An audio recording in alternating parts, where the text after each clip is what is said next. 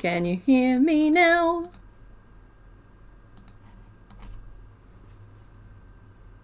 How about now? I'm just gonna... You can hear me? What I said was, hi everybody, happy time zone. I'm not going to say anything important until I confirm you guys can hear me. So I'll wait for the last of the mic is turned off comments to come through. Welcome to the new channel. There should be no ads today, just saying. Anyone watching the replay may get them for some point in the future. But nope, there shouldn't be any ads today. We're not a monetized channel. I feel young and new again. Hi everybody. Wow, there's so many of you here right now. Yeah, welcome to Complicated Streams. We didn't think we were going to get to be on this channel today, due to some vagaries and some side rules. But yeah, we got that sorted. For the record, the mic thing isn't just me being a total like dimbo. It's when I'm filming the Pokemon series, I reduce the mic down to just one audio track so that it records on a separate track for me.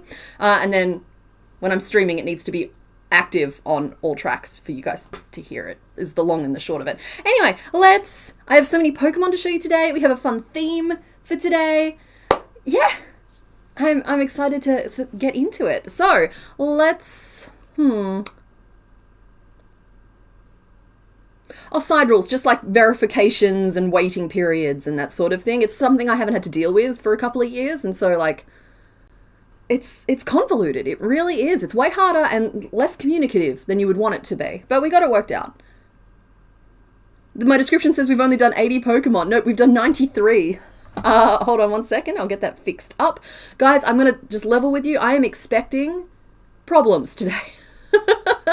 I'm expecting technical issues, I'm expecting disruptions, I'm expecting just some things to go wrong. For example, it's not super clear whether or not I'll be able to stream for as long as I normally do.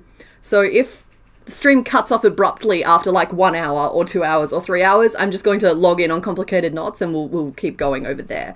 So if I vanish and cut off slightly and you're not quite done hanging out with chat yet, just look for me over on Complicated Knots, because that's where I'll go if anything goes like wrong here and cuts us off. You'll go through it with me. Thank you, Grim Squirrel. I appreciate you. Let's update that description. I can do that over here. Whew, it has been a lot of work to get to this point. It's very exciting to have our first one here. All right, so we've made 80 so far. Nope, we have made 93 so far, and we've made 150 something Pokemon overall.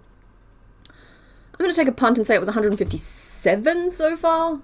The numbers in the description might always just be slightly out of date. We're here as long as we can be. Thank you, Heather. I appreciate that. Glad to be part of the growing pains. Darcy, you've got more than enough pains to worry about. You just take it easy. Oh, the stream can't go that long. Yeah, I'm not sure if there's any kind of like arbitrary limitations on first streams or for channels below certain thresholds. So we're going to find out together. Because when I was first streaming, when Complicated Knots was still a baby channel, I couldn't stream for more than an hour or two, personally. But like right now, that's kind of like, those are rookie numbers. All right. You've made 10 of my tarantula pattern in the last week. Nibble, I'm intrigued, but I don't know why you would need to make that many tarantulas. I was here on the first stream. There we go, forever immortalized in data. All right, let's start picking away at some of these Pokemon. So last week we made Weezing, who we named Wildad. Would you like to see Wildad? I would like to show you Wildad. Chat's on the 30-second delay, so I'm going to assume you guys said yes. Here's Wildad. So I ended up embroidering on the face, like I said I would, and the little tummy tattoo. And I really tried to capture the wistful expression of the little guy who just wants to be where the people are. So I think it turned out pretty good. And so there's their lump, their joint lump. I'm really pleased with how the little pimple location turned out as well. So yeah, there is our little guy. It's Wildad and Wilson. And I would have used the same purple, but as we discussed last week, they don't seem to sell it anymore. So there's going to be more than enough Pokemon on the screen, so I'm sorry, Wilson can't join him, but he'll just go there for now. All right, so next up was Jim Bob the Gym Frog, and his Pikachu sock puppet, Beetlemake / Nibble. That is so many tarantulas, and you've made them in so many fun colours. So, alright, I have him here. Here's me thinking I'm being all sneaky about to do a reveal, but no, you can see me holding him. He has his little sock puppet. It is Jim Bob the Jim Frog, and little bro, here's a Pikachu sock puppet.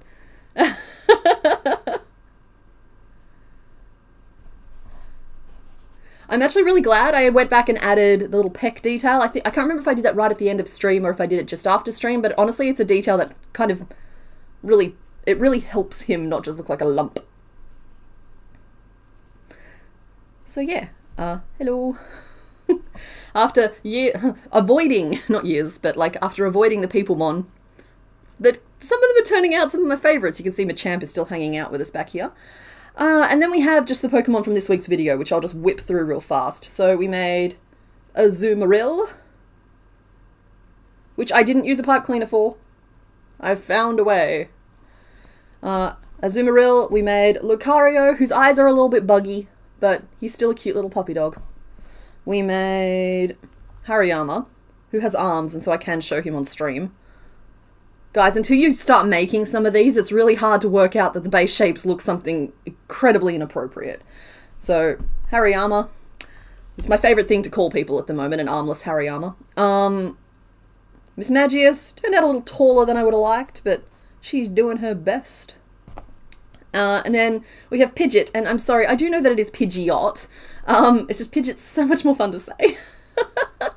Who turned out, I'm really pleased with the Pidgeot. He's such a chunky little burb. Yeah, we made Lucario, Darcy, yeah, we made Riolu this one, and then it was Lucario 2 weeks ago. They actually both just randomly kind of came up in the listings. So Lucario is over there behind me. You can kind of see, ooh, move your hand. Nope, I can't work out perspective on this camera. There we are, that's Lucario right there. Yep, Pidgeot. And then, of course, we had our tiny baby Torchic, who is a very intense orange because, I'm sorry, they don't do, like, gentle oranges. And Torchic is what I would describe as a gentle orange. So, yeah. That is last week's Pokemon, and we have one more week of our Pokeathon going on. The streams will continue to be Crochetdex content, though. But where I have one more week of Pokeathon episodes for now, anyway, and it'll be good to get a break. Honestly, that content is intense to make. It might actually be the most intense content I do make. Numal, why are you in that pile? I suppose it's all mixed together, maybe. But there we go.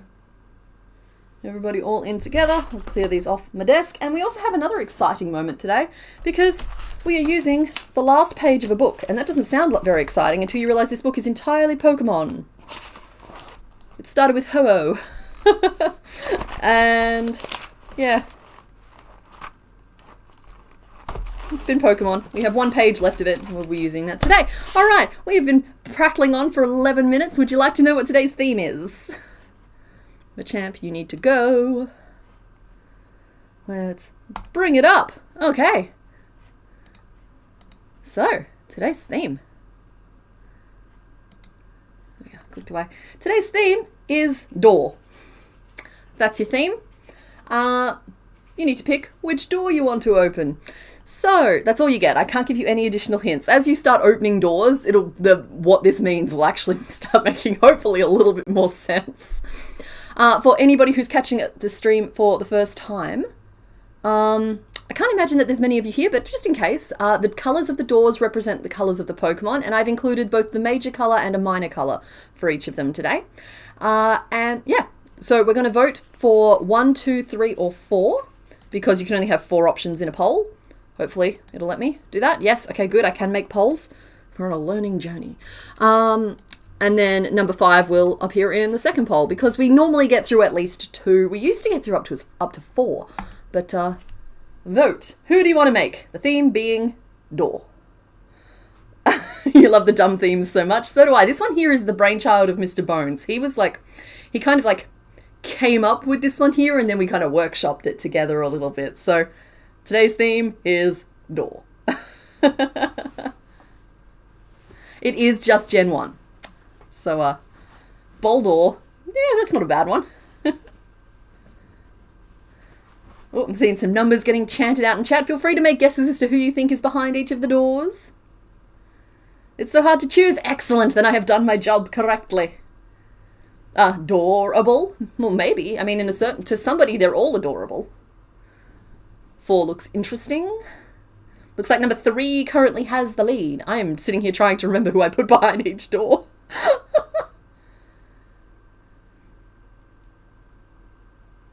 The handle is a secondary colour, that is correct. In fact, there's also a door frame.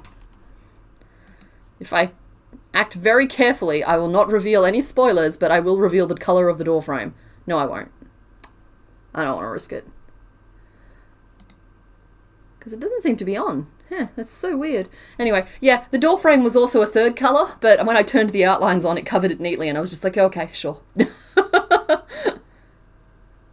Yeah, there was a door frame, but I flattened the layers. I'm sorry.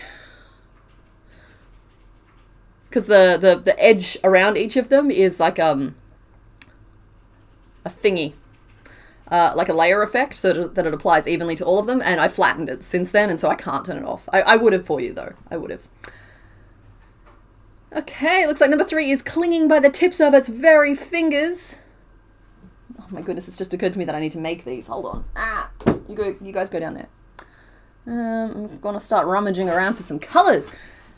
1 and 3 are really close, are they? If it's too close, if it's within 1%, sometimes I make a choice, and sometimes I put it up for another vote. Wow, these are close. Currently, number 1 is at 27%, number 2 is at 22%, number 3 is 29%, and number 4 is 21%. Ooh, it has fingers. It might have fingers. They might have been metaphorical fingers. I genuinely don't remember who's behind door number 3. I remember 1, 2, 4, and 5. I don't remember who's behind door number 3. Okay, we have 104 votes. And we have 123 people here, so that's probably about as many votes as we'll get. They've been close the whole poll. Yeah, that just happens sometimes. You wish you'd voted for 1, but alas, you picked 2 without thinking too hard. Sometimes that's the best way to do it, though, Rebecca. And we do reveal who is behind every single door before the end of stream. We believe in closure here, so you will not be left wondering. Well, alrighty, I'm going to close this poll because number 3 has cemented its victory. There is a 3% differential, and so we will leave it. Oh my goodness, I'm so sorry. I'm only reading top chat. Let me just make sure I've got everything set to live chat. You'd think that'd be... I don't. Now I do. Yeah, you'd think that, you'd be able to set a default to either live or top, but you can't. It just defaults to top. Alrighty, so yep, number 3 won with 29% of the vote, then came number 1 at 26%, number 2 at 22%, and number 4 at 21%. So let us open door number 3. I've just remembered what's behind door number 3, and guys, it's dumb. This theme is so dumb, and I love it. Okay, so we're gonna knock, knock, knock. Who is it?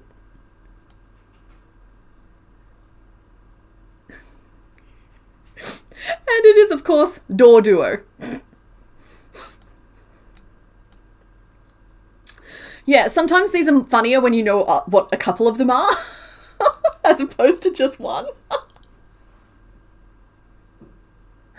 sorry, it's so bad.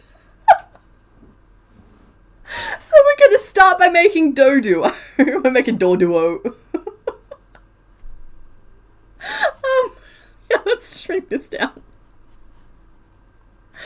We're going to warm up with the double-headed burb, which is nice. It's a nice little warm-up. Oh, I got to turn the sprite on the screen. There's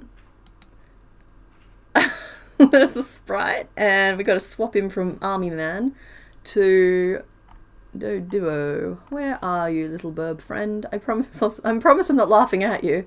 I'm laughing at myself. There we go. Yeah, you can keep me company over here. You can peck chat. Breeze, you're currently being... Oh, no, it's moved on. Now it's pecking Rebecca.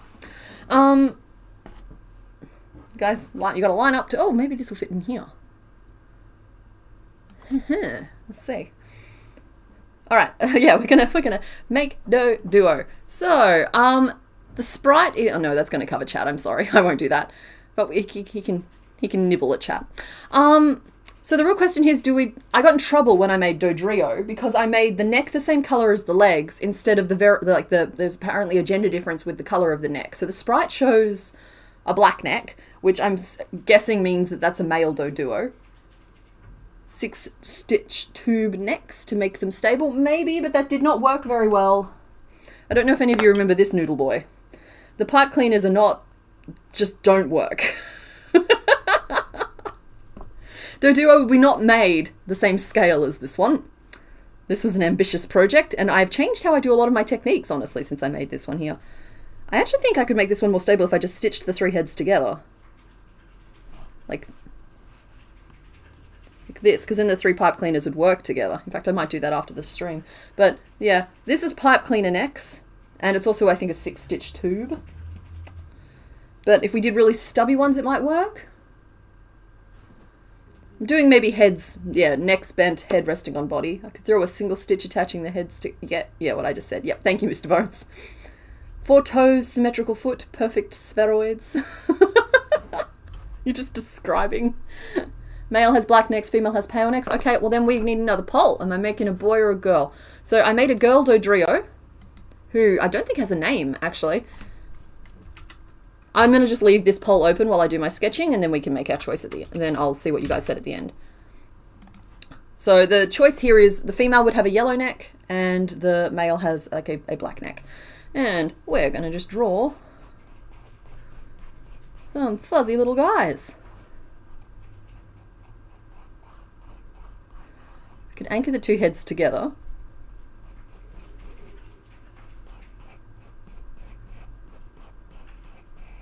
Because then I can get away with having one there, and like the other one out that way. So I'll make the necks the same length and just have like them bobbled out before. Have I ever used clear thread for sewing? I have not. Yeah, Dodrio I don't think has a name. It's one of the Crisis evolutions. It's from very, very early on in that whole series. Male because Doduo rather than Doduo. Hey, yeah, I like that. Voted male, but I would love the neck to be dark grey instead of stark black. Yeah, I tend to work in grey.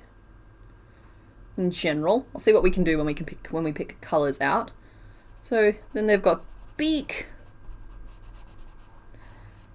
And I'm not feeling fancy today, so I'm probably just going to do closed beaks. But we'll rub some attitude on them, don't you worry about that. There we go. Oh, and they just have simple single brain cell eyes.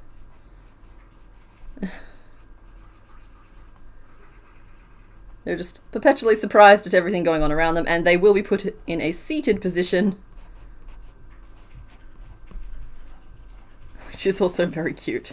So it's 3 toes on top, 1 toe underneath. I'll make the legs slightly longer than this. I've really stubbified it, but maybe it's foreshortened. There we go. I'll make it foreshortened.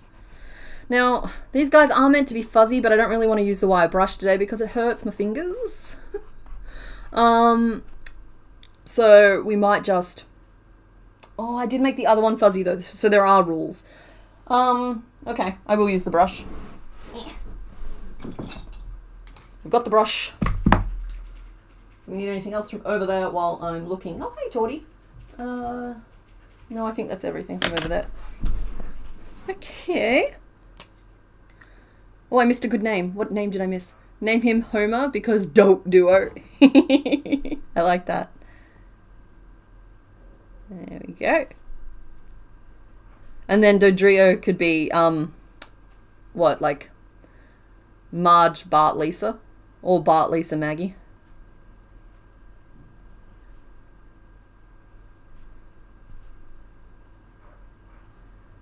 There we go. That's a simple little brain cell creature who's just happy to be here. There we go.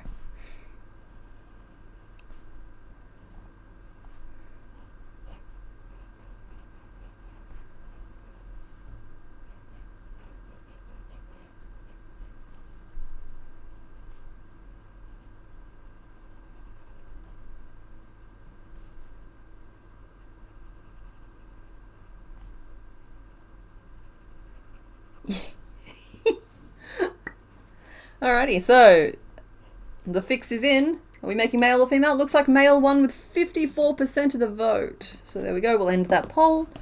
And I will lock it in, Eddie.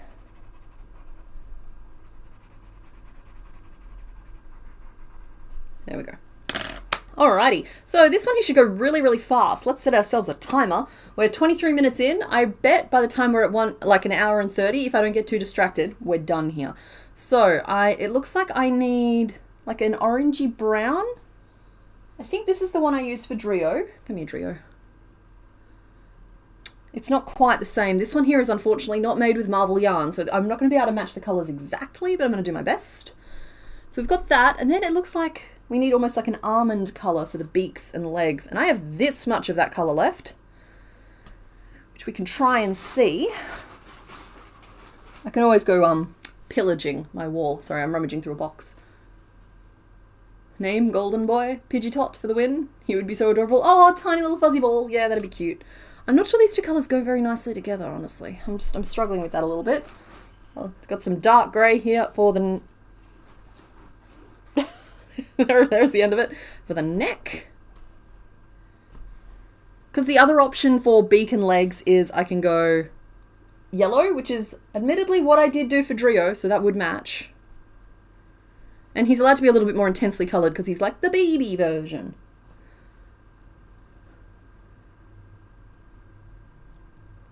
The head says 12 to 15 stitches around would be so small. Yeah, I think that's good. And I've got some safety eyes there as well, but we can always stitch eyes on.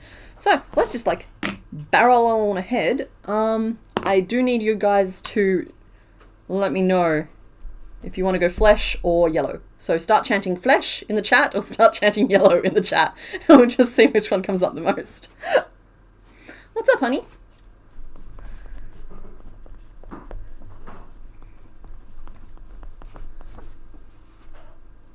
What for his body? That's not on camera, but good job protecting your own identity. Because like this one? Yeah. And this one. Yeah. Which one? This one and this one. Okay, so I've got that one there. I could do that, but this brown seems too brown. That's the one you pointed out. I don't know if you're aware. Like that's too chocolatey for him because he's very much a little caramel burb. Yeah, no, this is no. These are the colours that are available. This isn't me having a shortage. This is the yarn colour. We'll talk to the yarn place. Okay, I'm seeing a lot of yellow. I'm seeing a lot of flesh, but I think yellow is winning. I looked away for 1 second and I forgot I told you guys to chant yellow or flesh. No, yellow is definitely winning the chant battle here. Well, now I'm just tempted to chant flesh. Yeah, loot. I knew that was a possibility. So I feel like the people chanting yellow really want yellow, and the people chanting flesh just want to chant the word flesh. Alrighty. So I'm just writing down the pattern for a little ball real quick. It's okay. We're minding our phrasing here, but to make this shape is quite simple. Yeah, so you increase a flat panel for the top of your ball, and then you do half the number of increases to curve the side slightly. You do some rows of single crochet, then you flip your rows and swap your increases for decreases, basically. So that will get us to 15 there, and then we'll do like a 15 single crochet, and we'll do just writing down the whole pattern in one hit. That should be increase. Mr. Bones is going to have fun trying to transcribe this for me later.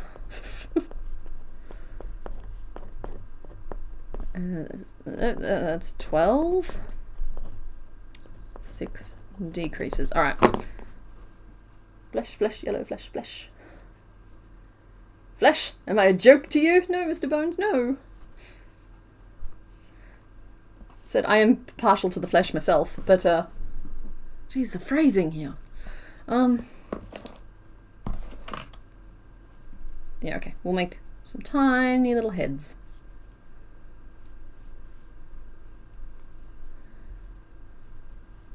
The best skeleton supporting this channel. Is he going to be to size with the other one? Razafa, as long as he comes out smaller than the other one, I'm going to consider it a victory. Because I do like it when the more evolved version is larger.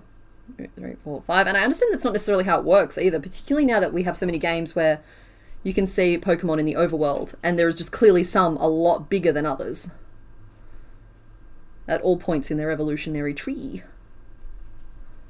But I like a little bit of visual storytelling, and to me the story is told best when less evolved forms are smaller.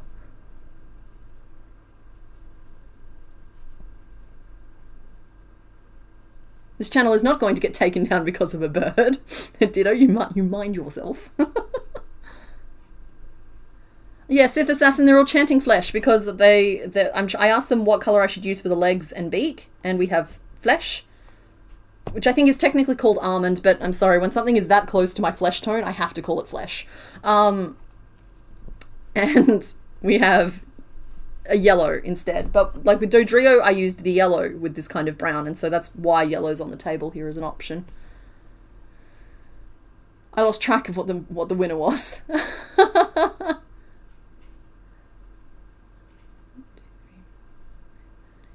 The mic picked up the writing sound, as long as it's not an annoying sound, because I'm writing directly in...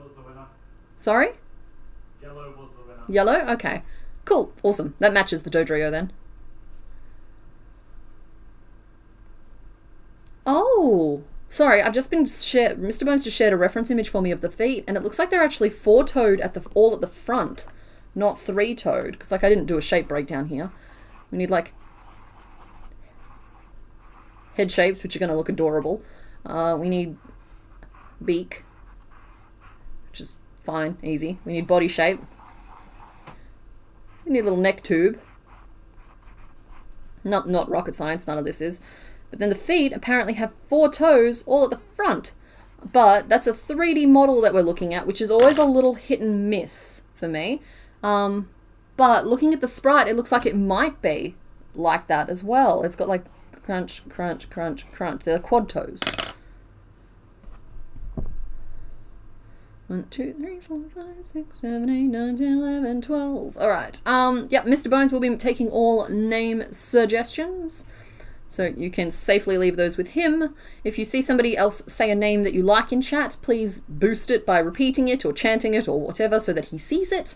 Because it tends to be the ones that get picked up and run with by everybody else that make it into the poll at the end. But I will be making the polls today because this channel is not quite as set up as the other one is. So you'll have to deal with like typing. It's 4 toes? Okay, interesting. Yeah, I would have gotten that wrong because I would have done 3 at the front and 1 at the back. I think that's an increase. That's an increase. Yeah, okay, cool. Confirmed. 4 at the front. I can make that work. That's honestly easier. I'm glad you guys caught that nice and early.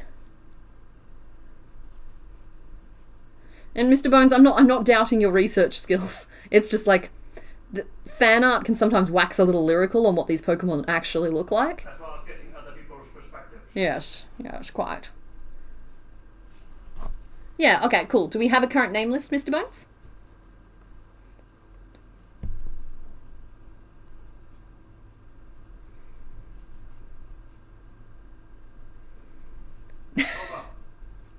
Sorry? Homer. Is that it? That's all I've gotten so far. Okay.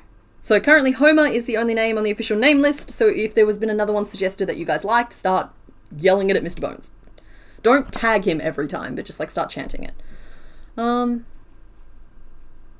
You said more than intended, it's just a bunch of orbs. No, I appreciate the various angles, thank you. Aw, thank you Cupcake for sharing your sleep, Doduo. Doduo.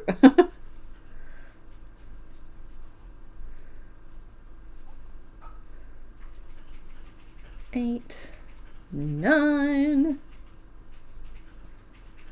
10. I don't think I counted this right at all. 11, 12, 13, 14, 15. All right, 1, 2, 3, 4, 7, 8, 9, 10, 11, 12, 13, 14, 15. Okay, no, we're 15 around. So that could be the size of the head, but I actually kind of like that as the size of the body, and then I'll do little, like, tiny little Pidgeotop Doduo. the joy of him being basically a repeat of a bunch of shapes at different sizes. I can make one and then just see if that size works for which piece. I suppose that is the question. Are we naming the individual heads, or do they count as a single entity? But I'm pretty sure Pokédex entries explicitly state the fact that they, like, bicker with one another.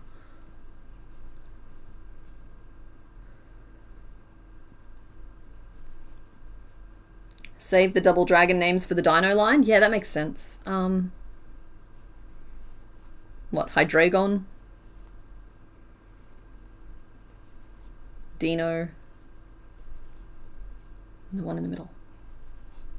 Oh, I like Ki and Wee. Tom and Jerry is fun too, though. Okay, name list is Homer, Doduo, Devon, and Cornwall. Wait, is Devon and Cornwall one name or two? I like Kiwi. The other thing, we could name him Wi-Fi. One could be Y, one could be Fi. Cornwall is a single name. Okay. I was like, yeah, we can name him Wi-Fi. There's no signal getting through. You can tell there's no brain cells.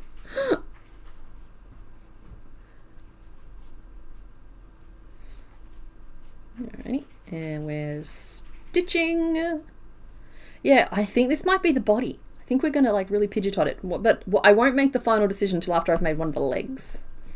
Because the legs are actually the deciding factor here, and I should have done them first.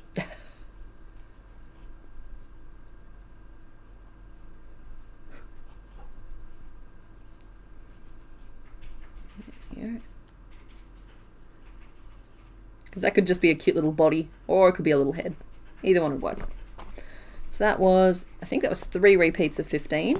And I'm going to pop that down for just a second, and we're going to make a leg real quick. Should have started here. Didn't, because ball. Ball is fun. I like playing with ball. See, if I'd included an S there, that would have been dirty. But I didn't, so we're fine. Shiny looks like the inside of a kiwi fruit. Oh my goodness, it does!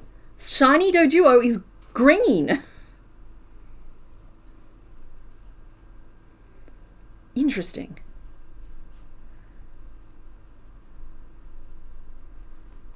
Okay, you want 4 toes, buddy? I'll give you 4 toes. Oh, wait, are these too small? We'll find out in a second. Magic rings can do a lot of heavy lifting. Because they use tension to form shapes, which means you don't have to be tense. It will do it for you.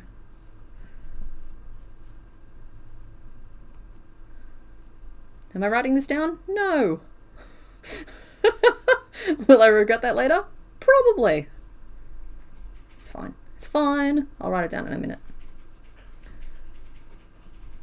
I don't even know if it works yet. I don't want to write it down if it's not even going to work.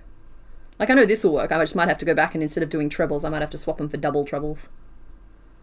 But we're aiming for small. So I thought I'd try the smallest possible thing first. Alright, so...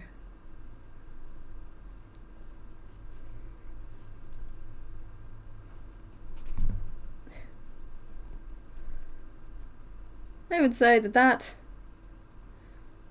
didn't quite work at that scale, unless I consider his foot to be very bunched up, which I don't like. So I will go back and we're going to swap the trebles for double trebles. Fight and flight? Oh, I like that! You think sewing eyes might be better? Yep, that's a possibility. Oh, yeah, hey, I did sewn eyes on Drio. I think that was just because I didn't want to use 6 pairs at the time, but yeah, I could totally do sewn eyes on Duo as well. If I don't hold his necks up, he gets very floppy. Alright, let's try this foot again.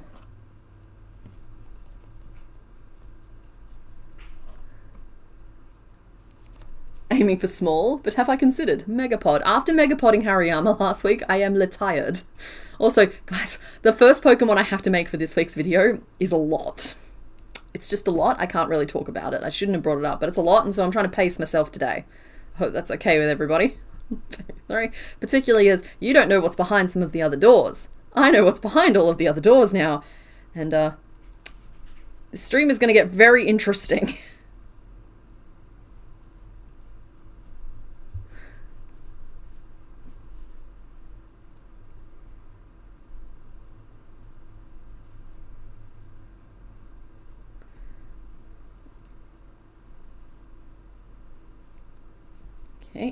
I'm using slip stitches in between as well instead of single crochet, just to really add to the definition. 4 toes is a lot of toes. It makes this a very fiddly little piece. Because that's 3. Just tightening a little bit. And this one's number 4.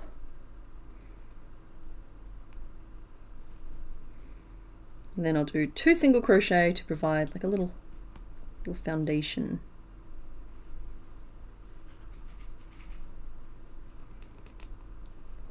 There we are. I got a little bit of yarn up my nose, hold on. Oh, we should hydrate or dihydrate. Hydrate or dihydrate, everybody. I don't get the Devon and Cornwall one. Mr. Bones, would you explain that one to me? Or is it just a funny series of names?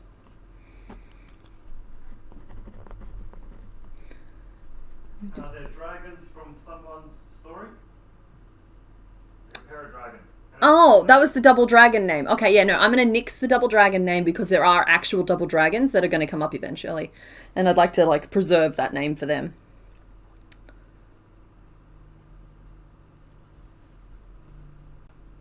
The name is dead. Thank you. It's just there's so many good double names coming up that are appropriate for a little bird. Slip stitch. I'm sorry to anyone who was excited about Devon and Cornwall. If you literally cause a riot in the chat, I will undo that decision. I can be bullied. What are you talking about? And then it's 2 single crochet at the end. So this should have 7 usable stitches around. And by gum, we're going to use them. Can I even spot them?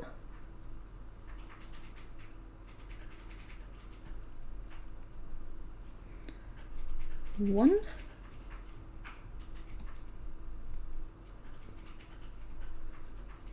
2. 3. 4. Then 5, 6, back to start. Okay, so there's 6 usable around. That actually does make sense to me. 6, 1, and 6. Okay, so, and it's just a tiny little grabber, this is.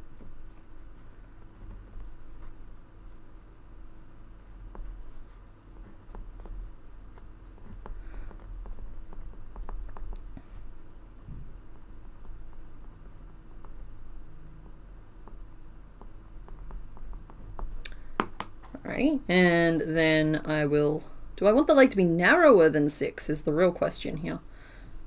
Start by going 1, then a decrease.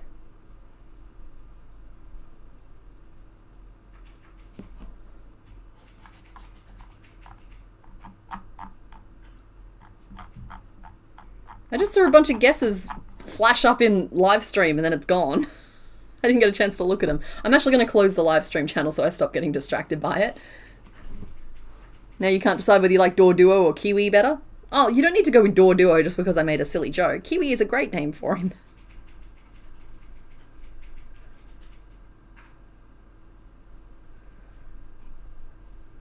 Alright, so now we're down to 5, and we should still have 4 toes, but one of them's an innie. Oh no, there it is. We're fine. We're good and fine and good and fine and great. There we go.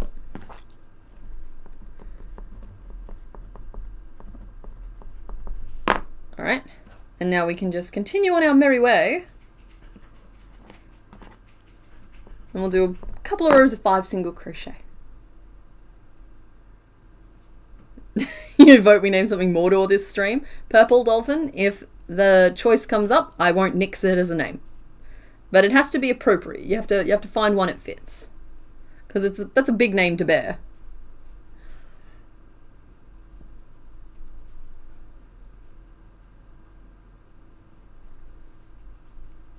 Six, 7.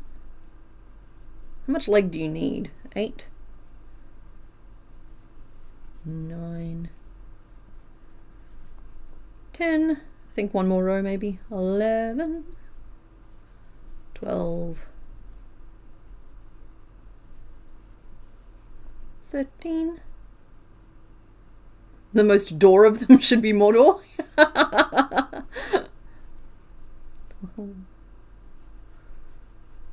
13, 14, and I think I lost count, and I think that was actually 15.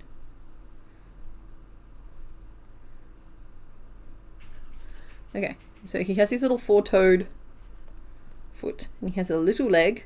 I'll do the neck the same width as the leg, so the neck is going to be 5 stitches around. That leg looks huge on that size, so that might have to be a head, and this might have to be a leg, but I still think we can keep him pretty small. Alright, cool. So that's problem solved.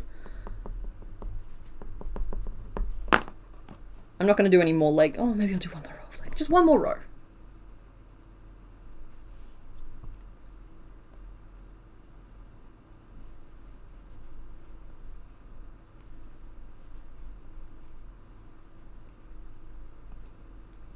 Three, 4, and 5. That's better. I feel better about that. Now there's 5 rows of 5.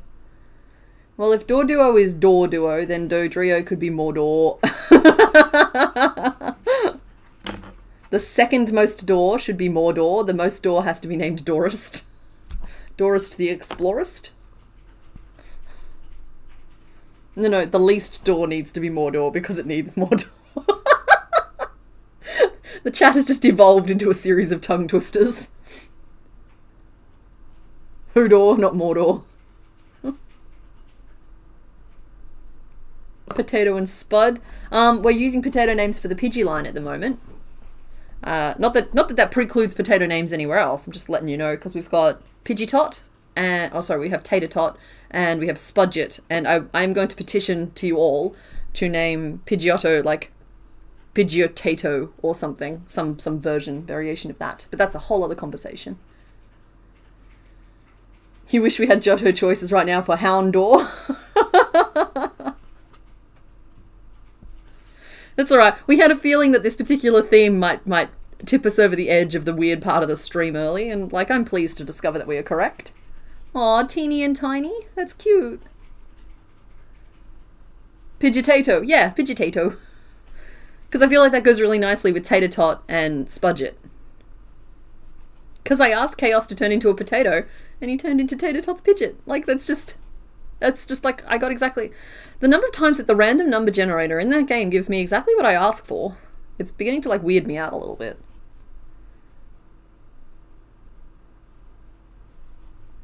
One might say we adore it. Yes, Piper Rose, one might. One would be correct in the saying as well. 1, 2, 3, 4, 5, 6, 7. How many rows have actually written down here? 1, 2, 3, 4, 5, 6, 7. Alright, I need to work out where to put some eyes. Oh, I think we agreed to sew the eyes on, didn't we? Because I do have a whole lot of eyes these days. Just a gentle reminder that if I flip this bag over by accident, there is a QR code on the other side. I do not encourage you to scan it. I have not scanned it. I've not checked it. It is the quickest way to get your everything in your life stolen and taken away from you, is scanning random QR codes. So if I do flip it by accident, do not scan the code. I can't handle this kind of pressure. We could use shiny safety eyes, which gives him this lovely glistening expression. They are perfect for Doduo. Oh, I like the idea of bringing in sweet potato names like Ube and is that said Kumara? I think it said Kumara. You guessed a Gen 2 Pokemon? That's fine, Loot. That's fine.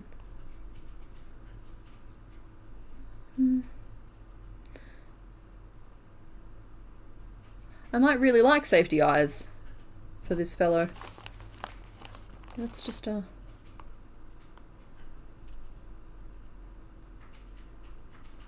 little slightly further apart because he's a bit of a dumbus. And then beak in the middle. Oh no, slightly closer together. I was right the first time. Beak. Yeah, I'm sorry. I like the eyes. I like the eyes a lot. I was going to sew them on to keep them matching, but honestly there are problems with Dodrio that I do not feel the need to repeat. Eyes go into row 1, 2, 3, 4, and 5. Row 5 with 2 stitches visible between them. And we'll pop those in because I'm pretty sure I nailed the positioning straight away.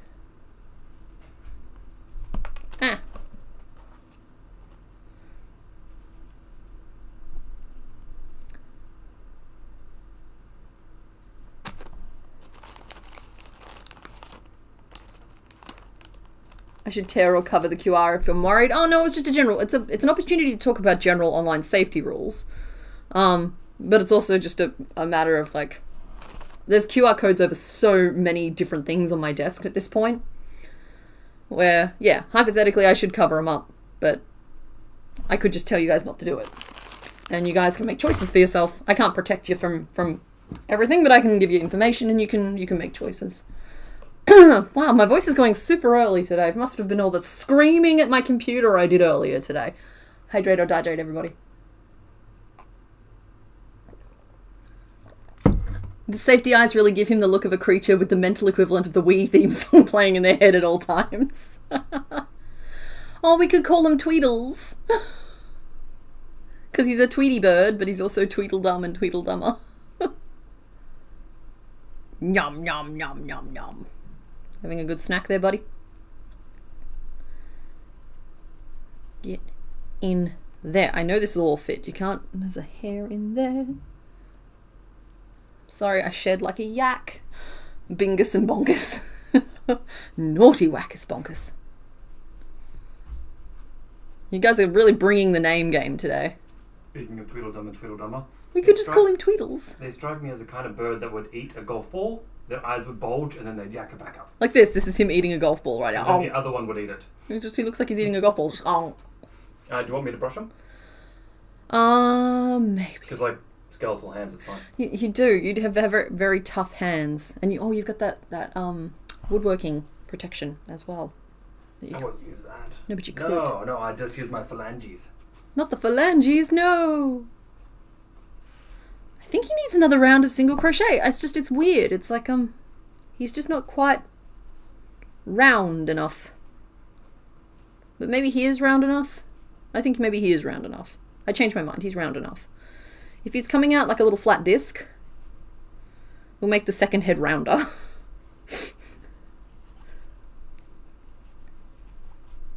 Tweedledee and Tweedleduo. I do like Kiwi though. Sorry, don't let me distract you from your particular preference. It's just sometimes I feel guilty about like having a preference for a name or joining in on the name conversation because I feel like I bias you guys against one or the other. It's just like I have no emotional stake most of the time, and if I do end up with an emotional stake, I tell you, hey guys, vote for this one, or I'm just naming it this. Like when Magikarp was named Goldiflops, I'm pretty sure I took over and just named it that. Great name suggestion. Kiwi!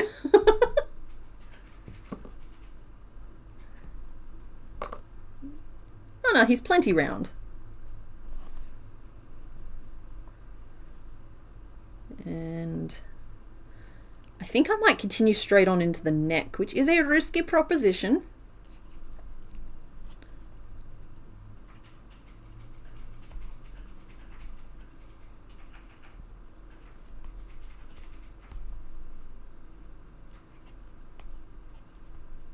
But it's going to save me a little sewing. And that makes it worth it to me, I think. Let's see, so I'm changing that final decrease to our dark grey.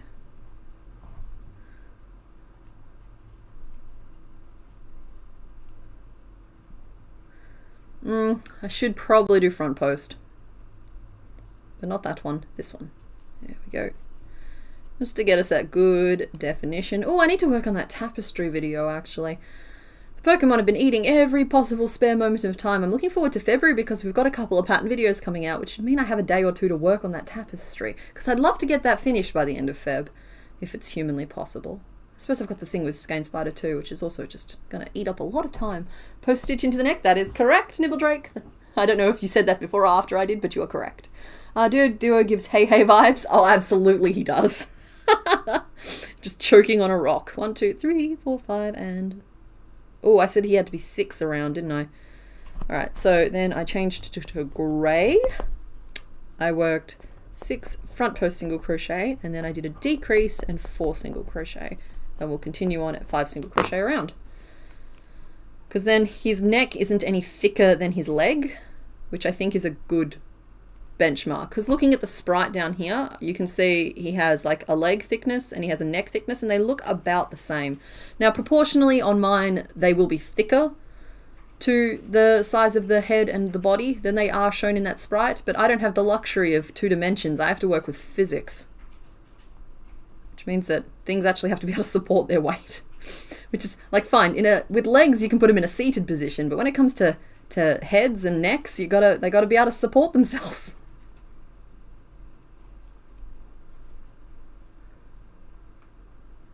We can't use Alan and Tuduk, because I never say it correctly and I don't know how to say it properly, and at this point I'm scared to learn. You said it well before? Well, okay, fair enough.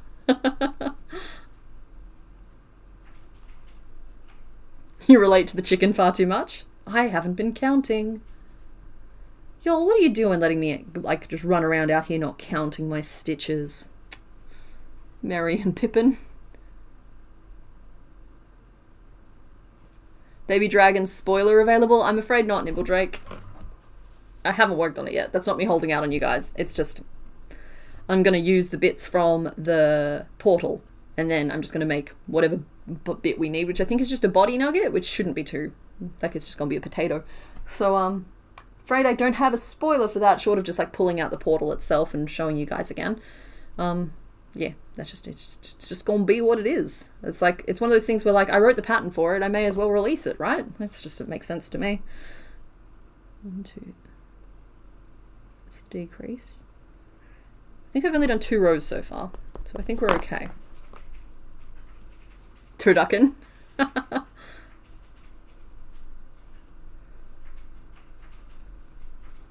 much neck does he need? 2, 3, 4, 5. At least once more, Miss Swan. 6,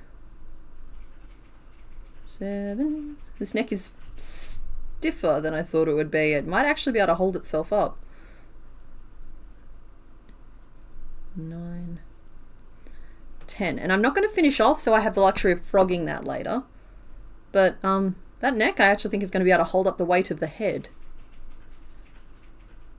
which is surprising, but not upsetting. And there I will finish off.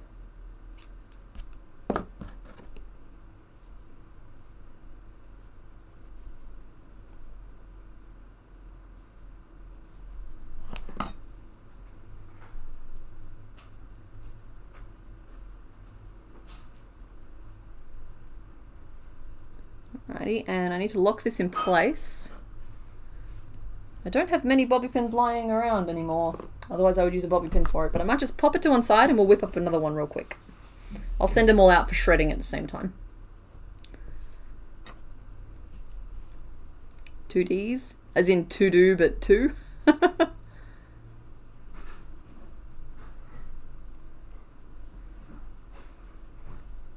Working on the wild oleander hooded scarf. That sounds fancy, Rosalind, but I don't have, it doesn't leap to mind what the picture of it would be. Working on your waffle weave blanket. Oh, I do love me a waffle blanket. And by that I mean making one is a total pain, but the one blanket I've made for someone, and I gave it to that someone, and they had this, oh cheese, was a waffle stitch. I made one for my dad. He has problems with his knees, so I made him a little lap blanket, and he uses it in winter.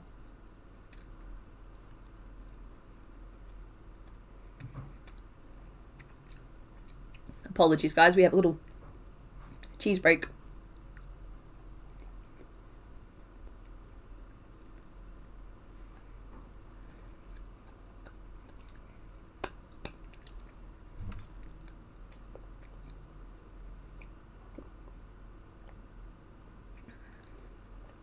Valentine's Day is coming up. That's what, just under 2 weeks away? I don't know how I'm possibly going to top what I did last year. That screaming opossum for Valentine's Day was truly inspired. And I don't think there's anything I can ever do to beat it, so I'm just letting it go. Like I said, I already know which 2 patterns I'm doing at the start of Feb, so... yeah, I don't think I'm doing like a dedicated Valentine's Day pattern this year. Maybe the cat could be like translated into one. It's just screaming opossum. Done. Nailed it. You're working on creating a sheep pattern? Love that. Designing another dragon. I love how much love there is for dragons in this chat. It's just like, some people are horse girls. We are dragon people. We're dragon folk. Was the opossum really a year ago? It was indeed. It came out. It was my Valentine's Day pattern last year.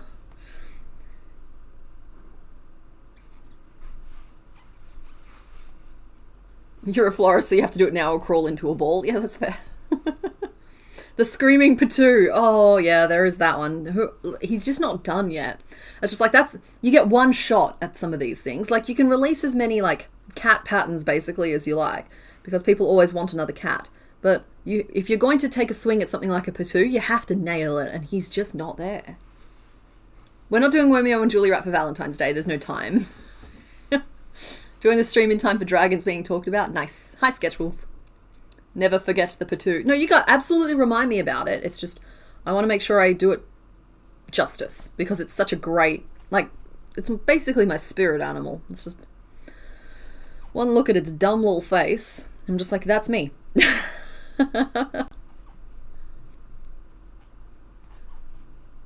Yes, we are dragon people. We are the dragon folk.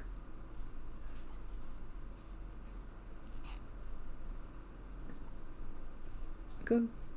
Well, yeah, for the cat pattern, I'm still trying to decide if I want to release it as like a quote-unquote mean version, which is what it currently looks like, or like with a slight adjustment to the pose, it can look like it's like doing the play bow, like, you know, like with the like tail up, paws out front. It can look more playful, basically.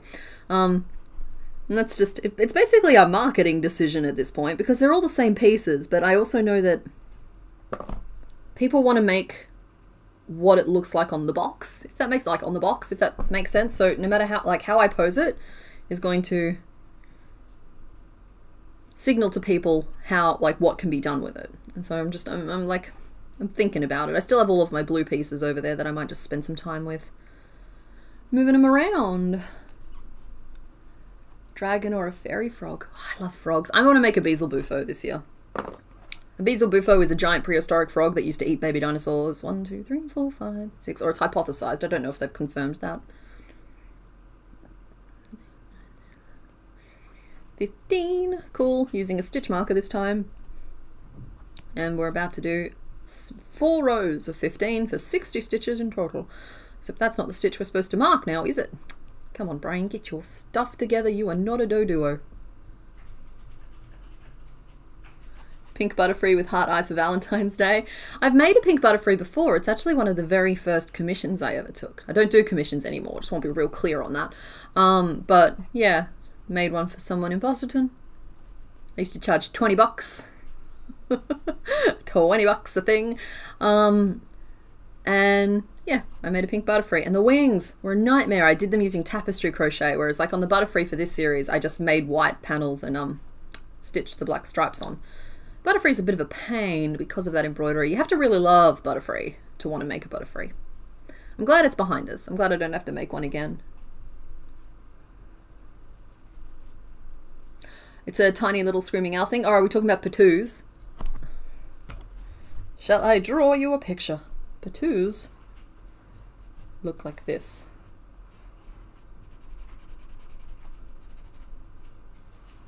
They're a type of frog mouth.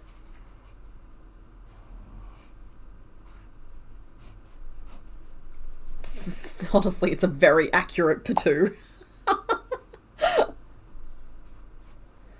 They also, they tend to just, then, like, there's no such thing as a good photo of a Patoo, which means that they're all excellent photos of a Patoo. Could make this one cute and lovey and have Yule Cat shown as an alt version. Yeah, that's a good idea, Cryptidly Witchy. Quackers would be cute for Valentine's. Yeah, but I feel like so many people are do cute for Valentine's. It's just like, I prefer to embody the basic human emotions of rage. That said, Valentine's Day is, I think it's Mr. Bones' Eyes anniversary. We've been together 7 years. So, bedtime. Night, Voss. Thanks for hanging out. Patoos are living Muppets. They absolutely are. Patoo also have a second smaller mouth at stomach height. What? No, they don't.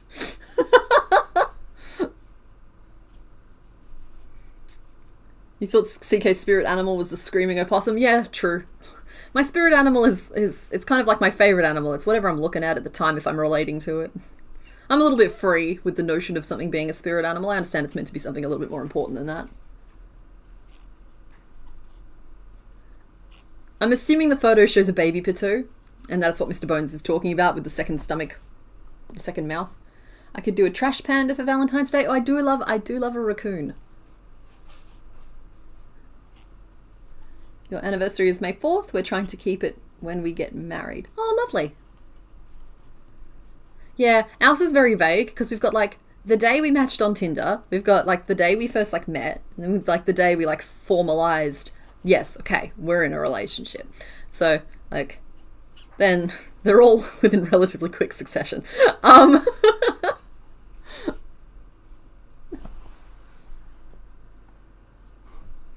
Because like it's hard because you end up with a bunch of different dates that are all like relevant for various reasons. You don't need to like celebrate all of them, but it's just like my brain clings to stuff like that sometimes, and so it's like, oh hey, it's the day we matched. Hey, it's the day we met. Guys, I don't have time to do something other than what I'm already planning for Valentine's Day, which is no plan for Valentine's Day. Like I would love, you know me. I have a hard time not giving you guys what you ask for, but I'm just telling you now, I can't change what I've already got in process for, there's no time to make changes to the plan. Hi book person. Pelican and Pelicant. I gotta be real careful saying that.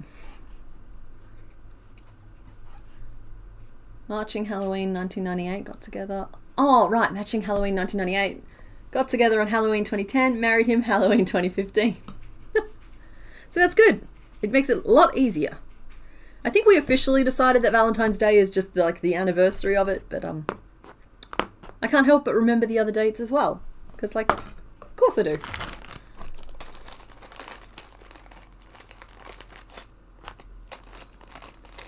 Do we have plans on Valentine's Day? I mean, I'm sure, don't get me wrong, I was expecting to make plans on Valentine's Day, but I didn't know we had them.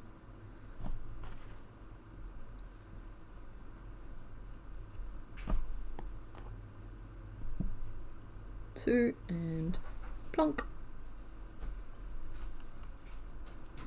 Hi.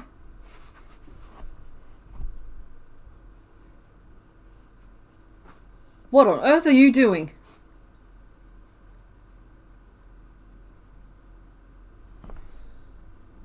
I don't know what this is. He's miming something to me. The movie, The Gorge. Oh, right. Yeah, sorry, we do. We have plans to watch a movie. I don't know how I was supposed to get the name of the movie from what he was doing just then, but...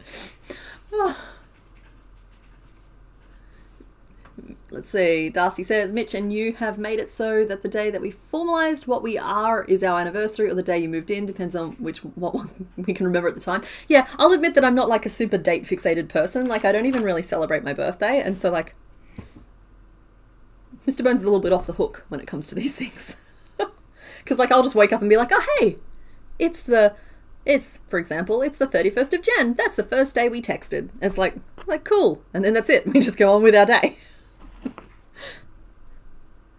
But yeah, no, Valentine's Day, I think, is the day we formalised it.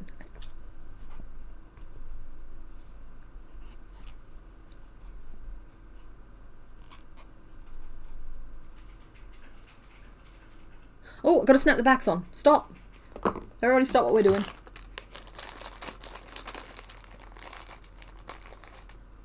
Oh no, what are you doing? My favourite thing to hear. No, well, sorry guys. I feel bad because like it's part of the show that's clearly like not part of the show.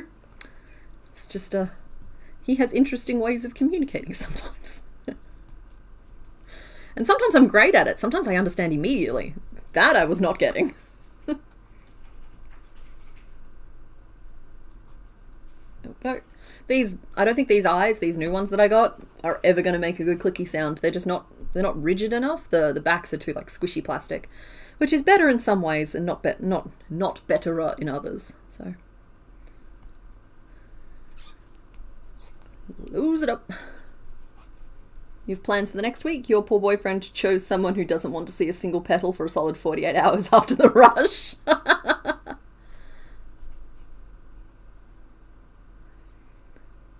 That's the thing though, alright? Like, I don't mind receiving flowers. It feels lovely. But like, if I'm receiving flowers, I want like surprise flowers on a non-flower holiday. Like Valentine's Day, don't get me wrong, if I got flowers, it'd be lovely. It'd be a lovely thing. But at the same time, you know what's even lovelier? Flowers 2 weeks after Valentine's Day when you've forgotten that you're supposed to get them.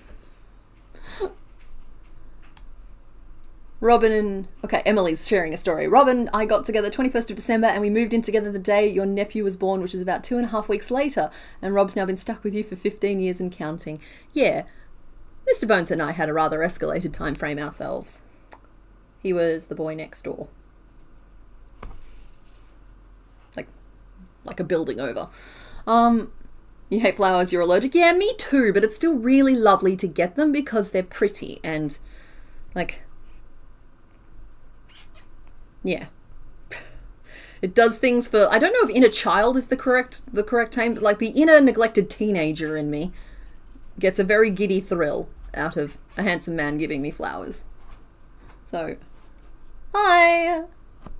Oh, hi. Sorry, I was cooing at Doduo. Hi, Doduo. What's up? Yeah, you can brush them in a second. I was making both heads because they're going to come with some instructions because there's things you can and can't do with them. He just hopped out of the room for some reason.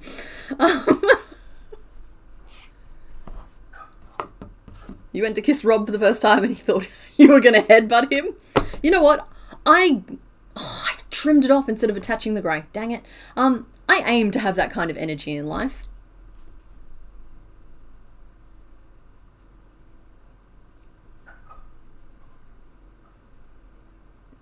Okay. All right. We've got a lot of lovey-dovey sappy stuff happening in the chat right now, and I love this for all of you who have someone special in your lives. I think that's really great. But as someone...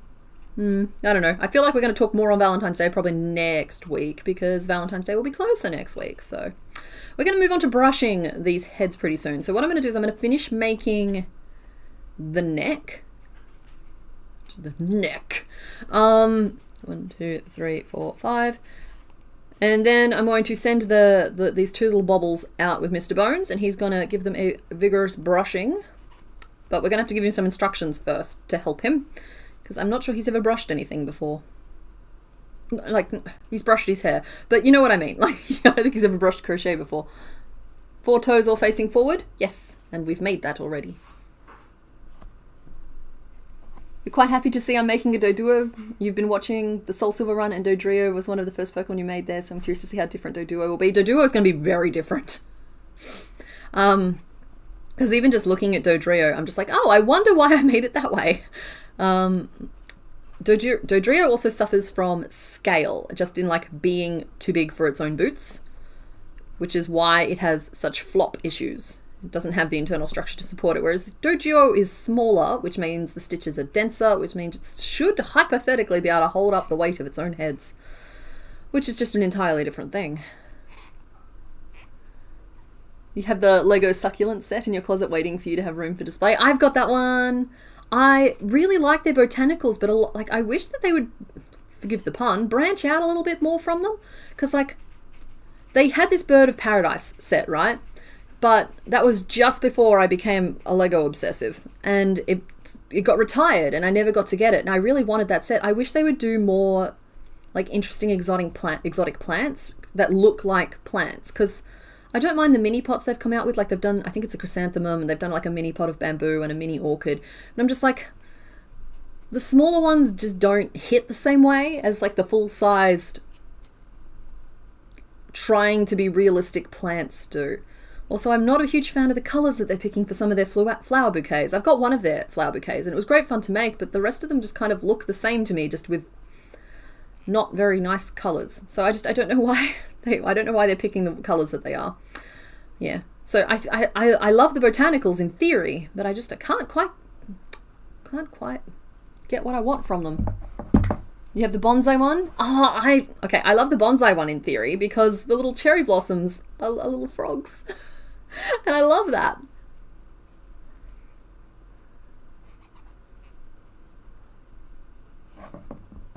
we're all tangled up. I'm not counting. I should be counting. Oh, no, I've got 1 stitch to go. There you go. Eeh, no counting required. Alrighty. Mr. Bones, would you like to come in here and receive your instructions?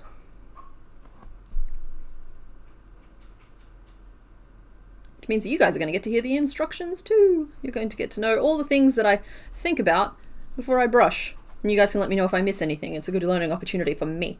So, alright honey, here's the thing.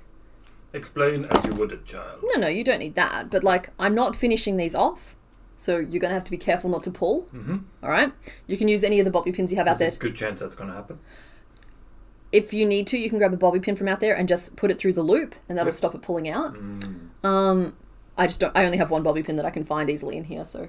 Oh wait, where's my mother pin? My mother bobby. Where's the magnet? Where's the magnet? Oh, doesn't matter, we're going to get distracted. So the only bit you're brushing is the head. Now if you're not careful, the eyes will get scratched, so you're going to have to be careful brushing around them, okay?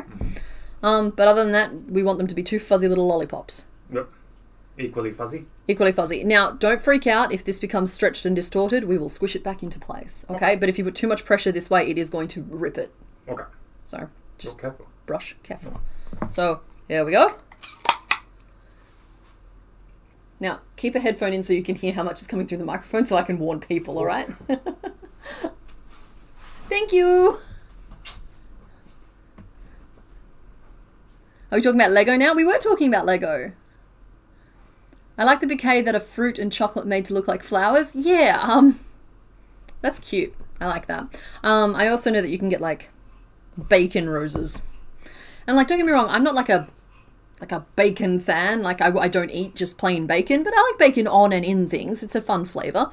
I do an absolutely killer onion and bacon mac and cheese, if I do say so myself, which I do. But, alright, you guys let me know if you can hear the brushing noise and if it bothers you, okay? And we'll do something about it, but otherwise we're just going to let it ride.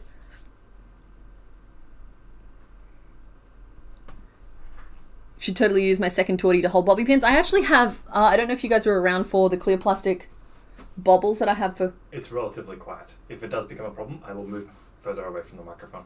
Okay. Because I can watch chat anywhere now. Yeah, no, that's why I was just like, hey, you can hear the brushing, but it doesn't bother you. All right, so if it bothers you, like I know that Nikki, for example, I know that you don't like the fluffing sounds. If the sound that you can hear through the microphone, which should be pretty far away, is bothering you, just let us know. We will send him further away. Background enough to not bother you? Excellent. That's good. Because, like, yeah, I know some of you like it, but I know some of you really hate it. And as somebody who has issues with certain noises, I get it. You're allowed to really hate a noise. And if there's something I can do about that, we're going to do the thing about it. So we're just going to whip up the second foot really quick while we wait for that, and then we'll move on to the body. I think this is taking slightly longer than I thought it would, but that's okay. We're having a nice chat. Night Breeze, thanks for hanging out. You have a Lego dragon on your desk, a Hungarian horntail next to a set of succulents. Lovely. I bought a china cabinet so that I would have somewhere to put my Lego. I like the Creator 3-in-1 sets that are creatures. I'm a very creature focused person, and I like the creatures. So I've got like the macaw, and I've got the bunny, and I've got the giraffe, and I have the tiger, and I've got a lot of Lego. But guys, they've released this new set, and they're pitching it as like this posable kitten, and it can also be turned into a puppy, and they clearly think that that's what people want this set for. Guys, it's a pigeon. They included a pigeon in it. I'm gonna go get the pigeon. Hold on. I'm gonna go get the pigeon. I'm gonna abandon you all, and I'm gonna go get a pigeon. Hold on.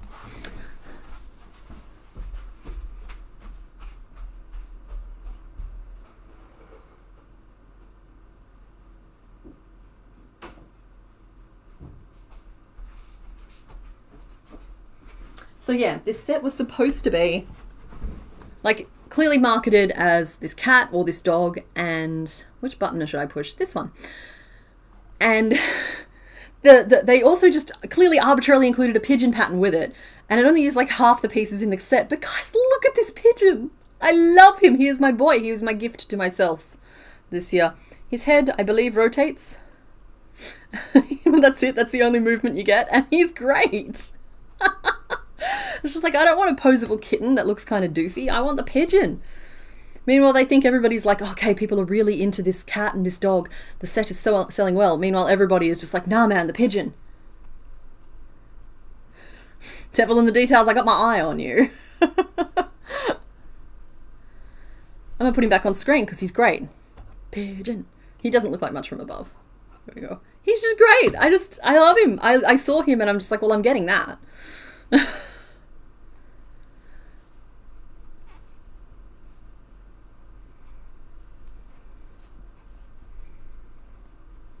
Hi, Mitch. Yeah, hang on, you're going to go purchase the pigeon. That's what I mean. It's just like they've clearly thrown the pigeon in there as like an afterthought. But like, and yeah, as I mentioned, it uses like almost like maybe 2/3 of the pieces in the box, whereas like obviously I'm going to guess that the cat or the dog uses way more of them because normally there's only like 2 or 3 pieces left over. But pigeon, you are never going to be anything other than what you are, sir, and you are a pigeon. I'll lay on side so you can see the pigeon. There you go. He's a little bit shiny. He's wonderful. He's very wonderful.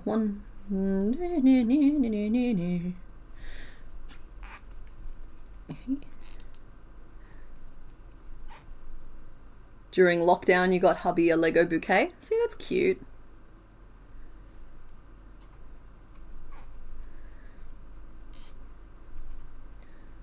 What's the set called? Oh, it's a Creator 3-in-1, and it's sold with like this posable kitten on the front. I'm sorry, I've already broken the box down, or I would have shown you guys that.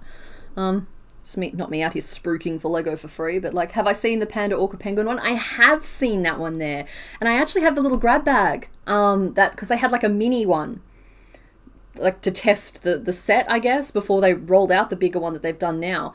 And so I have the little grab bag, and so I've got the little penguin of that one there in my cupboard. And what's funny is that I also have like a T-Rex one, but they've recently re-released the T-Rex 3-in-1 with more pieces, and I'm feeling a little cheated because I only bought the T-Rex set like 2 or 3 years ago, and they've revised it and they've made it better, but I've already got it and I don't want to feel disloyal to my boy because he's like the first one I bought.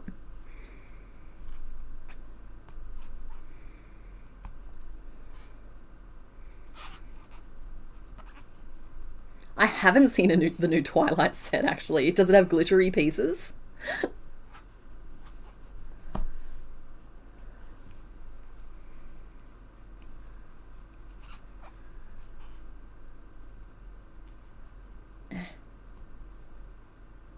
Right, just going to ignore chat for just a second while I count. 1, 2, 3, 4, 5, 6. I've still got 6 stitches. One of his legs is going to be slightly chunkier than the others because I'm not going back. It's just got an extra stitch for an extra row. That's okay though. It'll be fine. Y'all won't even notice. Or you will notice, but it's fine. No one's left leg and right leg are both identical. 4.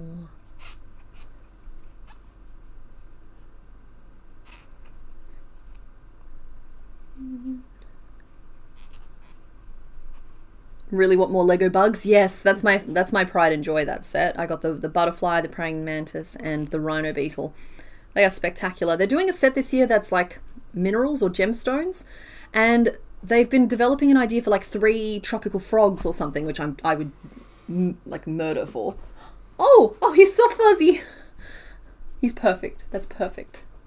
We have our first head. He is fluffy perfection. The beak will go over this bit here, so that won't be a big deal. He's very carefully not scratched up the eyes, which is good. And if the eyes do get too scratched, we'll just use a little bit of top coat nail polish to smooth them back out again. Friend of yours on Plurk? I don't know what Plurk is. Has had to create a second account for the Lego adventure of Bowser and Bumpy? I don't get it. Have I seen the Dragon Sea Serpent Phoenix one? It's ringing a bell, but maybe I haven't because I can't think about what it looks like. Yeah, Mr. Bones is doing a great job.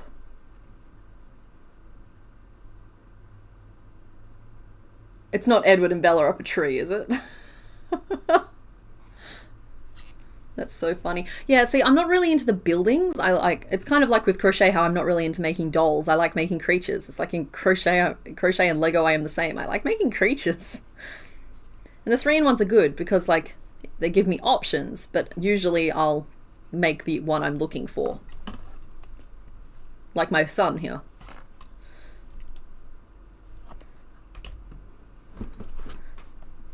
At some point I'll give you guys a glimpse into my china cabinet of my Lego creations.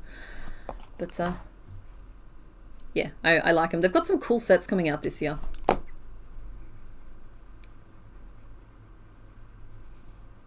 What is the theme today? The theme today, Jumbled Knots, is door. So we're making Doduo at the moment. And that's as far as we've gotten so far. Don't know why the British keeps coming out. It's just like, I don't know where it's from, where it's going. We need to make the body, and the body... Alright, so these ones here got up to 15 around, and looking proportionally at the sprite body, I feel like the body is maybe like 3 full rows bigger. So, body, okay, 6, 12, 18, 24, and then 27. So that should make it like a full 12 stitches wider, which should be the right proportion, I would think. Shout if you disagree. And hopefully I will see it. Off topic, but CK, did Mr. Bones show you the chaotic good barbarian? He did not. But he did say he had something to show me later. Maybe that was it. What are my thoughts on Mime Jr. or Galarian Mr. Mime? Mime Jr. I've caught as a shiny version like 12 times. And I think he's as creepy as his papa. And I don't understand why it... Of all the creatures, right, to give baby forms to, Mr. Mime and Jinx were terrible ideas. Who asked for that? Who possibly asked for more of Mr. Mime and Jinx? Sorry, Humpty. You know we love you, but your species is troubling. And it raises some really dark connotations about the Pokemon world. Like Magby and... What is it, Buzzkid? What's the name of the Electabuzz baby? It's Buzz something. That's fine. That makes sense to me. Like, yeah, okay, you got the Firequacker and you want the baby Firequacker. But like, who on earth asked for the baby Mime? And let's see, the Galarian form, is that the depressed looking one, or who kind of looks like your dad trying to cosplay as a clown? At least Jinx doesn't have an evolution, that's true. Elekid, thank you, sorry. So it was literally everything but Buzz. 3, 4, 5, 6. See, I even don't mind Elekid. He looks like a little, like, charging adapter. It's cute. Makes sense to me. That's fine. I can understand the context of wanting that. Smoochum and... Smoochum and Mime Jr. They're not even pretending that it's anything other than a baby mime. No. Absolutely not. And besides, we all know that mimes spawn fully formed from the nightmares of adults. Like, there is no infantile form. Oh, Electabuzz is the final evolution. Maybe that's what I was thinking of. Yeah, I have strong thoughts. Mime does have a baby version, yeah.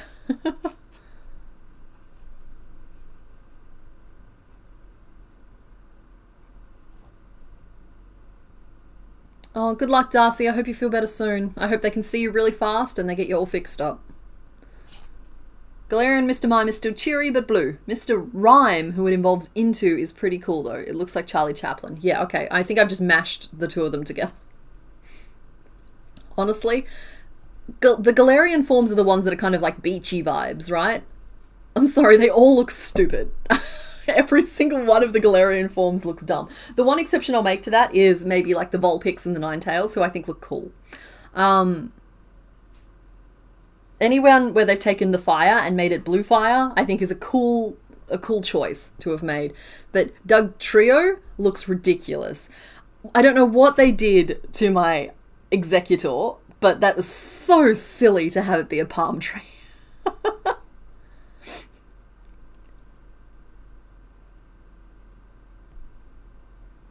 You thought Mr. Mime was kind of cute, kind of. Yeah, no, but that's fine. Like, but you're reacting there to like the babification of it, as in like babyfication, not babification. I scratched one of the eyes a little bit. That's okay. You got the other one a little bit as well. We can just nail polish them if they're too bad. I think they're fine though. Thank you, honey. There'll be a body again in a second. Sorry, I got fluff up my nose. Okay, good. Are your hands okay?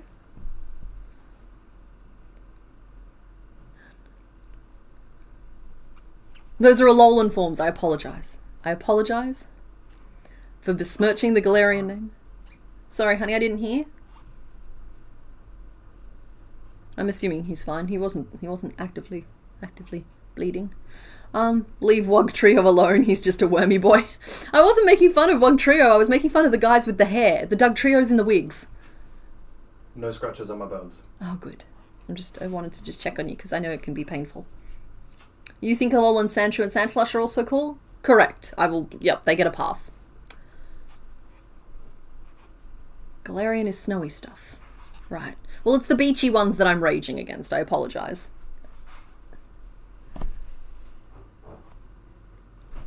Maybe I've just fixated on the Dugtrio in a wig. And I don't... Like, maybe that's my problem. Maybe the rest of them are absolutely amazing.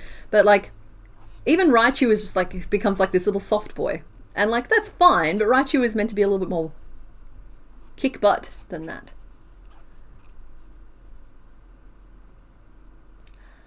Hi, Pyokomu. Pyokomu? Mew? Pikomu? I don't know if I'm just not seeing the letters correctly there. But hello, welcome. Alolan Rattata just stood up and got a mustache. Well, I mean, we all must at life at some point stand up and get a mustache. I haven't been counting. I don't know what I'm up to here. 1, 2, 3, 4, 5, 6, 7, 8, 9, 10, 11, 12, 13, 14, 15, 16, 17, 18. Oh, okay, never mind. I'm not keeping count, but apparently keeping count perfectly. Go team.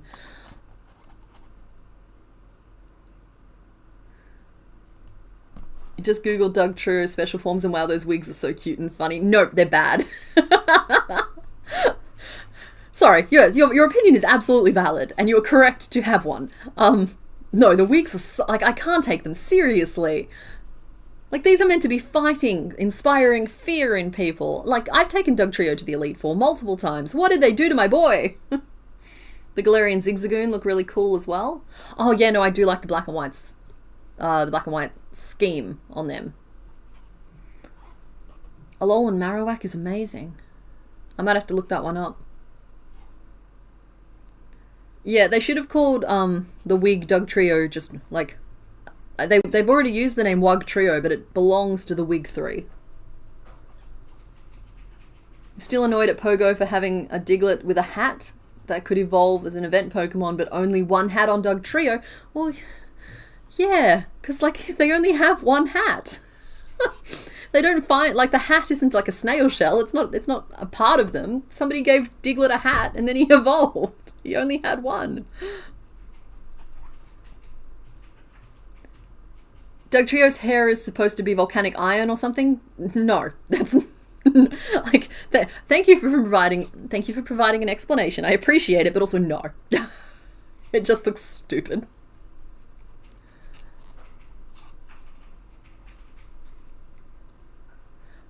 Pyokumu. Oh wow, I am having a hard time saying that. Pyokumu. I'll work on it. I used to have like a metal brace in the top of my mouth when I was little, and I struggled to say certain sounds, and normally they were just related to like KYU, like Q sounds, but I've trained to be able to say those ones, but you've apparently just hit a sound I cannot make.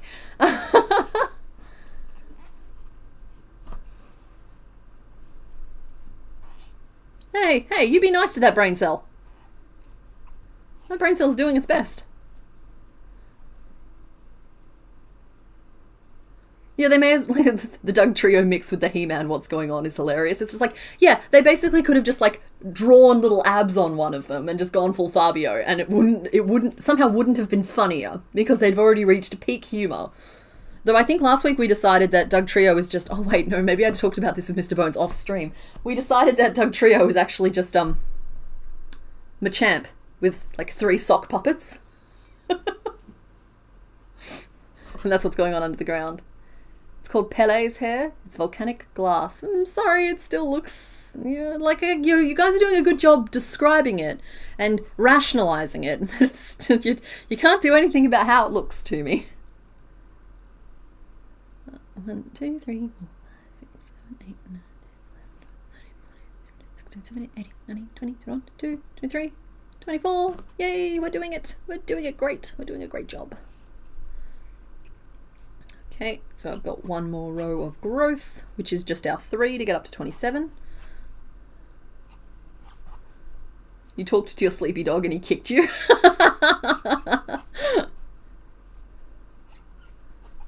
I said on screen, okay, good. So sometimes like the lines get a little bit blurred for me because it's just me sitting in a room making noises.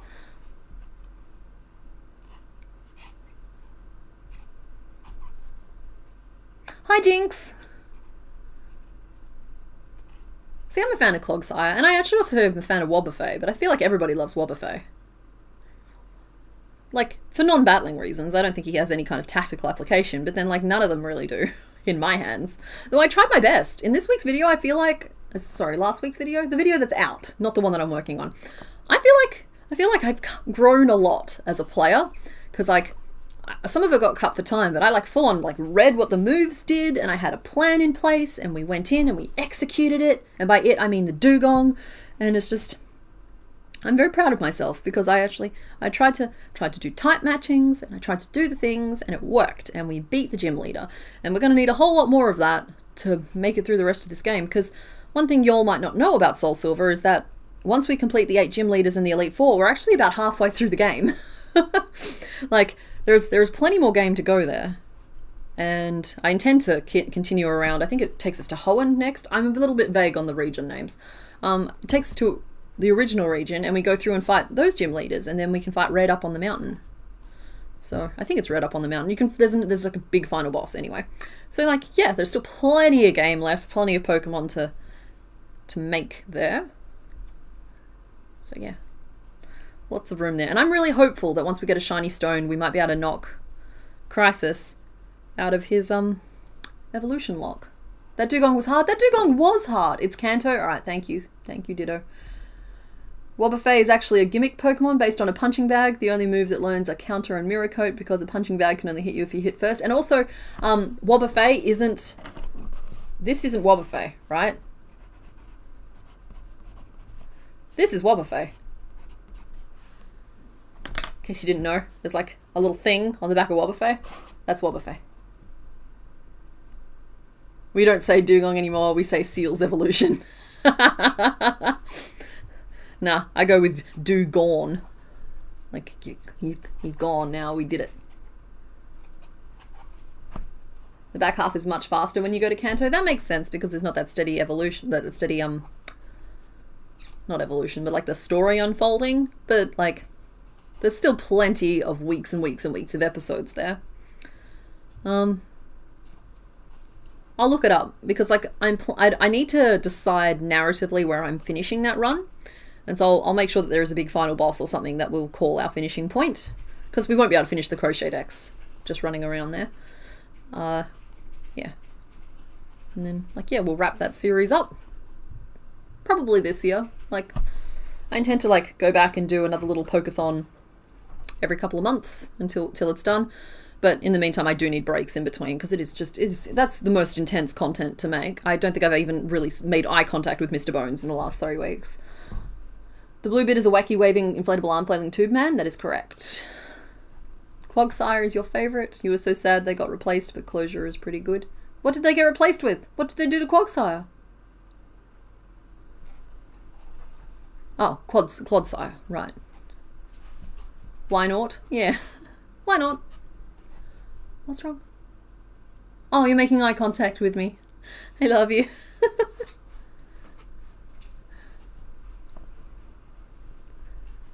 Now the dog is snoring. The dog is tired, Nibbles. Leave it alone.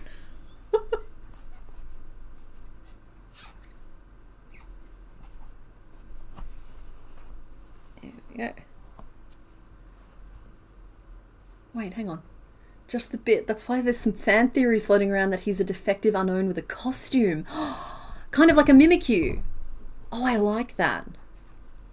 That's an interesting theory. Like, somebody commented on last week's video saying, oh, Unknown is my favorite Pokemon, but you'll probably skip it. I'm just like, I have no intention of skipping Unknown. If it comes up organically through the evolutions, I'll, within reason, make whatever form he turns into. Because like he'll pick a letter. I'm very interested to know what letter he becomes.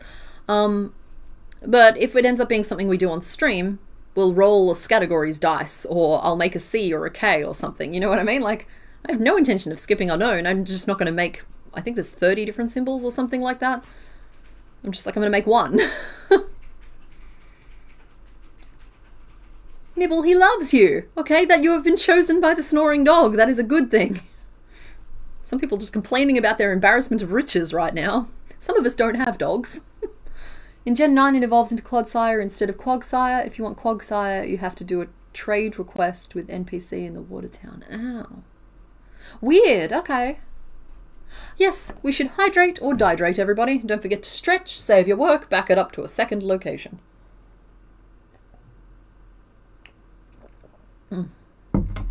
You're going to go soon because you're spending time with your dad because his birthday's next week. That's good. That's a good idea. Family is important. 28, there you go. Each letter plus the huh and the huh.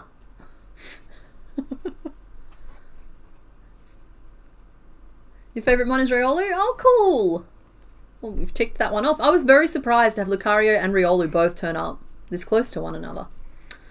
Of all the options out there. Now, like, cards on the table, I know what the final six, not 7, the final 6 Pokemon are. Because I filmed the gameplay last week in preparation for it. And, I know what they are. So, I could make my choices accordingly today. Which is kind of nice. But this is great. Because I know we're on the 2nd of February now, and I'm still kind of counting the Pokemon we have left to make as part of it. But basically, in 1 month we made, let's see, it was 2 Pokemon every stream for 4 streams. So that's 8 Pokemon. And then I'm doing 4 episodes of 6 each, which is 24. So all in all, within a month we made 32 Pokemon, which comes out as more than 1 per day. I don't recommend it. Your favourite Pokemon is Mewtwo. You're really hoping it shows up. Sketchwolf, it's guaranteed to show up at some point. Either in these streams, which are focusing on Gen 1 for now, or, yeah, like if it turns up in the evolutions, it turns up in the evolutions. But, like, yeah, it's guaranteed to turn up in these streams at some point because we got to do it to get through it. And we're about a quarter of the way through Gen 2 as well. Like, that's starting to add up. I think we've done, like, 25-ish from Gen 2. Which is cool, because it means that by the time we finish Gen 1, we've already got a head start as we roll into Gen 2. And a lot of people are bemoaning the fact that I'll never reach Gen 5, but oh ye of little faith, you underestimate my hyperfixation to a huge degree. Current name list is Homer, Doduo, Kiwi, Wi-Fi, and Mary Pippin. 1, 2, 3, 4, 5. That is 5 names, folks. So I'm going to need to reduce that down to 4. Which one should we get rid of? So I want you to say in chat the one you don't wish to have a vote on. No, that's very negative. I don't think that's very nice. I don't know. Maybe I'll just pick it. I think it comes down to Kiwi or Wi-Fi, and because I pitched Wi-Fi, I'm going to get rid of Wi-Fi. So we'll do Kiwi, Mary Pippin, Homer, and Doduo when I do the vote. I still have a beak to make, though. So I'll finish making the body first. Noivern, I think, might be Gen 6? I'm probably wrong. I'm really vague on the gens, but I feel like that might be Gen 6. Yeah. That's right, I'll get rid of Wi-Fi. I made the decision. When you beat Soul Silver, will you do another Chaos run with another generation? Potentially. I'll probably fill the...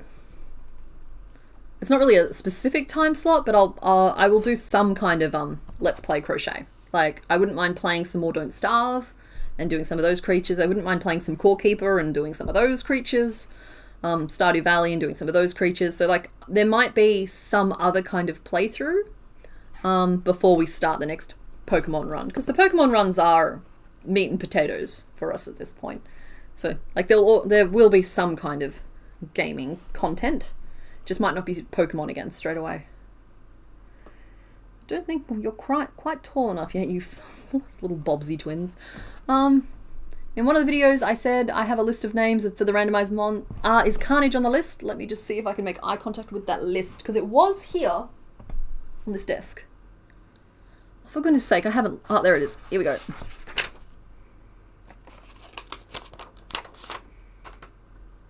Okay. Here is my name list, right? We have Catastrophe, Cabbage, which we've used.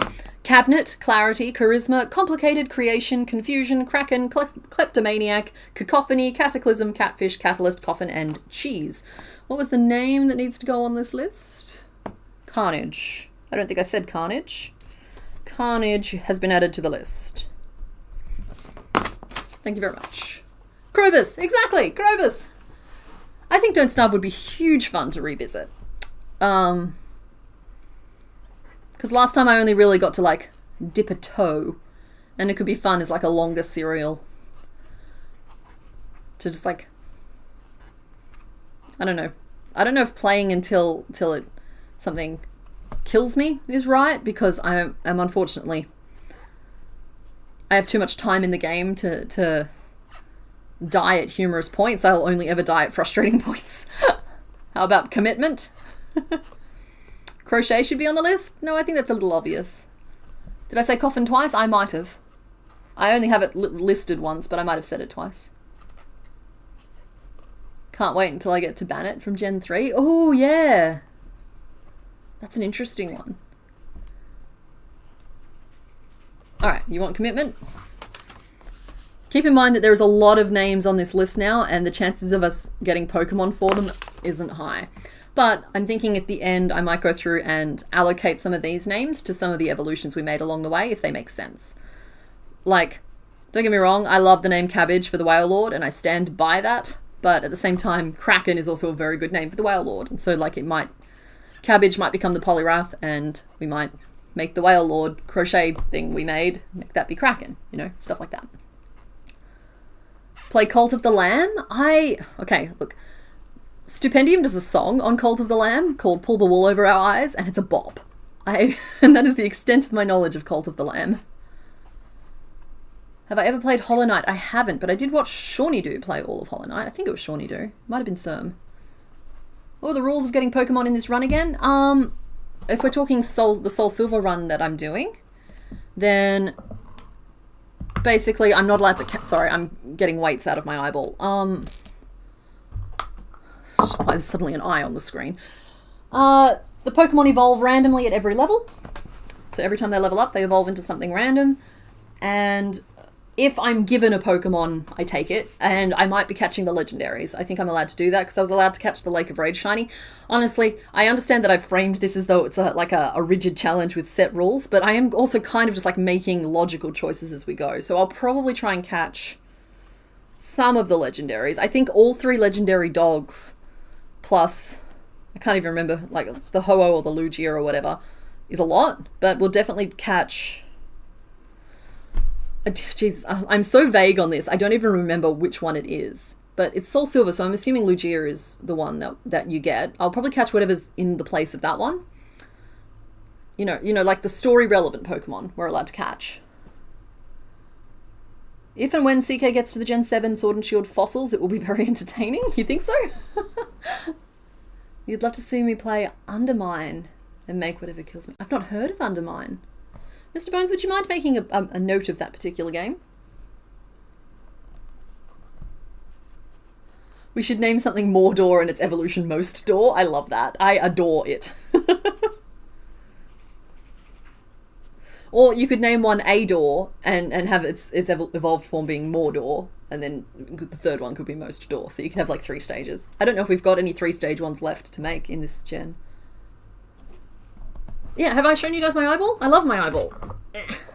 The eyeball is not attached, but it's Christmas present from Mr. Bones, and I have a bigger one behind me here that has bigger weights in it. It's full of forbidden Mentos. Yeah. They are my eyeballs, and they are full of weights. I think this needs to go taller, though, and that fluff is just getting in the way. It's just getting in the way. See if come on. That was literally just me trying to get the hook through the loop. The depth perception is not depth perceiving today. It's a mining roguelike. That's what I mean. Like, as soon as you said it, I was like, okay, I'm interested, because I like a dungeon crawl. I like a roguelite. I think I'm moving the desk. Sorry if the camera's bouncing. As a character critter game series, you'd love to see Animal Crossing Villages, but that would be a hard game to play through. Yeah, and honestly, the Animal Crossing games have never really held an appeal for me. And part of it's probably just that I've not been exposed to what the gameplay is actually like, but to me it just reminds me of like one of those mobile games where you have to wait a long time to unlock the next thing. It's like, no, I buy games with money. I don't spend my time to buy them. Make the Gen 7 fossil Pokemon using magnets. Okay, I gotta know, what is the Gen 7 fossil Pokemon? Can someone tell me? You can catch both in these games. The order is the only difference. Oh, okay, cool. So, like, both of them might have the chance to join the team then. And we wouldn't do the legendary dogs in that thing. But, like, we know what one of the legendary dogs is. Raikou has been replaced by the purple thing whose name I can never remember. It's not related to Gliscor, but it does evolve from Skorupi. Okay? Whichever one that is the one.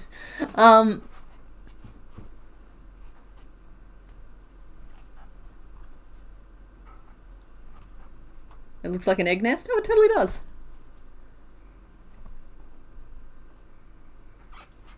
It could have been full of safety eyes. That would make a lot more sense. But no, I needed jars for my weights in two different... And I have weights in two different sizes. And now I have eyeballs in two different sizes. And they're great. Drapion. Thank you, guys. That name is not going to stick, but I do appreciate you helping me there. The Gen 8 fossils are a nod to the bone wars of England circa 1800. And they're all abominations? You get pieces of fossils from digging, 2 in each game, and then you combine them to make weird creatures. I'm getting more and more confused as to what this is. But then I only recently discovered that there's like a gen with a bunch of like interdimensional space aliens that show up, and that's what Blacephalon is, and a bunch of others, and that explains why I've never encountered them literally anywhere else. Okay, cool. Thank you to Ginge/Corey. I am in the live stream channel and I'm looking. Those look ridiculous. Dunklevish, Arctosaur, Dracodon. Yeah, see, like, I'm doomed to fail with those ones there, because even if I absolutely nail it, they're going to look wrong because the designs, they're not bad designs, but they're not cohesive designs. And so even if I make them perfectly, it's going to look like I've done a terrible job making something. Yeah, the Ultra Beasts. That's what I'm thinking of. Yeah, because I think Gen 6 was the last one I played before I picked up Scarlet recently. So, like, I kind of skipped ahead a little bit.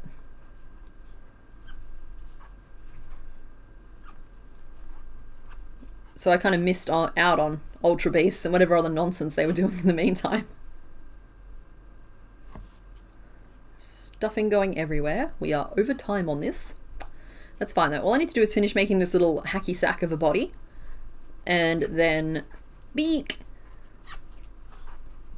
How long are we planning on going for? Well, I'm not convinced that it's going to let me go for as long as I normally would. But we're only just approaching hour 2. We'll probably go for at least 4 hours. We're definitely doing at least one more after this. And then how long we go for comes down to which ones you guys pick.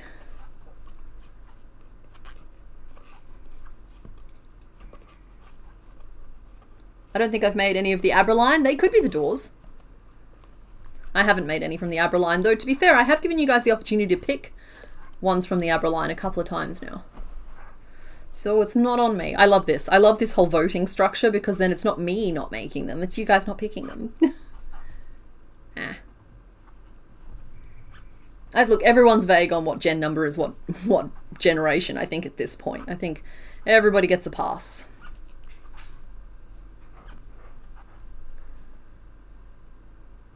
Okay, cool. How many rows is that? 1, 2, 3, 4, 5, 6, 7.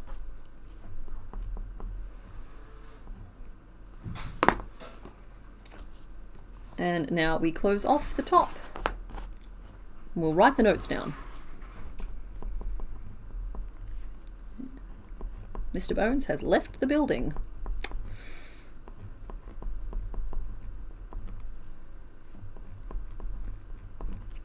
Alrighty, here we go. 2.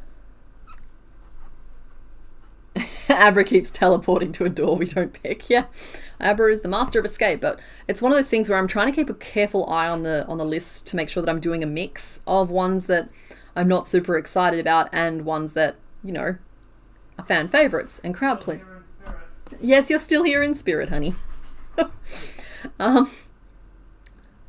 that we're doing a mix of them, because I would hate for the last few streams to just be like, okay, we're going to sit down and we're going to make Hitmonchan, Hitmontop, and not Hitmontop, Hitmonchan, Hitmonlee, and then we're going to make Kadabra and Alakazam, and then we're going to make Machoke. I'm just like, that is the worst possible way for us to end the series.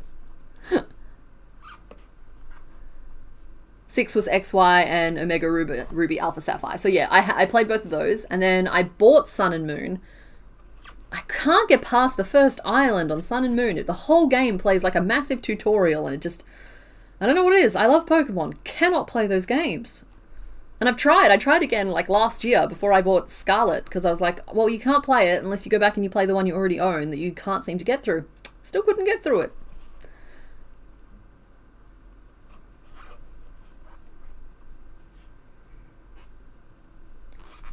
If it makes you all feel any better, my percentages keep dropping because they keep releasing new Pokemon. It's just like, I feel like I'm making progress, and then they're like, surprise, we've added another one to the list. You don't even know its name yet. You just know that there's now 1,025 instead of 1,024. Congratulations. Didn't we do Hitmonlee? Nope. Hitmonlee has come up in multiple votes, but has never been picked. It was an option last week, but you guys picked Machamp instead. And honestly, I'm glad you did, because Machamp is one of those ones that I've been quietly dreading, and now it's done. And now I don't have to think about it ever again. It's one of those things of like, every day, do something that scares you. Cool. Done.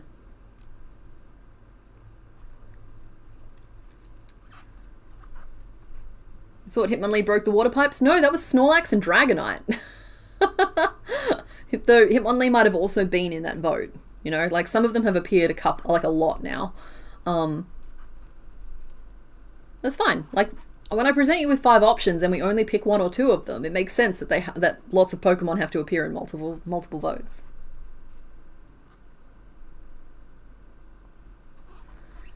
Couldn't even get to the first gym on Sun and Moon because you kept playing Pokemon Ami rather than the main game. The first Pokemon game you played properly was Black in 2011 for your birthday. You miss your Oshawott. Aw. Okay, my first game was Red.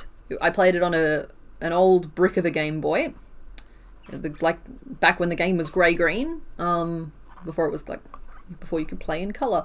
So like that was my childhood, and then when I got older and I suddenly realised I had adult money and nobody to tell me I couldn't buy whatever I wanted, I got myself a DS Lite, and I played, I think Soul Silver was the first one I played on that one there, and then I'm a little vague on which game lines up with which handset, but I also had a 3DS at one point, and I played,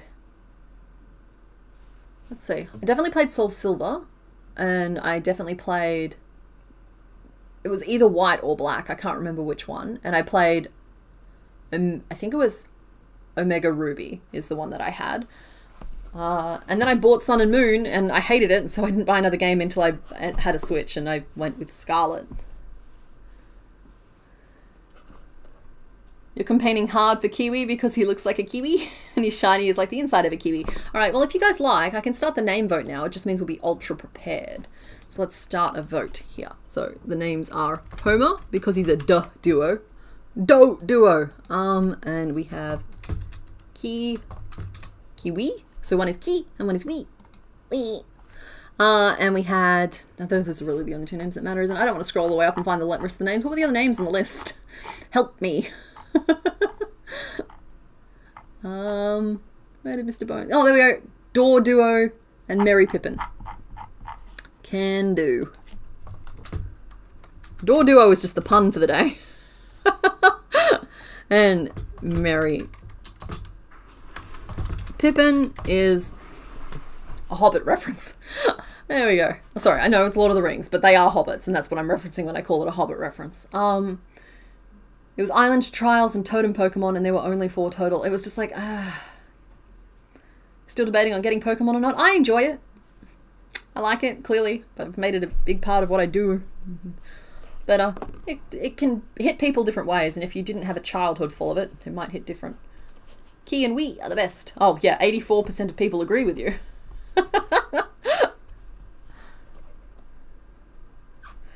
I'm going to basically leave that open until we're ready to go now, because like we still need to brush this body.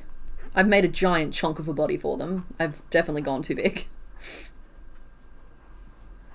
That's cute. Here though, he'll be stable. It'll be adorable. Huh. Is the plan to do Gen 2 Crochetdex streams once Gen 1 is done? Yeah, that's the plan. The only reason why we wouldn't do that is if, for whatever reason, I'm not saying this is the plan, it's a contingency plan though, like a backup. If I stop doing the Soul Silver run that I'm doing on the main channel, it might come over here and we might incorporate it into the live streams. So then the streams will become a little bit of gameplay, and then we'll make whatever the evolution is, and you'll get to see all of my frustration and pain in real time. So like that's the backup plan, but failing that, it's going to stay over on the main channel and the streams will roll basically straight into Gen 2. Though I am hoping to put together a video of I crocheted all 151 original Pokemon and just see how that goes. Because like sometimes it's a little bit unpredictable what people want to watch and what they don't. But I've already put the work in, so I may as well cut it together as a video, right? How do I make stream polls? I do streams where you read choose your own adventure books, and I would love to get your small audience involved. Do you do them on YouTube? Because if you do them on YouTube, there's like this little plus button on your chat where it says like engage with your audience. If you hover over it, it's right at the bottom where you'd normally type into it. And when you click on that, you have start Q&A or start a poll or close as your options. And so you would start a poll. You can only have 4 options in them though.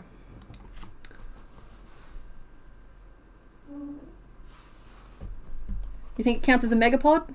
It might count as a megapod. Mr. Bones, if you're around, we're almost ready to have you stuff the body. Or fluff the body. Brush the body? Brush. I think we're going to go with brush as our verb. We got Stardew Valley because of me. I do like Stardew Valley.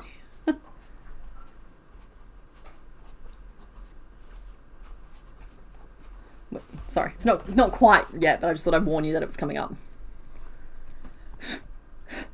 I have just these tiny little fibers and they are sticking all over my face and I'm itchy.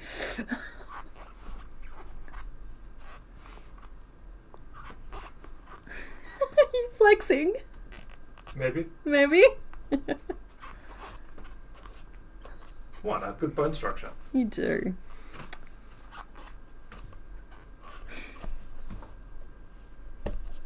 Stop looking at me, you're distracting. 1, 2, 3, 4, 5, 6, 7. No.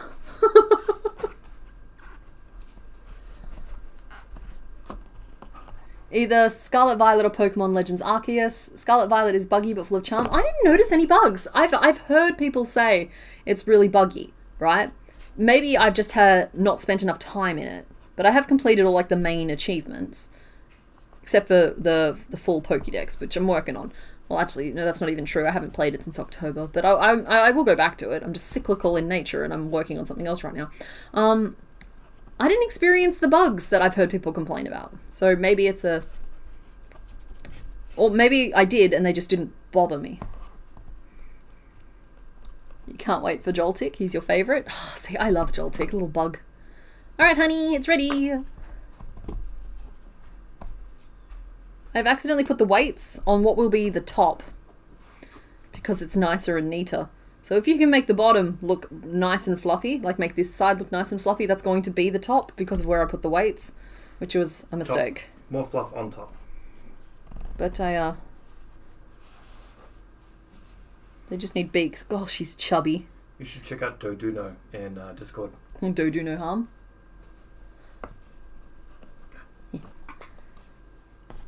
Alright, we've sent the body off to be fluffed.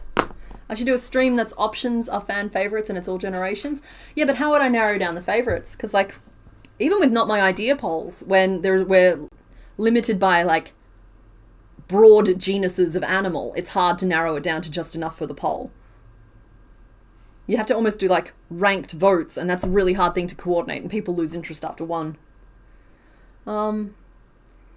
Played through Violet on 2 different switches, and the only bug you've encountered is the picnic table not showing up. Yeah, see, I've had the picnic table not show up, but then I forgot picnics were even a thing until the very end game.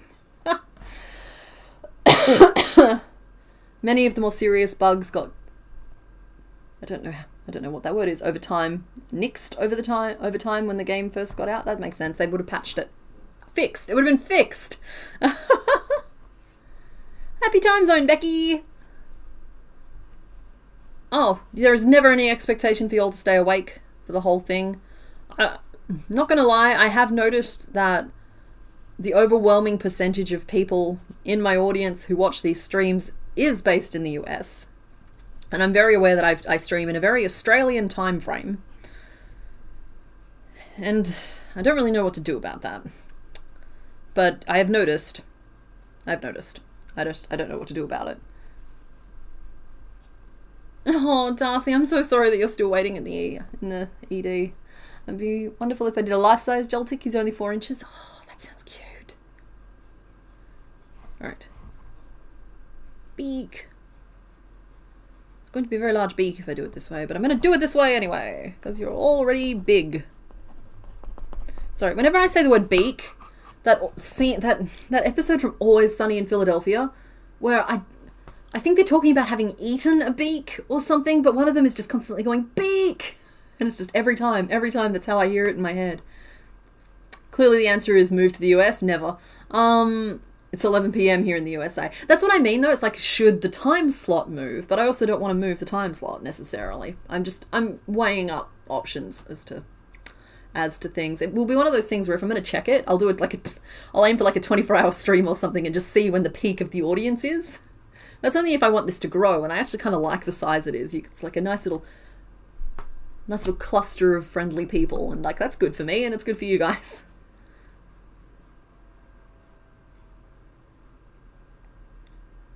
Real time frame because I would not be able to watch this consistently if it was during the day. Yeah, okay.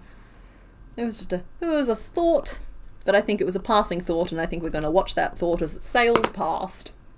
That said, if I was to extend how long my streams go, they would extend further into the evening for me. So like longer would be added to the end, they wouldn't be moved forward, I don't think.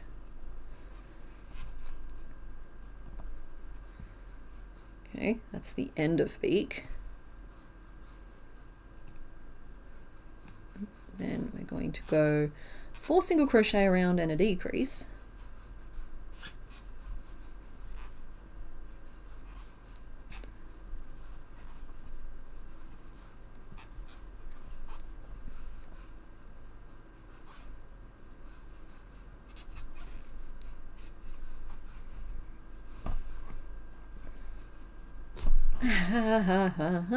We're fine. I'm overreacting.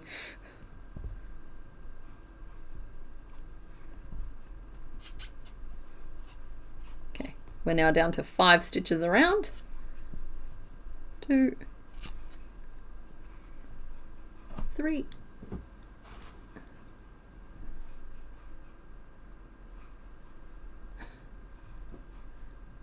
Plus, you're sick and tired of everything catering to America or doing American time, being American. No offense to them. Finally, having a fellow Aussie was good, and I got to watch it as a reasonable time. Yeah, Grim Squirrel, as I said, I don't really have any concrete plans to move the time slot. I'm very aware that sometimes if you want things to grow, you have to obey certain rules.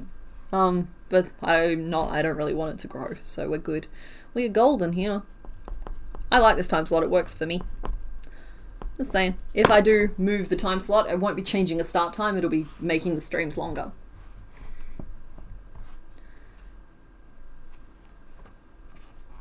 Because yeah, I don't think I've ever caught a single person that I watch on stream live, unless they're doing like some ridiculous, like, keep streaming until I hit a certain level type of challenge. But that's just because the demand is in America, and so it makes sense that they stream to their audiences.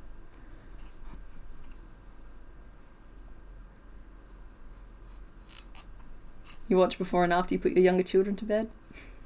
Longer is good? Good.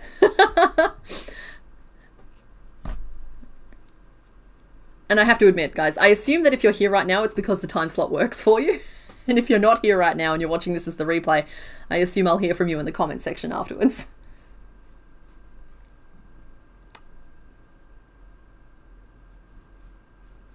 Gotta go because it's late here, but enjoy the rest of the stream. Night Confused Paladin, thanks for hanging out. It is still just a million degrees outside right now. That's not true. It's only 32 today, but it's been so hot for so many days, and now it's humid and it's gross. My phone was mocking me the other day with it, though, I have to say. Like, like it had been like 42 degrees all day, not a single puff of any kind of moisture anywhere, and my phone was, don't worry, it's gonna stop raining soon. The weather app must have just like misfired or something. It's like, don't worry, it'll stop soon. I just looked outside and I was just like, what? This beak is very beak. I think it might be too beak. Or is it not beak enough? I don't have the body here for proportions, but like, he's gonna be a goofy looking little guy. Alright, the proportions of him make it really hard. I'm just giving myself a pass and I'm just gonna finish him as best I can.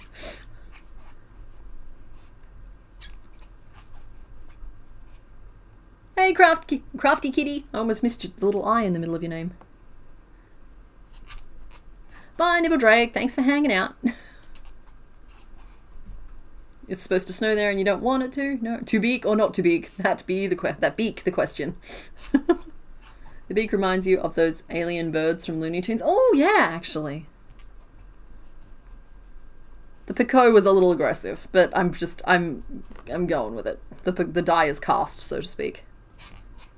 It's currently negative 22 and I just want to get back above freezing.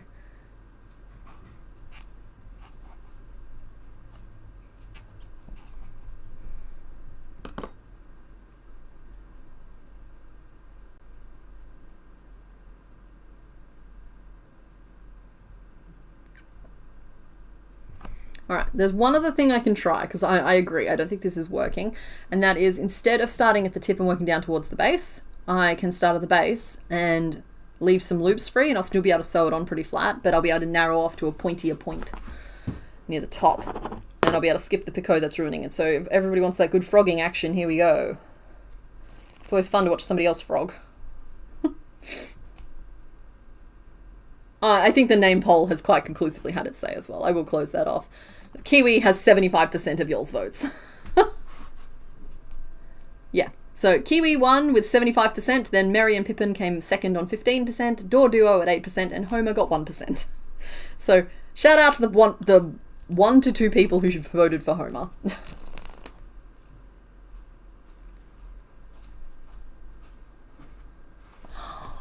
Perfect fuzzy ball. I gave him a bit of a brush. You gave him a curl. He's swirled the fluff. I'm going to pin this together.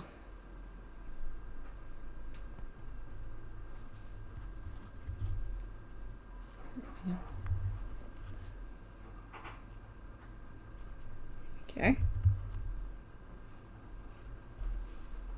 Because I might even just be able to use stitch locking to You might need to do something about the magic ring at the very top, because the thread... Yeah, I can see what's happened. Pulled through and it got ripped away. Yeah, it's alright, I can see what's happening. I'll give it a little stitch to sew it shut. Now, I've made these necks the same length. Do you reckon they're supposed to be, or do you reckon one's meant to be shorter?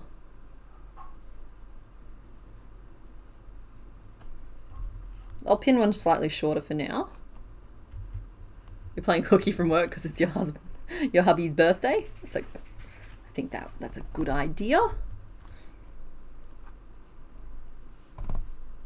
Okay, and I'm just going to anchor the heads together. For now, they won't stay like this necessarily. I'll work it out in editing. Then we've got like, he has to be completely splayed, right?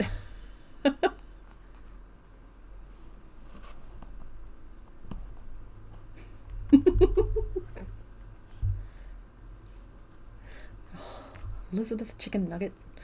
There we go. I've made him so big, but he's stable. Oh, okay. Here we go. We're gonna make a beak. We got this. We got this good. They're ganging up on the pigeon. Alright, so I'm going to make them still 6 stitches around at the base. 1, 2. Buckle my shoe.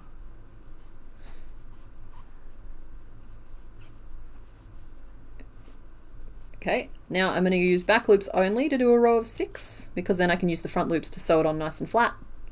And we like that for us.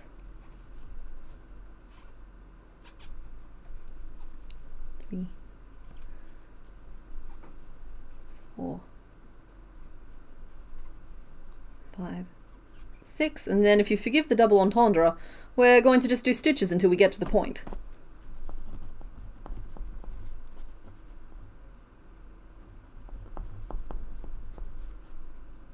So I might do another row of 6, and then we'll do decrease and 4.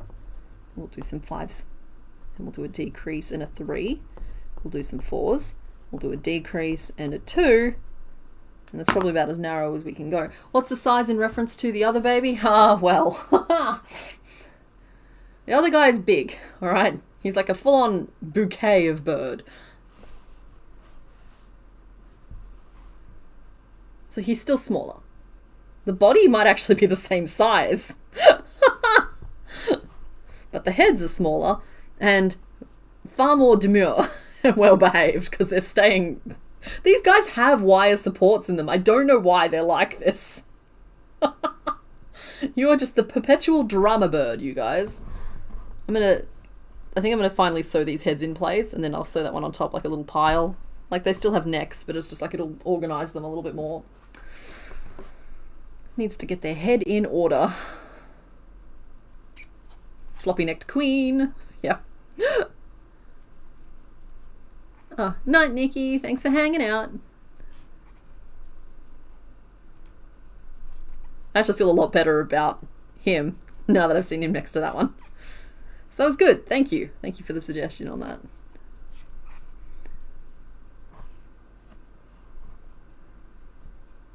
He does. He sits very nicely. He's just a polite little guy. He's getting side-eyed really hard by the pigeon, though. He's just like, All right, and now we decrease. These beaks are going to be torturous. I'm just going to warn you now. If you're someone who's been making your own along with me by using the notes on the Patreon, then some of them are harder than others, and this beak is not going to be a fun time. Okay, so that's down to 5. And we'll go around. 2, 3. The beak should be about the same length as the leg, looking at the sprite. 5, so that's good. So we'll do that, and then we'll decrease again. Down to a round of 4. And normally I avoid going any smaller than this these days, for both your sanity and mine. But we will see, I guess, how we feel about it.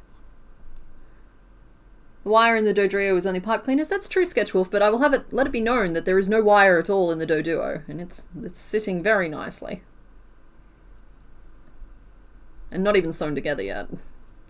It will probably flop a little over time too, they always do, but... yeah, it's just like, there's some structural issues with the Doduo that I can go in and fix. I just haven't. Okay, 1, 2. I might have to finish it here. 3. Because my yarn is starting to split and it's just starting to not really be my friend anymore. I thought we were friends, yarn. Am I not your stitch witch? Okay, now I should be able to pull this through to a point. Get a nice pointy beak out of it. I have a bunch of pins in a frog and I'm trying not to poke myself. I don't know what song that goes with Evergreen Galaxy, but it seems like fun. The theme today is door. And that's all you're getting. So this one here is Door Duo. Yeah. And that is the caliber of clue you can expect from now on. Mr. Bones and I sat down with a list of the remaining Pokemon, and don't get me wrong, some of them are going to depend on who gets picked from week to week, but we've sussed out like 5 or 6 different themes that are quite fun. It just depends on who gets picked as to who's left over to be part of different votes. That's a much better beak. Don't get me wrong, it's still big-ish, but I literally can't make it any smaller with this yarn. So we'll make one more of those, and then we're all done with Kiwi. All the door talk makes sense now. Yeah, sorry, Zindy. I can see how that'd be confusing. Change your mind, you're going to go hang out until the next mon is revealed. Fair enough. Well, we're nearly done. I just, like I said, need to whip up one more beak. 3.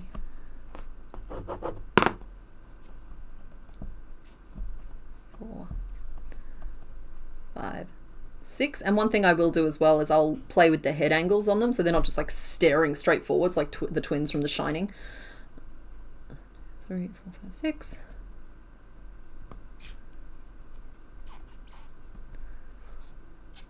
2,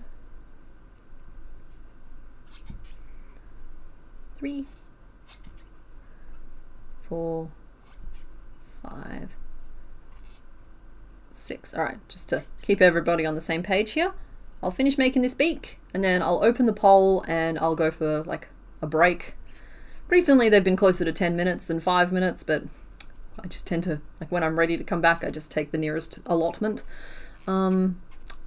And then the reveal will be after that. So. Do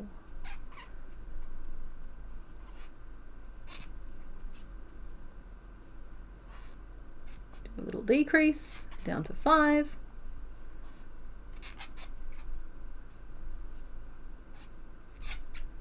Nah, 2, 3, eep. 4. 5, 6, 7, 8, 9, and 10. Then a decrease down to 4. We're nearly done. That's 1, 2, 3,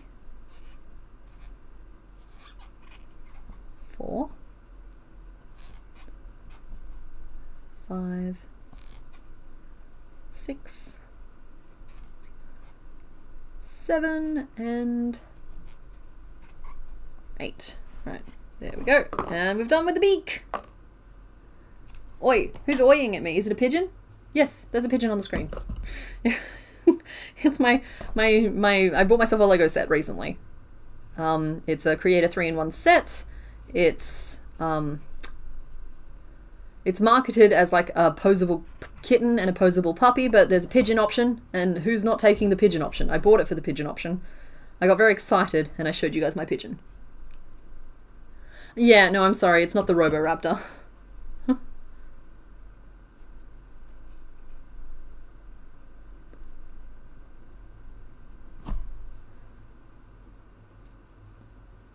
Pigeon looks weirdly like a fish from above.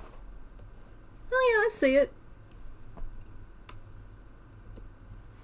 So I'll just bump him off screen for now. He's had his moment in the spotlight, and now he's happy to go back to being just your everyday next door neighbour pigeon. Fishgen.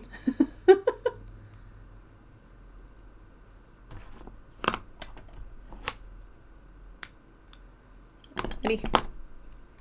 It occurs to me I could even point this beak up here and just have the head be wrong, but we'll pin it in place.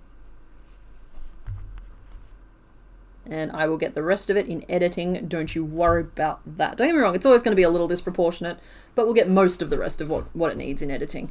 So there is our wonderful fuzzy little Doduo named Ki and Wee. Kiwi. Wee. Oh no. Oh no. Let's just pin those back together. Okay, buddy. You go sit over there. We have a vote to start. So that was number 94, I think.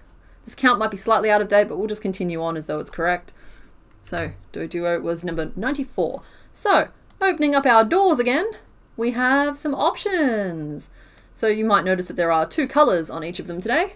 That's correct. This is correct. There's 3. I'm so sorry. My thought petered out right as I got to the important part. I was like, yep, there's 3. Oh, there's 2. So let's start another poll. You can pick number 1. You can pick number 2. You can pick number 4. Or you can pick number 5. And I will run this vote while I go on break. So I'll open up the little thumbnail mini version in the corner for you, and you can check out the Pokédex while we go. So here we are. There's that. And let's open up the little corner mini. Did that work? It did. Excellent. And we'll turn on the break screen. So I'll see you guys when you get back. Don't panic if the thing plays twice, because like sometimes I need a longer break. That's fine though. All right. Don't forget to hydrate while I'm gone.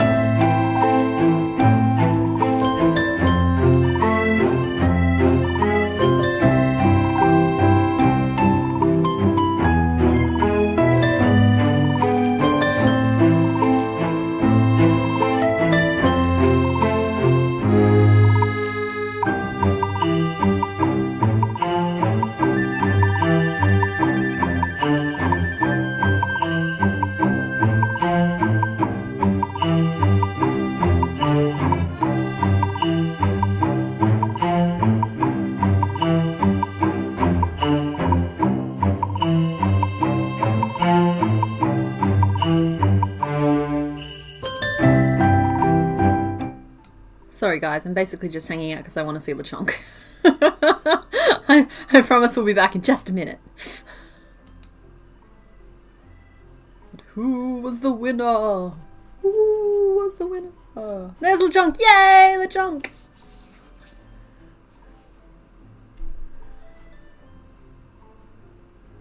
Alright, it's not going again. I just need to find the button. Sorry, hold on. There we go. Oh. I can see. We gotta wait for LeChonk. He's important. So I did close off the poll when I got back. And then I just sat here twiddling my thumbs for a couple of minutes because I wanted to see what's his face. You guys, I'm reading through your guesses and it's just affirmed to me that you're exactly my kind of people. So number 1 won the vote at 32%. Number 4 was a very close second at 30%. Number 2 came in third at 21%. And number 5 had very little interest shown in it at 15%. There's plenty of really excellent guesses. My personal favourite that I saw was probably Door Turtle. I was thinking, since you're only doing one more, and Yes. you know you're only doing one more, Yeah. you could wipe out the other ones and come all the way back to the winner. So you could do the other 3 first, and then reveal the winner. No, I'll reveal them at the end. Okay, never mind. Because, honey, sorry, the reasoning being is that I know that, like, people who are watching the streams later can just, consistently click through to the end to see the answers. Why do we have LeChonk, incidentally? Oh, because I made a pig pattern and I realised it had the perfect nose to be a LeChonk, and so I took out some of the body rows and made it as a LeChonk. It was just like, I think LeChonk might even predate a lot of the Pokemon content. But anyway, sorry, I'm getting distracted by all of the things around me. So let's reveal who is behind door number 1. Ooh, who could it be? It's Nidor Queen. And I know some of you guessed it. I saw how many people got it. Or I saw some of you. I did actually go for a little bit of a walk. But when I got back, I scrolled through and I saw how many of you guessed it. We have made War Turtle, but Door Turtle was hilarious. I did appreciate it. Ears. What about ears? Yeah, got it. Exactly. That's the thing. You guys are on the money here. So we will only be making one more, like as in like this one here today, but I'm still going to leave revealing all of them until the very end of the stream, because that's how we do around here. That said, hey buddy, I've got Nido King turned out huge, but Nidoqueen has to match, right? There are rules here. The two Nidoran's making out with Diglett. The two baby bunnies, let me just swap. Yeah, the two little bunnies match. So I feel like we kind of need to do the same thing with King and Queen. So I have got the pattern up on the screen and we'll be able to use elements of it. But then other bits will have to be completely different because she's got a different belly design. I'm assuming she's got, just differences. Yeah. Yeah, LeChonk predates Catch and Crochet. That's what I thought. It's like, I'm pretty sure LeChonk might even be the first. Oh no, that's not true. The evolutions would be first. And then probably the starters. Anyway, sprite. We're going to change the sprite to this. Mew is first. Mew? No, Mew as part of this series isn't first, unless you. I mean, I get what you're getting at there with like canonically the ones I've made throughout my life, but as part of the series is more what I'm talking about.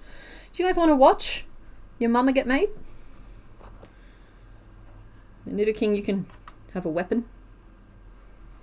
There we go. All right. So we've got a sketch. We'll do a little sketchy sketch. I'll sketch somewhere you can see. Move you out the way because I just like working from right to left. It's more comfortable for me. We've got to make Nidoran male. Yeah, they're so cute, these two little bunnies. Now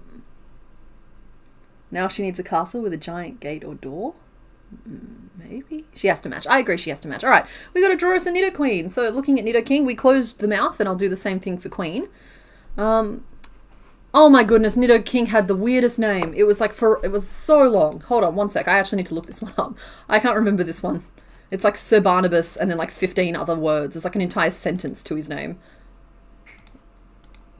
Where are you, sir? There you are, Nido King. His name is Barnabas Kingsley the Nice Neddington, 69th of his name.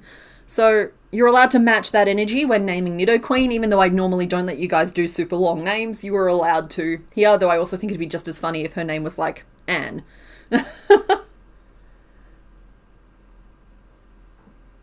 Voltorb Pincushion is in there too, but Mew was definitely first, and then the Voltorb Pincushion. Though there's also a Sandshrew in those early ones, and the Pink Butterfree I was talking about would be in those early ones as well. You're on it, exactly. Barnabas Kingsley the Nice Neddington, 69th of his name. Nice. I think you basically just rolled all of the names that we had into one big pile.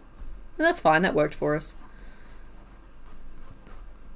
So I think she's got basically the exact same body shape. So we'll honour that. I kind of need to work out if she has as many spikes down her back. Her ears aren't as spiky, but they are the same basic shape. They've just got the one point on the top. I'm just drawing this from whatever angle I need to get a look at the details I need to see. And I think she has like a jaw coloration that he doesn't have.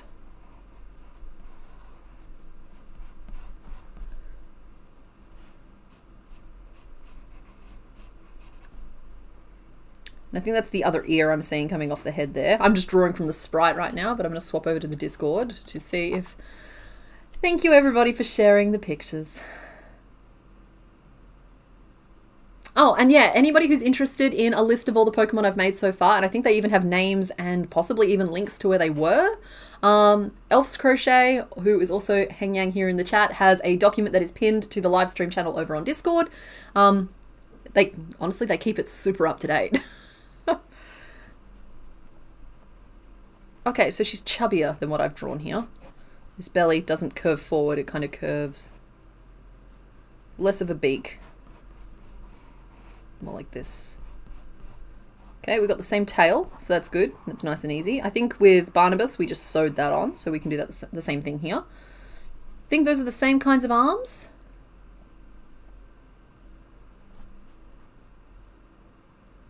That's alright. The color corrections on the reference images I'm looking at is a little strange, but it's fine. I understand that she blue. Dabudi, dabudai.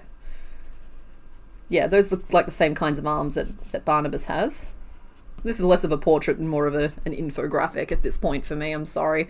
Normally I try and go a little bit more portraity with at least the main image. And I think these ears need to be higher up. I've just flubbed this picture. Everything is proportionally wrong.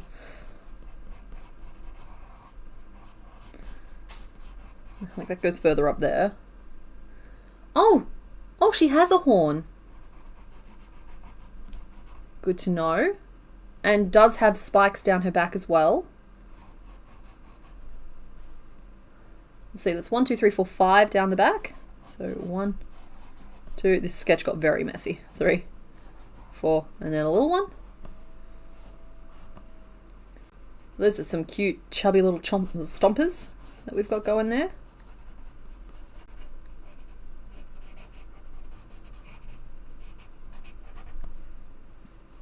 And she's a female character designed in the 90s, so she has to have her bikini.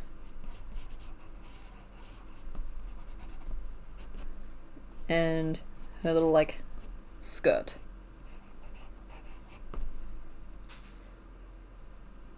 Okay. So basically, she's this. I'd be really tempted to adjust the head design of it to just pull it down a little bit, but I don't want to stray too far from the body shape I used here because I do think it's right, like it's the right width. He has little spikies on his jaw, which she doesn't have, but if I moved the flow into the body up a row, it'd tuck the head down a little bit more, which I think is more correct for her. No, actually, you know what? I'm going to go back on what I just said because while she doesn't have this kind of like angle here, what she does have is that different colored jaw. And if I want to do that as a separate piece and sew it on, this will give me room to sew that on. So I might actually, and then as I sew it on, I can literally sew it down slightly. So I can use the exact same body position. That's fine. That's going to work. He has more spikes down his back. That's fine. I think she might have a stumpier tail, or did I just make his longer?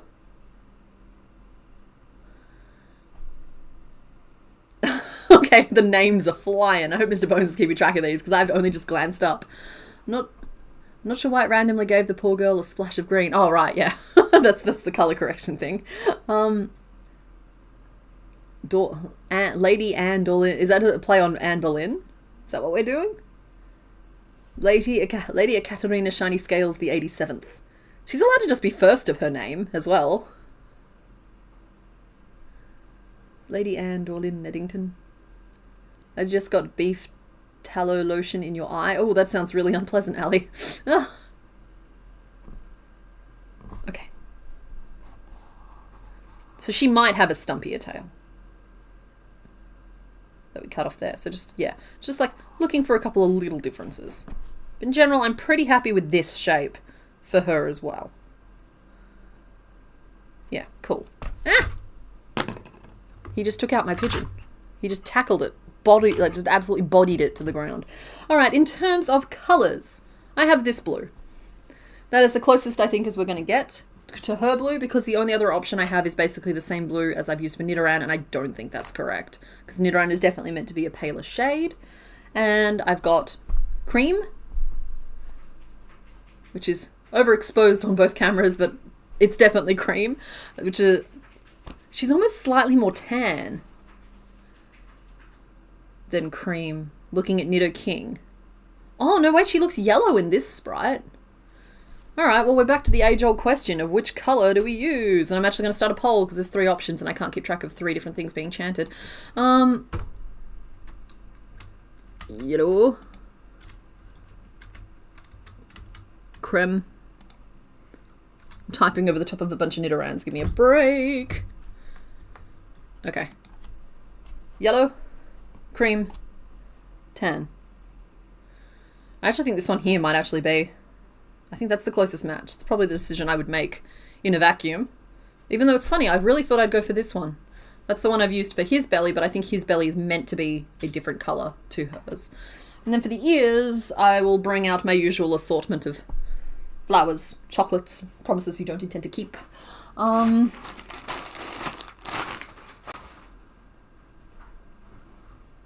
Where's my browns? Why do I never have hawthorn when I need hawthorn? I'm still here.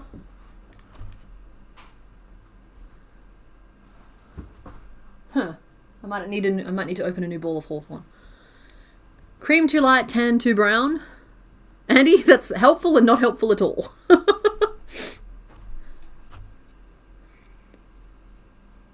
It's like that's the tan I'm talking about. So that's too brown. I don't have any other options here. Alright, I'm gonna go raiding the shelves. Hold on 1 second. I'm still here. Nobody panic. Let's see. I've got... That's just more of that colour. And it's technically called natural, not tan. The yellow is as yellow can be. We could go for a very pale apricot, but it's definitely too orange. It's going to be just one of those ones where we have to make it work. So I think that's the dark brown. Those are the 2 browns for inside the ears. That'll work. That's just more of the flesh. But it looks like creme is winning. So you guys like the cream, and then that's the ears. You're right. That gives a good vibe. I'm happy with that. Thank you all for your assistance. I understand that sometimes it puts a lot of pressure on you. I just want you to know that you're appreciated.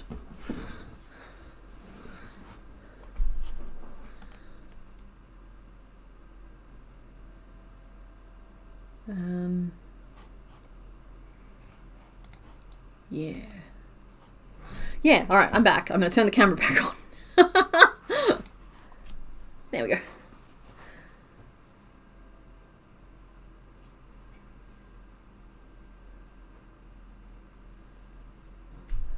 Alright. So yeah, I've got ear colours, cream, body.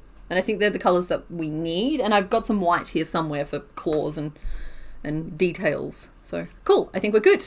Let's close that poll off. Thank you. I really actually appreciate your assistance there, because sometimes I end up too far down the path of the wrong choice. And you guys tend to save me from that.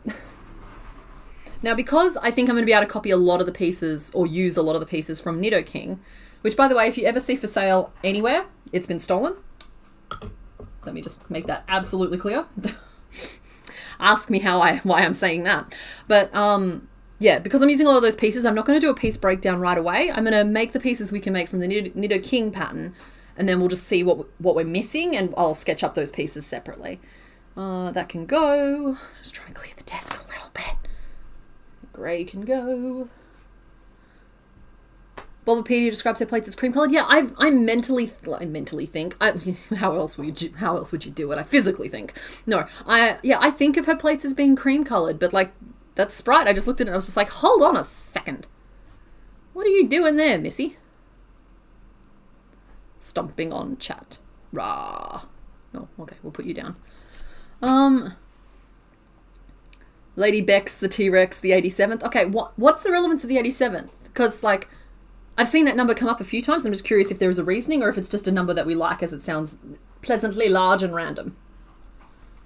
A little assortment of bunnies watching from the corner. We'll get this sorted. I'll just leave these on top of my thing. So, yeah. That's my sketch. And I think the big difference is basically just going to be, I think she's going to need a separate beak piece put over the top and this separate lower jaw piece. But other than that, I think she's going to be pretty much the same. So let's get right on into it, shall we? Let's start with the head and body. We're going to make it in blue. Following a pattern on stream is actually way harder than just designing a pattern on stream. So wish me luck. Yeah, it was meant to be a Patu. Sometimes they look more Patu-like if you keep their beaks closed.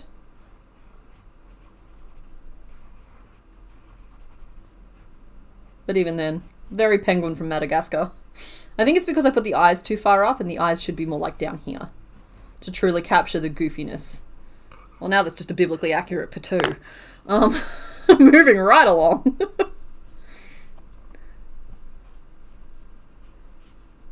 Yeah, no, she definitely has like different, like she has her different outfit on, her little bikini. Like I'll pay attention to those pieces, but like the main body structures are pretty much the same. We're just going to need to change some of the details. She has fewer spikes. I believe she has a stumpier tail, the different head details, and a few less spikes on the ears. I'm going to have to pay attention not to give her the jaw spikes he has as well. If I'm really good, I might even be able to build in her forehead spikes, because they're not super big, and so they could be easily accomplished with a little double treble action.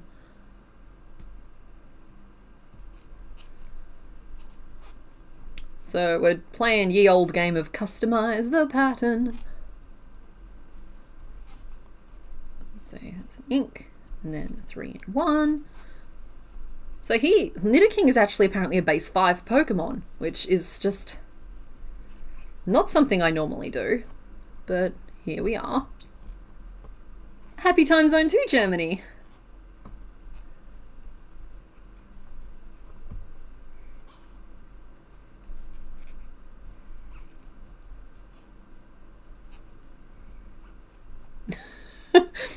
Mr. Bones, I hope you're keeping an eye on these names because they are long and I cannot keep up. Are they getting some of them? Okay. There's a lot of them. There is a lot of them. I'm running out of ink. We might need to narrow these names down early. I opened the floodgates. It's on me. 1, 2, 3, 4, 5, 6, 7, 8, 9, 10, 11, and 12. Which is funny. We start base 5 and then we immediately end up back at base 6. But I suppose it's about giving that width where it needs to be. 1, 2, 3. I believe we're starting at the top of the head, so I probably won't be working out where these stitches should go, because I've possibly already missed them, and it's too hard to know which rotation it is. I'll make them as a separate piece and sew them on. Okay, we have 1,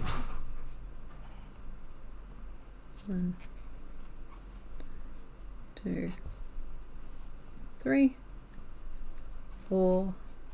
Lots of counting for this one. If you're crocheting along with me, this is not gonna be fun.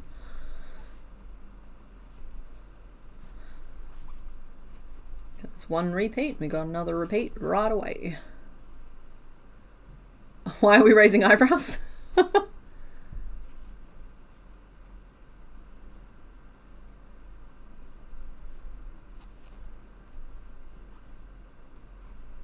Oh, happy time zone, Devil in the Details. Thanks for hanging out.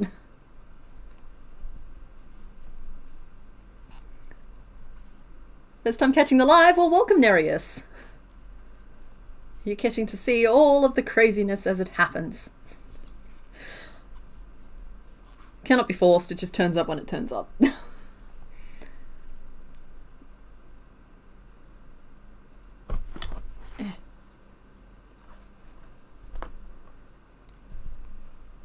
Okay, alrighty, okay.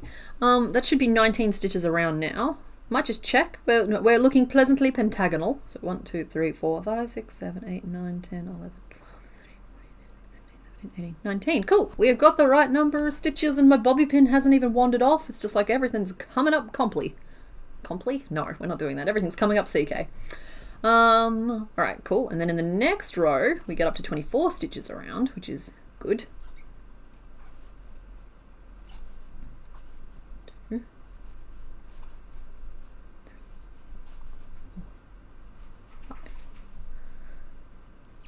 Six, 7, 8, 9, 10,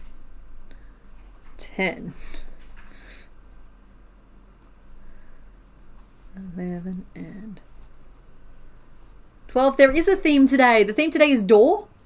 The themes are getting dumber. You're not imagining things. So we've made door duo, and now we're making Nidor queen. And it's, sorry, sometimes the themes only really make sense when you get to see all of the Pokemon that we've put as options. But until then, everyone gets to live in this like blissful confusion. I will say, a lot of you just immediately worked out what the theme was and managed to guess a lot of them correctly, I gotta say. Is that supposed to be an increase? What am I doing? What you up to, friend? There we go.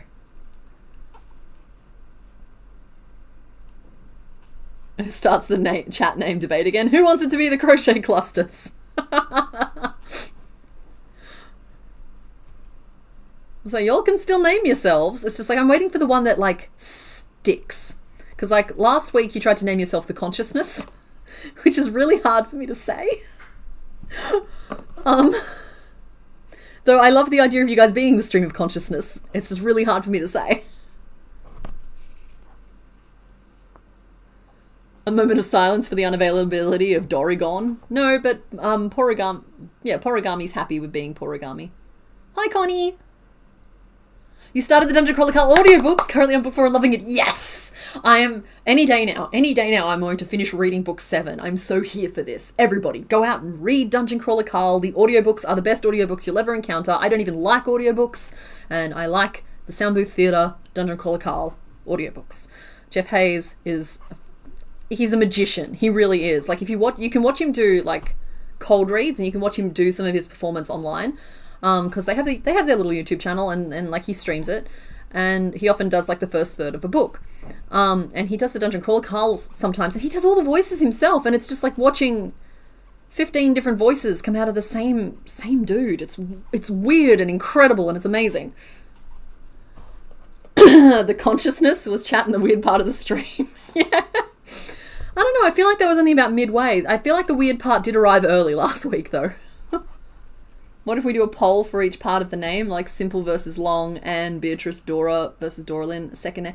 Well, we could, Jinx, if Mr. Bones was doing the polls today, I could sign him up for that, but unfortunately I have to do the polls right now because we're on the new channel and we're not quite set up properly. We're doing our best, and we've had relatively few... Okay, we're coming up on 3 hours. In 2 minutes, the stream might cut off, I don't know. I'm not doing it, YouTube might do it. We'll find out. But, Yeah, if it was something he could do, we would potentially do it that way. But because I don't want to stop every few seconds to do a different poll, it'd be way too hard for me to keep track of.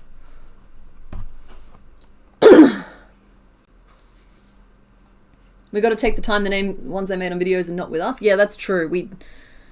You know what? Yeah, that's a really good idea. You guys name Nidoqueen and we'll do the vote really early, and then we'll use the back half of making Nidoqueen to name some of the others. Okay, so we've started the naming process for Nidoqueen. Let's just get that completely wrapped up. We won't wait till the end. So have at it, and when Mr. Bones gets it narrowed down to 4 choices, I'll do the poll.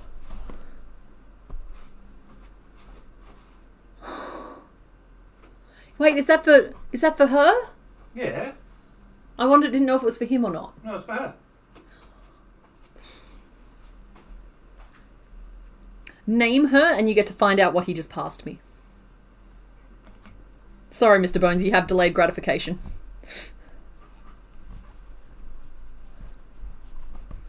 But sometimes you need to dangle a cookie. Very delayed. What the hell?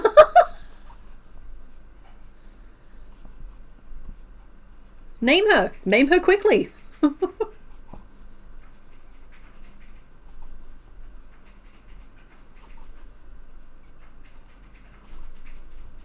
Okay, one thing I do just want to clarify regarding the elf crochet document versus, or the Heng Yang document, I should say. I'm sorry, I'm really not sure if I'm saying your name correctly, and so I flinch every single time because I'd be really embarrassed if I was saying it wrong. So please correct me in Discord if you're not comfortable correcting me out here. But one thing I'll say is that my Crochetdex count is sometimes a little bit different because of spoiler reasons, particularly while we're working on the Pokeathon. Like, I've got one more episode of the Soul Silver run coming out this week, and so my Pokédex numbers are up by 6, basically. I'm not confirming how many are in Gen 1, and I don't know if I've updated this one, to match that, or if this is accurate as to what you guys know about. I lost track, sorry. But by this time next week, that'll all be resolved and we should be all matched up again.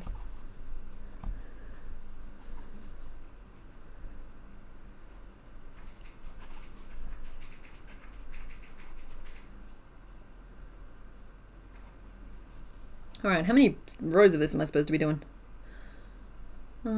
Where's that increase?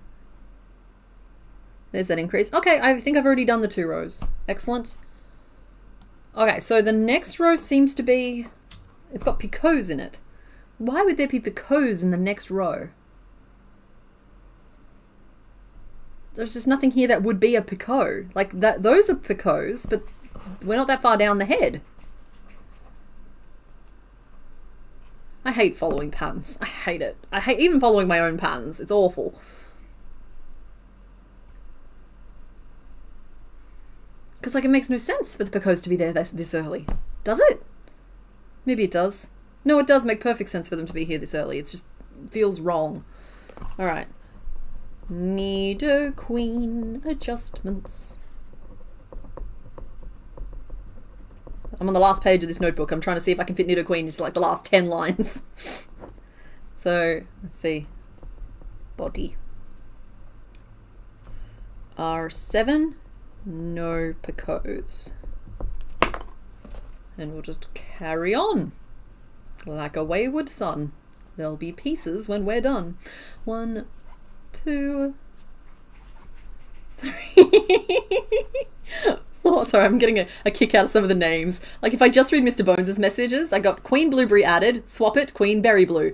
Drew Berrydor.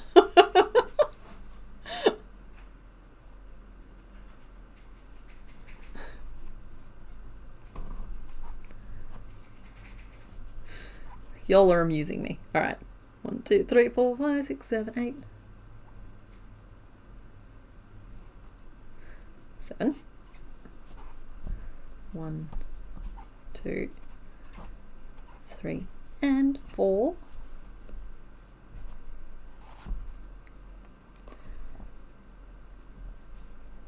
Then we're single crocheting 3 together, apparently. Trusting my process here. I have a hard time trusting that the pattern knows what it's doing, I gotta say. But it clearly does.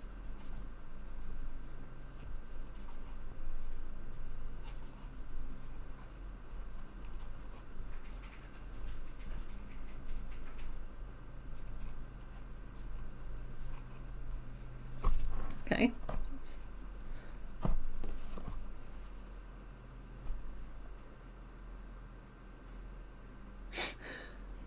I'm sorry, Mr. Bones. I promise I'll show you your wonderful, like it's beautiful what you've made. Not sign up for delayed gratification. I'm sorry that I know you didn't sign up for delayed gratification. Guys, you're torturing him. Name the Nido Queen quickly. They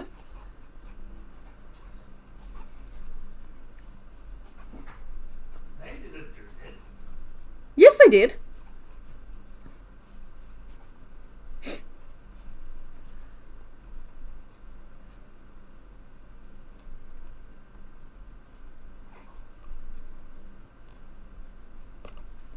Two, three. I'm just trying to get through as much of this as I possibly can. 4, and this is helping you guys keep yourselves amused a little bit. 5. Nat, good morning! The theme today is door, so we're making Nidor Queen. And we also made Doduo.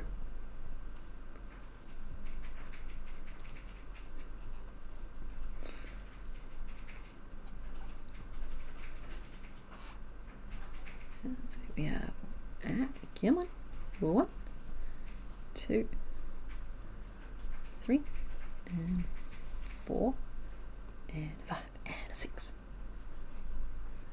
Current name list is Anne Dorlin, Thick Lee, Lady Ekaterina Shiny Scales, first of her name, Queen Blueberry / Queen Berry Blue. Queen Anne Dorlin, Thickly Ekaterina Shiny Scales Barrymore, the first of her name.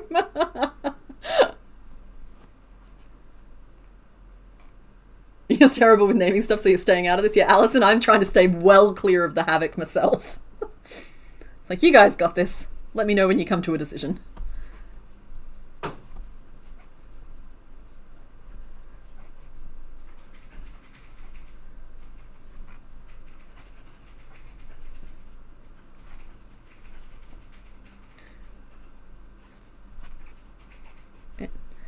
So I've got the top of the head, and now we're heading down into the body.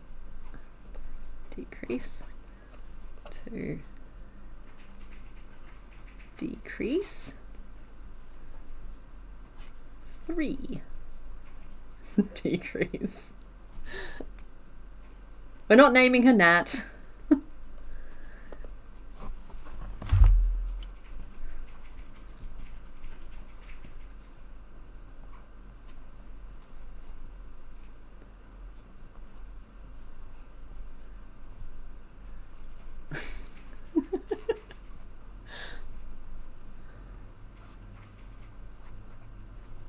Yeah, she could just be called Dora.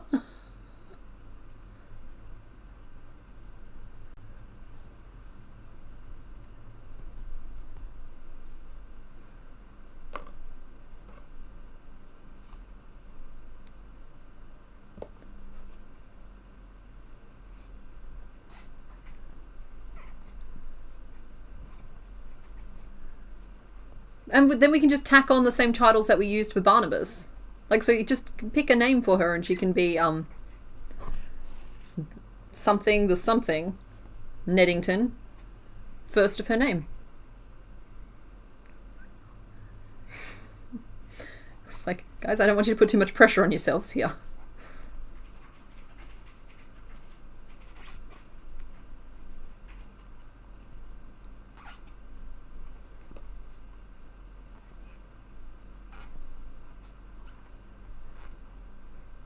Come on.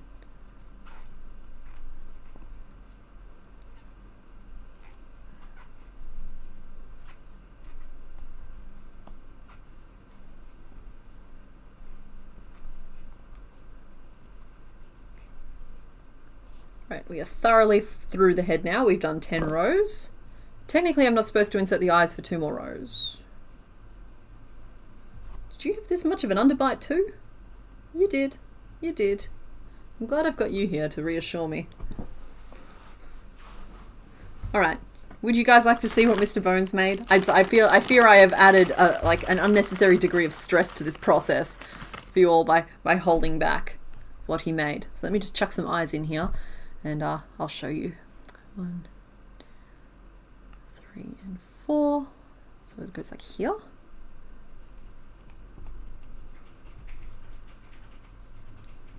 Four or five stitches visible between them. Okay, I can do that. 1, 2, 3, 4, 5-ish. What's that? I don't know if this is straight or not, but it looks relatively straight to me. I'll pop them there for now. She will look better once we give her her proper face and beak and that.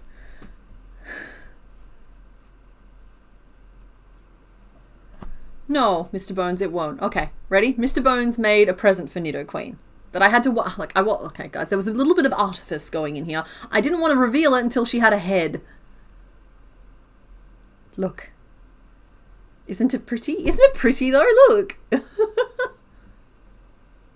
Isn't it not at all in focus? Ooh, are you going to focus on it for us? Oh, that's maybe a little better. Ha ha ha ha! We have achieved focus. The brain cell has blessed us this day. So yeah, I'm going to pop it on his head for now. No, I won't. It's not your crown. But and I do it for you. How about your head? Oh, okay, it fits really nice. It fits perfectly on Doduo. Yeah, see, it's beautiful. See, Mr. Bones, you had nothing to worry about. They love it.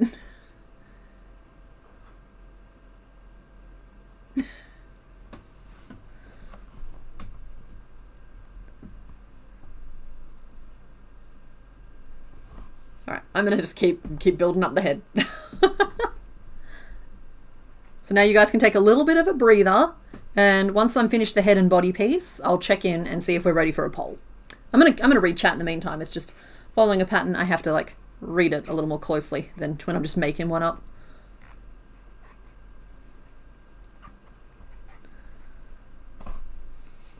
Okay, this blue might just end up on the floor because then it can roll around freely instead of knocking into me all the time. Hello. Hello. What are you? Oh, was I not in focus again? That's okay. I'll adjust it. Thank you for. There we go. Thank you.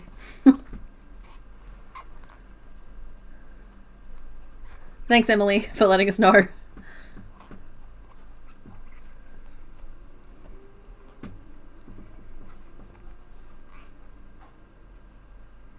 Yeah, Mr. Bones got the proportions right before she existed. Right? Before she existed. And also, he didn't even have Nidoking for reference, and he definitely hasn't played with Nidoking as much as I have. Like...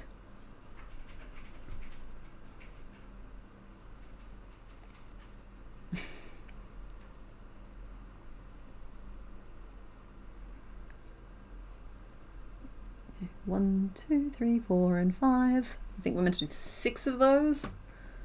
That's stupid. This is going to just be the next 2 hours of me complaining about having to follow a pattern. Yes, the irony is not lost on me. 2 of those, and then an increase, and then a single. Okay, I guess I knew what I was doing. This looks like a guppy. What about Queen Anne, Dorlin, Thickly, Ekaterina, Shiny Scales, Barrymore, Nindora, Duchess of Nottingham, Lady Blue of Berry, the Unpleasant Fair Mordor, 95th, 96th, or the first of the first of her name. Okay. You guys can just say if this is too much responsibility for you.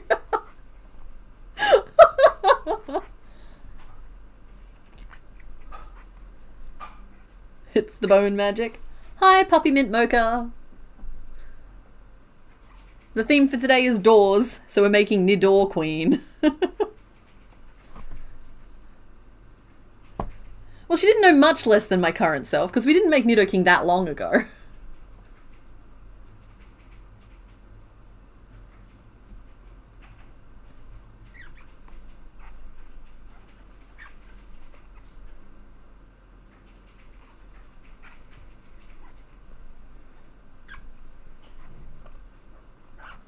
2, and then, okay, we're flaring out now. So now I'll know where the front is. Okay, so past me knew what she was doing when she told you to wait to put the eyes in until this far down, because this is when the front becomes way more apparent. So, fine, she knew what she was doing. Let it be known that I'm complaining, but I'm still doing exactly what it tells me to do.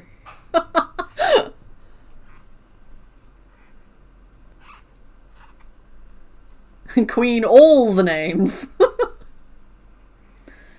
We can call her she of many names. Wait, what's it like? She of many names. Somn? We can call her Queen Somn.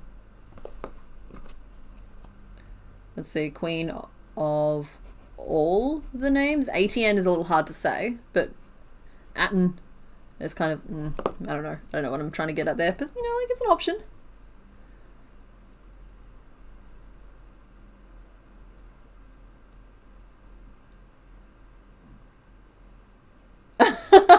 You still have no idea what I made. You're so far behind, or you're too excited to wait to join until you caught up. No, you should absolutely join.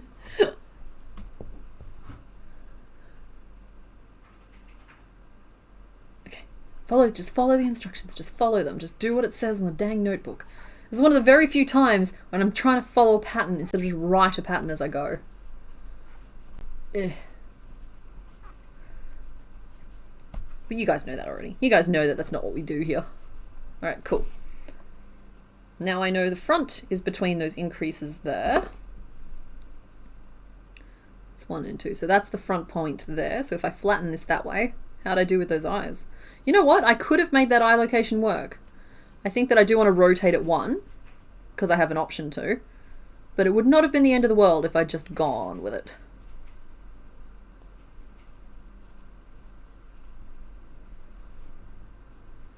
They feel very close to the end of the nose. I kind of want to move them back. And in fact, if I'm doing a beak piece, I almost might want to not poke eyes in and poke them in when I've made the beak. You're putting up a fight, little lady, I'll give you that much. It puts a lot of pressure on the beak. I could frog all the way back and just literally put a picot here, but I could do a very thin beak piece, so I will snap the eyes in. That's alright, I've made a decision. Are they central now? Why is it so hard to tell? No, they still look very twisty. I'm not doing good with the whole faith in the process thing today.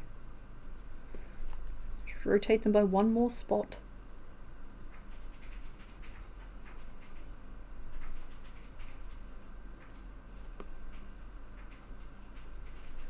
And I'll stuff them. Just once you stuff, sometimes it reveals the shape a lot better.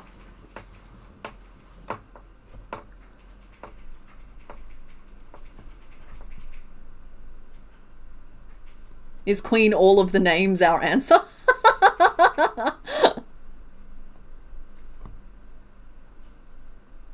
Queen Nameless, because Barney used them up. Name list. Anne Dolin, Lady Ekaterina Shiny Scales, first of her name, Queen Berry Blue the True, and D, all of the above. Are we really naming her Atta? All the above? Queen Atta. Well, she's technically Queen Data. Queen D, all the above.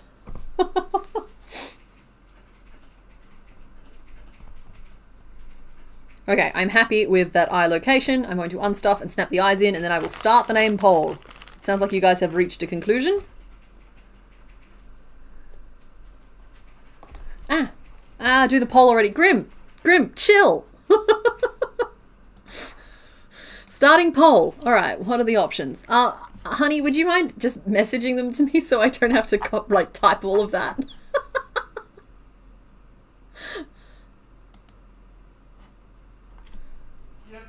Thank you. We're starting the poll. You're fine. Ow. Ow. Oof. Why are you like this?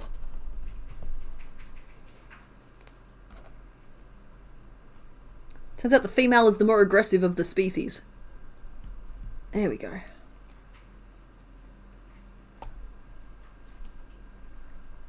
You just helping? Thank you.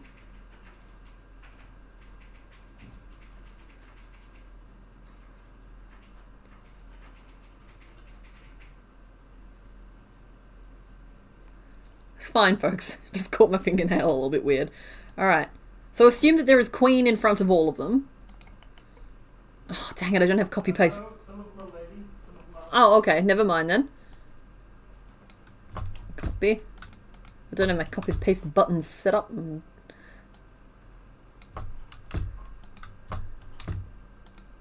Alright. Queen Berry Blue the True. That one's fun to say. And finally we have D, all of the above, which apparently isn't meaning we're naming her Queen all the above, or Queen all the names. It means something else entirely, which means that I've just not been following what's been going on in chat at all. Also, it looks like we're doing the little, like emoticon, like, face. Because of the D colon. I like Queen Da'ata as well. Like, I thought Queen Da'ata, like, if you guys vote for D, I'm calling her Queen Da'ata.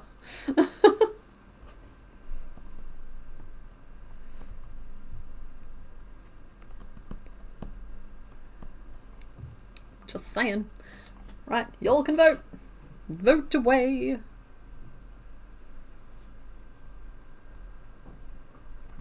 I trust you will make the correct decision, because there is no wrong decision. Those were some good names. Yeah, these are the new ones with the longer eye stalks, and they also have a slightly softer plastic to the back, but it just means that, like, I'm still adjusting to the slightly different angle I have to push the back down on, and so, like, they were flinging out to the side and catching the tip of my nail and poking. But yeah, they have longer eye stalks. I'm trying to preserve the last, like, 2 pairs of eyes I have with shorter eye stalks in case I should need them. That said, there's apparently all kinds of things I can do to shorten the backs of them. I'd rather avoid it if I don't have to deal with it.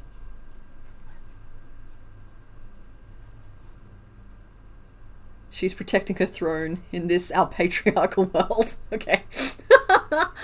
Alrighty, it looks like we've got a fairly conclusive victory there for D, all of the above, but I will leave it open for a wee bit longer. Because the next question is going to be, right, who else do you guys want to name today? Because, like, you got options. We've made a lot of Pokemon this month. I think I'm just going round and round right now, and that's fine. We like going round. Shiny Nidoqueen is upsetting. Is Shiny Nidoqueen pink? Sharky's Crochet, there is a theme. The theme is door. So we made Doduo and we made Nidoqueen. And for the record, the other 3 have different punchlines. It's just you've managed to hit the door punchlines for the 2 that you picked. Or you managed to hit the same punchline for the 2 that you picked.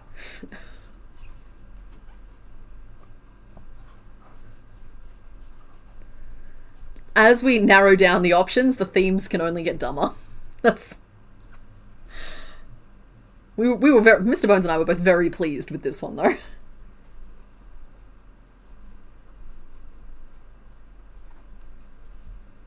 What if by having all the names, anytime she tells someone her name, she says a new one? Yeah, exactly. By saying all of the above, I am going to be referring to her as Queen Da'ata, like D''Ata, but it means that you can refer to her by your chosen name, and it's kind of like with, what's his name? Benjamin Cucumber Patch. No matter what you say, people know who you're referring to. So that's what we're going for here, that vibe.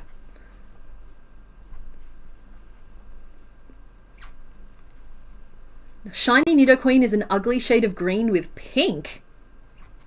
Oh, how revolting. I would have thought that the shiny of Nidoking and Nidoqueen would have just been like a swapped colour scape. So they've really dropped the ball on some shinies, I have to say. I think Azumarill has a fantastic shiny. Bright yellow, no notes. Poliwrath, I never appreciated the shiny form until I got the chance to make the shiny form, and now I'm just like, he's a green Poliwag, it's perfect. But like, green with a pink bikini is just a lot to put on a Pokemon. Alrighty, I'm going to close this poll off because it's only ticking upwards. And we got 100 votes. That's pretty good. That's pretty good. Like, nothing's catching up if we've had 100 votes. Even if everybody else votes for something else, I don't think. It doesn't quite line up, but here we go. Ending the poll. We have named her Queen Da'ata. Every time you say the ata, all I can hear is Iwata. Yeah, me too. I just go Da'ata.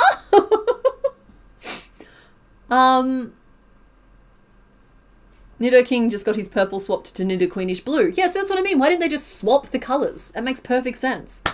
So she's Queen Da'ata. Doduo we named Kiwi. I'm just writing them down. Sometimes I forget. And this way I don't have to worry about it. Okay, we're finished row 14. This goes on until row 30. So we're just gonna keep on trucking. Once this bit is done, it should be a little bit more interesting. 1, 2, 3, and 4. Because I can mix in the new pieces we need with the pieces we just need to make. 6 and 7. So we're going up to 28 stitches at the moment with 4 repeats of our stitch sequence.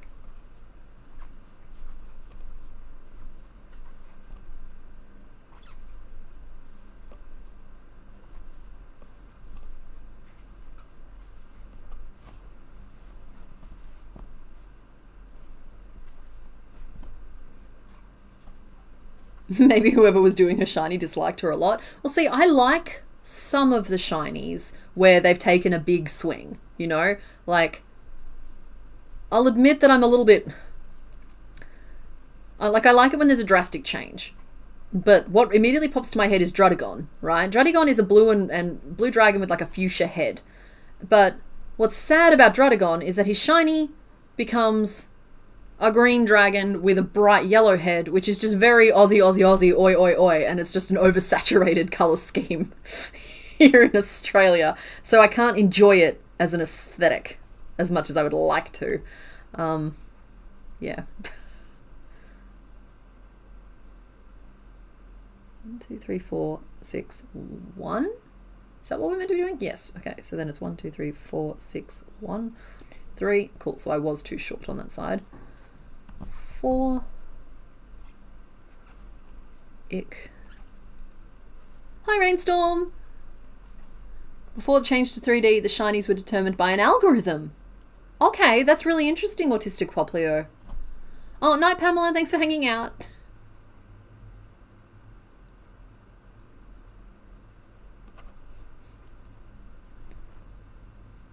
Then one more, I think. That's my increase and there's my 1. So here we do a 4. Here we do a 4. 1, 2, 3, and 4.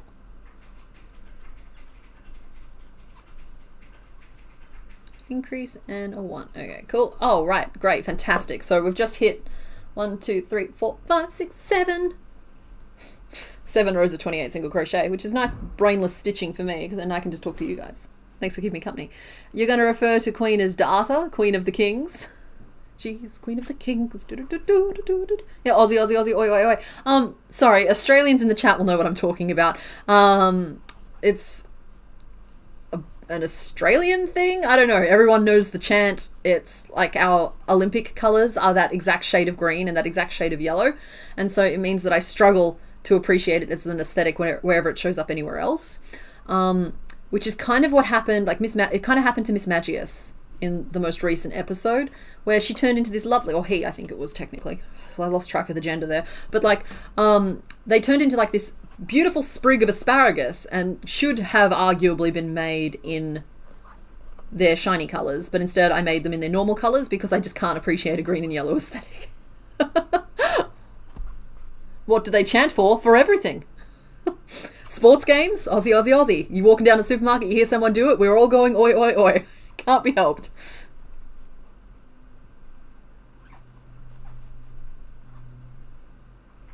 I miss going to the cricket and yelling that one out. That's what I mean. Sports events, done.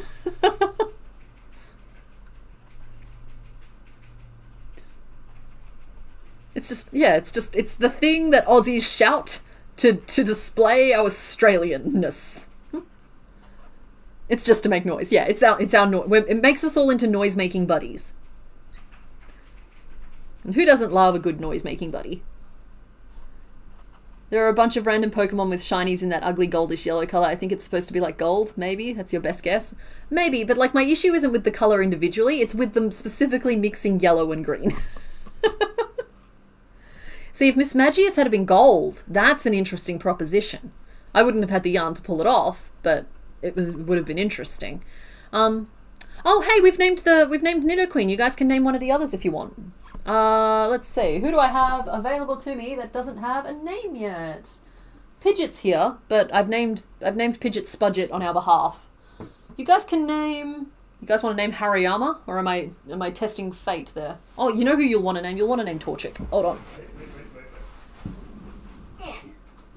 Wait. Do you want to give me like 10 minutes? Do you want to chill first? Okay. Yep, and then I'll start taking the next thing. All right. I'll tell you what I'll do in the meantime, honey. Sorry, the ball got stuck to my butt. I'm sorry, it did. We're not taking names, but what I'll do is I'll start a poll to find out who you guys want to name next. So your options will be Torchic. You can name Miss Magius. You can name Harry. Or you can name Azumarill. All right? So start a poll. Mr. Bones isn't taking names at this point. We've got our options. Torchic. Miss Maggie.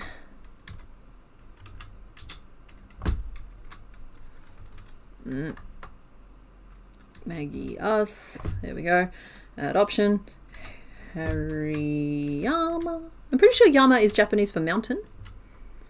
Does Hariyama mean like flower mountain? Spring mountain? Something like that? And Azumarill.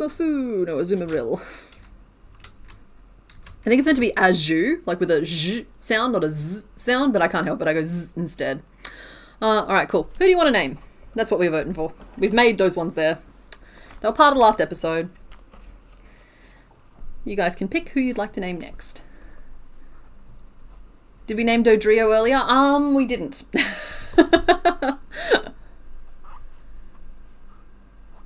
Pitch me a name for Dodrio. If you've got a good one, I'll just apply it right away. Sunny Mountain? Yeah, cool. Yeah, I look, my vocab in Japanese is a little bit loose these days. I used to know a lot more of it. Torchic is asking for a name. Look at the little face.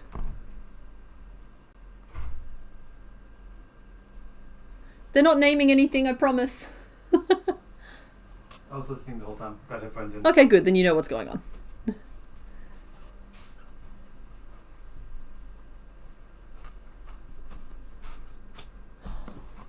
Thank you.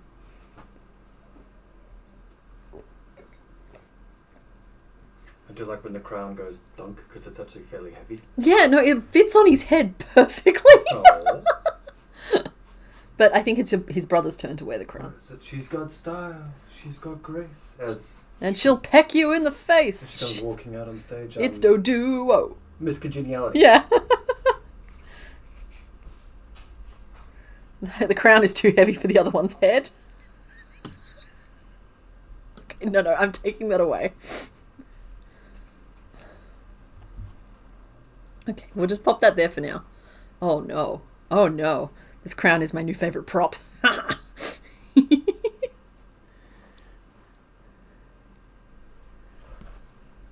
Eye twitches. It's so cute. Dodrio is a variation of Crisis, that is correct. So maybe the Crisis ones get a name from my name list when I'm done with it. But I won't do that until after we've like really got our team locked in. Kawiwi. Well, I wouldn't call it Kawiwi, but I would go Kawiki.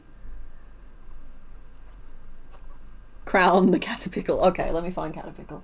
You guys aren't making this go any faster. This crown is perfectly to scale for all of them, by the way. Don't know how it works with his antenna, but it is to scale with him. Look at this, look at the noble leader.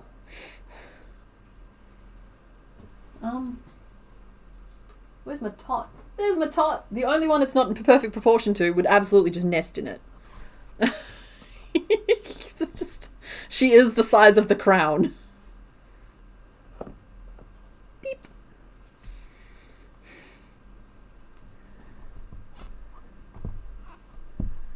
We're not here for speed, we're here for chaos. That's true.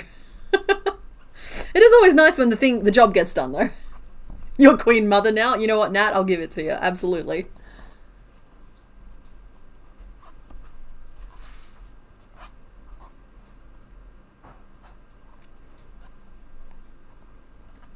Kiwibi. For Tot, it's just a nest. Yeah, just a little. It's just a. He fits and so he sits. Yeah. Chaos, chaos, chaos. Chaos really pulled it out in the last episode. Seriously, like we were doomed until that beautiful Spudget turned up and just won the day.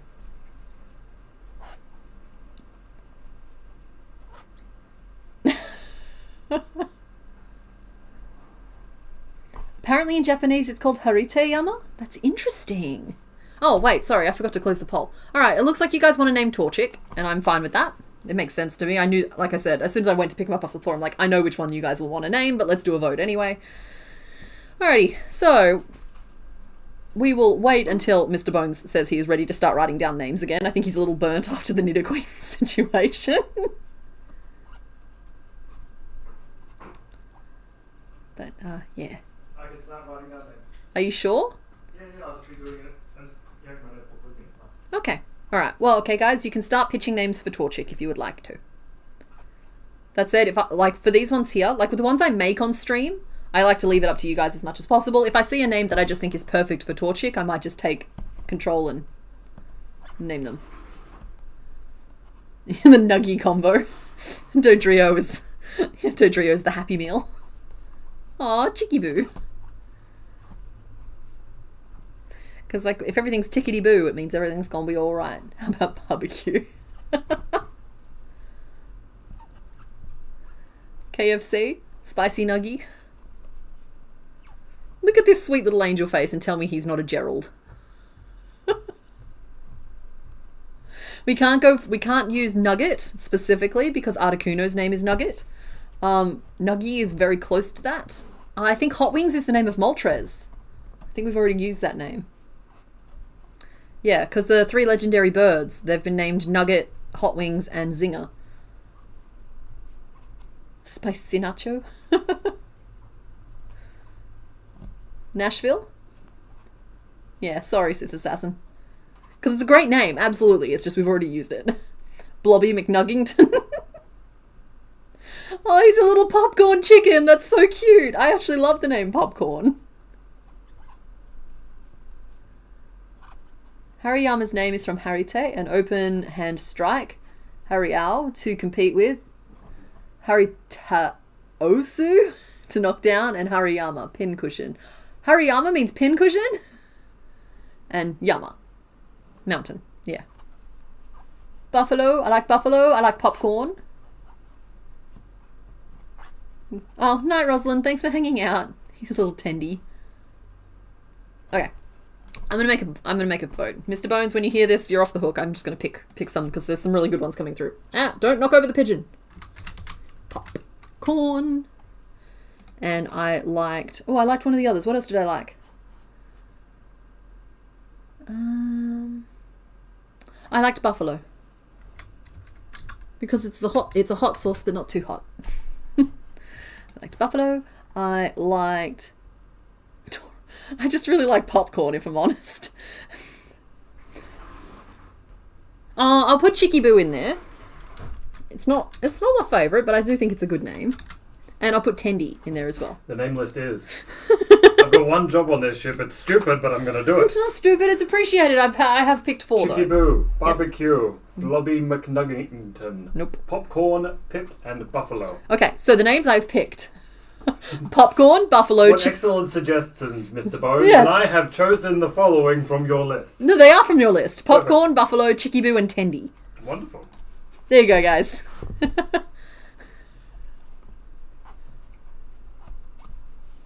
So many spelling errors. Sorry.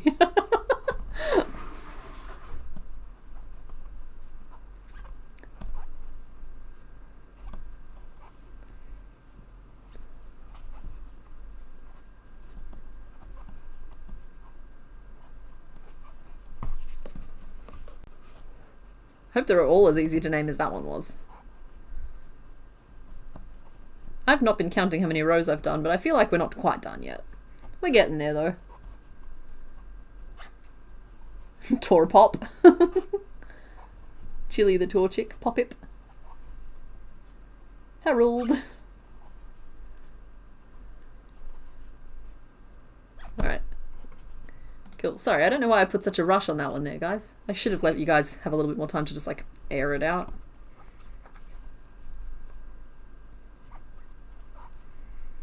So I've done 1, 2, 3, 4, 5 rows of 28, and I'm supposed to do 1, 2, 3, 4, 5, 6, 7 rows. So I've got 2 more to go. Basically, the Dungeon Master. Yeah, roll for initiative. And then I decide to drop rocks anyway. Night, AAMW. Thanks for hanging out. Mr. Bones is fine, I'm sure. It's just, he puts himself out to record name lists, and then sometimes I go off a little bit half-cooked. So,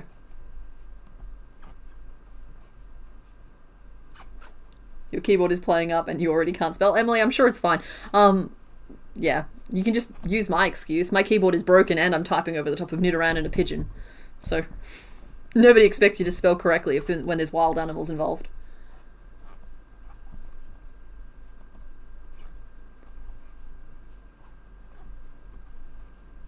Oh, I misunderstood. Yes, Mr. Bones is totally the Dungeon Master. Alright, yep.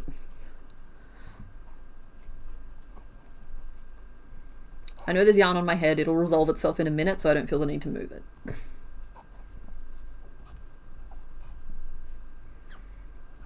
You're calling him DM Bones.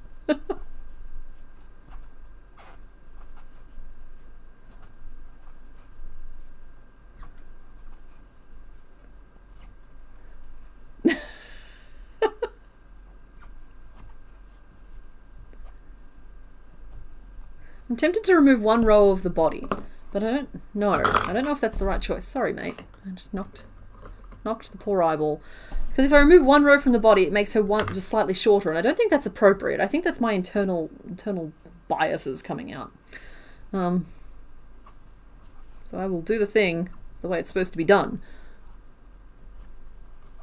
You're trying to find a Mimikyu in Violet and you want to pull your hair out. Oh, they're in... Well, I found mine in Scarlet, so I don't know if that's just a version exclusive, but I found mine running around some ruins. No? Did I find mine outside of one of the towns? Anyway, when I found mine, they're really sad. They'll follow you around and just look like... I think I ended up catching like 10 of them, because every time one of them came up to me, I was just like, oh, you sweet precious baby, of course I'm going to take you home. But then I felt bad because they're just sitting in my storage box, not getting the love and appreciation they deserve. And if I just left them roaming around, maybe they would have found someone to appreciate them properly. And yeah, long story short, I face a lot of emotional, moral quandaries when playing Pokemon. You can't imagine Mr. Bones sitting in a corner growing mushrooms like the Oron. I know the exact scene you're referencing, Emily, with the Oron High School Host Club. Yeah, it's just like, stop sitting in the cupboard growing mushrooms.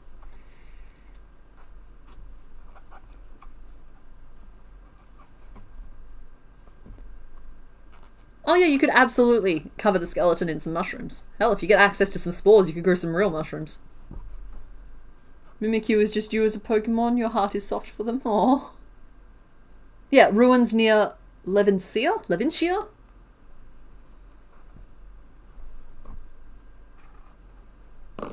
Oh, apparently they're also in Tagwood Forest. This is now a group project. We are helping Alison find a Mimikyu.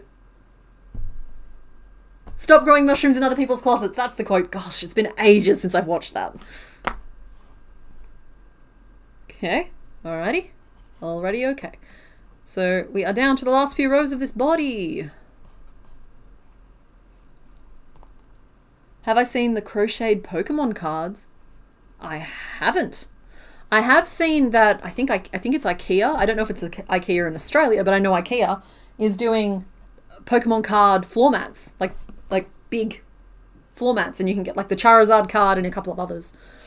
Excuse me. So that's pretty cool.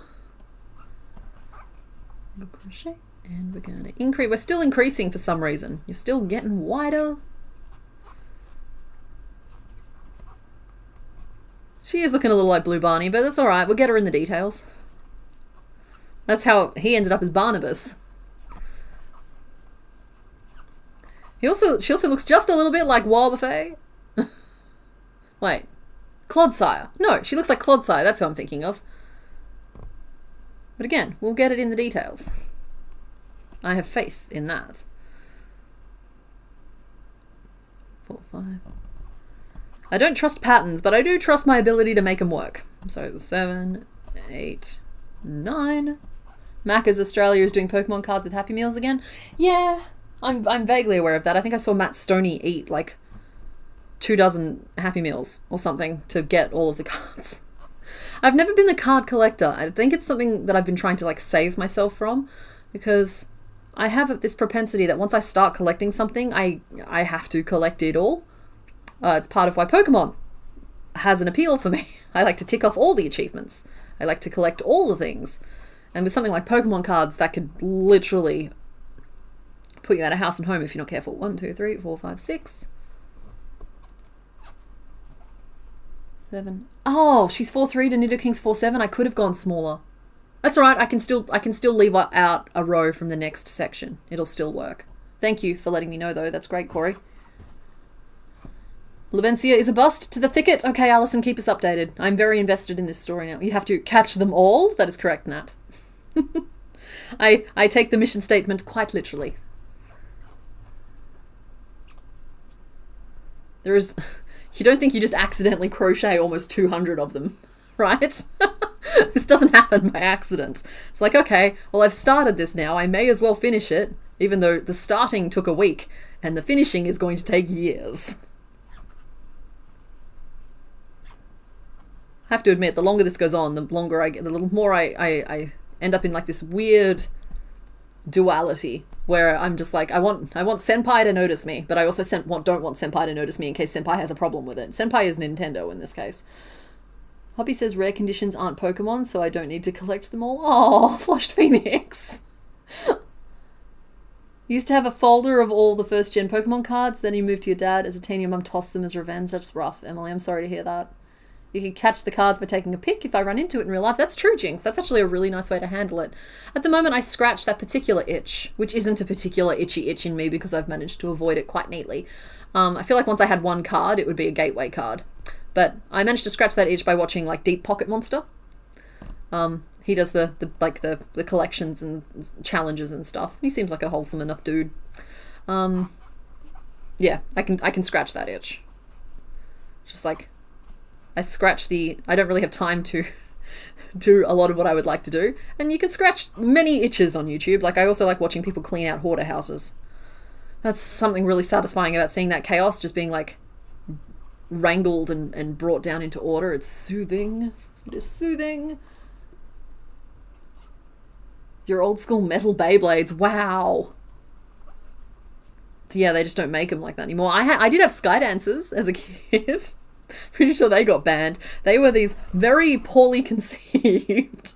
Like, they were like a plastic doll that looked like a fairy most of the time, I think. And they had these wings that when they spun around, the wings flared up and like formed a fan. And so like they'd be sitting on like, it was like a Beyblade launcher where you'd like pull the drawstring and it would spin them really fast and you could like launch them into the air and then you'd catch them. And of course what this has done is given children the power of fans that they can spin at one another. I don't know how many people lost eyes, but it was definitely more than 0.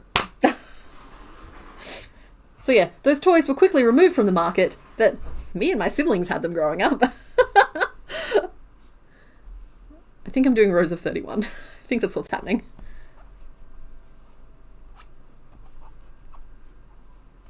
So what kind of celebration are you going to do once you get the first batch all done? I'm not sure, Ashley. I think, like I said, I think I'm going to make a video.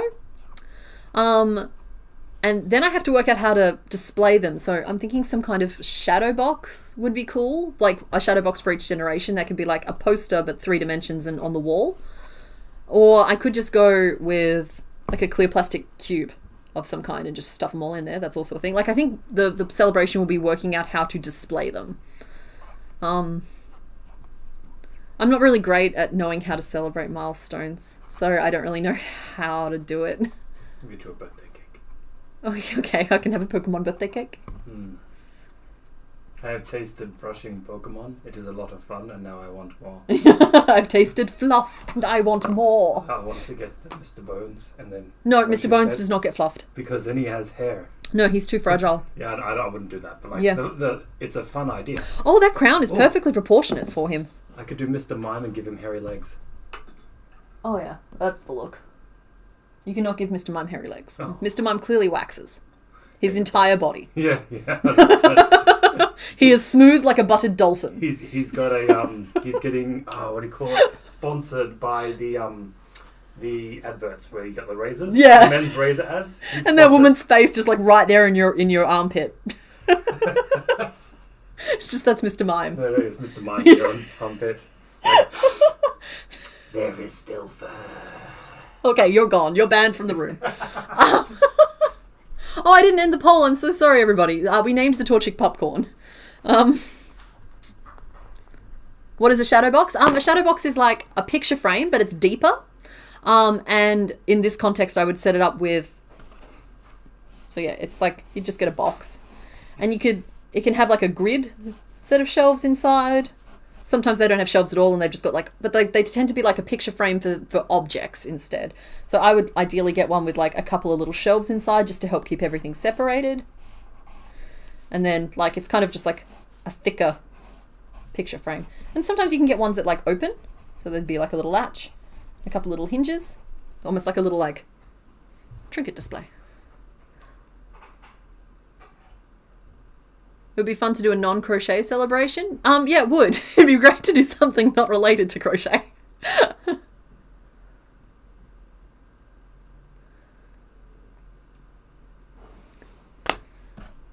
Ready?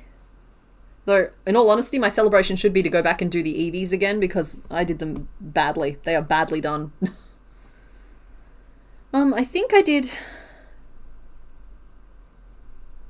Where's my last landmark stitch? Okay, I've done one row of 31. If I want to make her shorter than Kingsley, I gotta remove rows 25 and row 26. Because that'll make her 2 rows shorter, but not fundamentally change the shape of her. Might impact drift a little bit, but it doesn't look like that's relevant to the rest of this pattern anyway. I'll know by the end of row 27, I might have to adjust that slightly. So no row 24, nope, no row 25 or 26. What a piece of information I really didn't need. Oh, what, the buttered dolphin thing? You would need a huge box for that, right? Maybe. Like, I think that they would all... Sorry, Seal is just... I constantly turn around and this is what I'm seeing, okay? Seal is just licking everything. He's as bad as Gengar. They're not very big. Don't get me wrong, a couple of them got quite large. But I feel like it'd be about the same size... Probably smaller than like the eighth, like you know those big posters that you get and just people stick on their walls all the time. I feel like it's smaller than that, so like it's not huge. You found a Dreepy, that's cool. Still waiting on the Mimikyu though, that's unfortunate. Because like I would just do Gen 1 in the box, and then Gen 2 would have its own box. And like don't get me wrong, I don't know what I'd do once I got to Gen 9. I can't see me having 9 boxes of them. But maybe I just have the Gen 1s on display. Or maybe I just have my favourites in the box. It'd be cool to have a few more things on the wall. I've never really been a wall decorator. But I have lots of walls in this room. And once I finish the tapestry, it's going on the wall. But it would also just be nice to not have these Pokemon just be in a box somewhere. That'd be sad. Caught the Dreepy, now just Mimikyu. Excellent. Your brain is seeing a hand puppet here. I'm going to try and make a hand puppet this year. Going to try and make a hand puppet. Going to try and make a heat pack. Maybe a shoulder dragon heat pack. Undecided yet. Yeah, I got plans to try all kinds of new things. And I've put this offer out to my patrons. And so I will float it past all of you as well. I have planned my schedule up to March. And then I've got April and May kind of blocked out as well. But that means that March is a big old question mark. What do you guys want to see? We can make a big thing, we can make some small things, we could do more pattern videos, we could make another canvas, we could do a Not My Idea. I know the patrons would like a Not My Idea, so there'll probably be a Not My Idea coming up, which is always a couple of videos, because I do the public vote and I do the Patreon vote.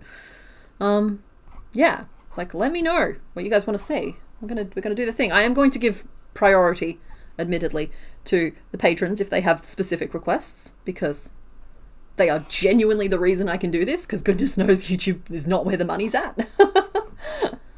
Put floating shelves on the walls? Maybe, but they don't keep the dust out. Pattern video would be fun. Yep, we got a couple of pattern videos coming up next as well. It's just for March, we've got to decide. Do you think that I'll stream the tapestry? I mean, I could. I hadn't really thought about it, but it's an easy enough thing to sit here and do. It probably wouldn't replace the Pokemon streams, but it's something that, you know, if I'm working on it in an evening, I could flick you guys on and let you know that I'm here. That's fine. I don't mind doing that. Do you have a weight in you, sir? No. You are not weighted. Okay. Just gave him a thorough poking. There's no weights.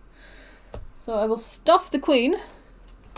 3 raccoons in a trench coat. That's, yeah. Emily, I'm kind of sitting on that one there until I have a little bit more time, admittedly, but I do appreciate you for making a specific request.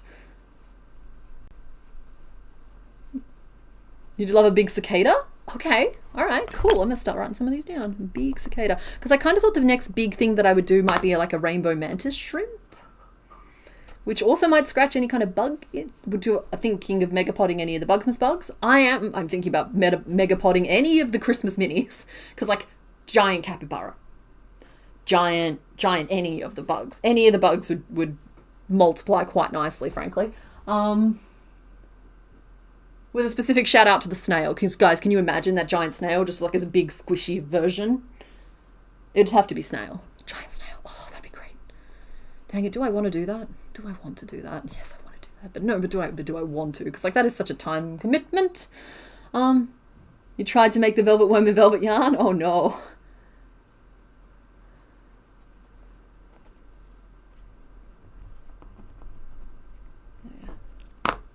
Yes, rainbow mantis shrimp? Okay. Love to see me attempt to crochet a Tarask, but the original one, not the D&D version. Oh, are they the big elephant things with the big tusks? Or am I just confused? Giant mantis, something that could be used as a pillow would be amazing. Yeah, like one thing I do want to try and do a little bit more of this year is a few less like shelf or desk ornaments and a few more like the owlbear pattern, where it's like a physical toy in a space. They take a lot more effort to develop at that size, but there's something really nice about having something you can physically squeeze. Sorry, Tot. I'm gonna just go sit. Oh gosh, you're so little and cute. It's hard to look at you. Yeah. I want to try and do... We're a mishmash of animal parts. Turtle shell, bear paws, lion head. Okay. I'd have to look them up, but that's interesting. Extension of Bugsmas. When you were a kid, did you ever go on a bug hunt? Catch caterpillars. Yeah, we had, they were like fire spitters or something. I grew up feral. Feral in the bush. Wild and free with bare feet and bugs. Yeah, so yes, you could say that bug hunts were a thing, but bugs were also just our housemates.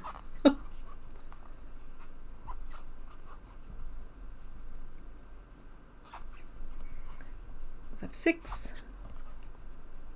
Redo the evolutions for sure. Yeah, that's true.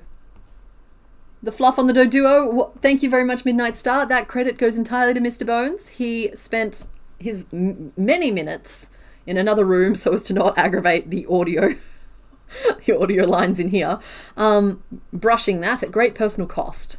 Mr. Bones did a very good job. The pug and the patoo.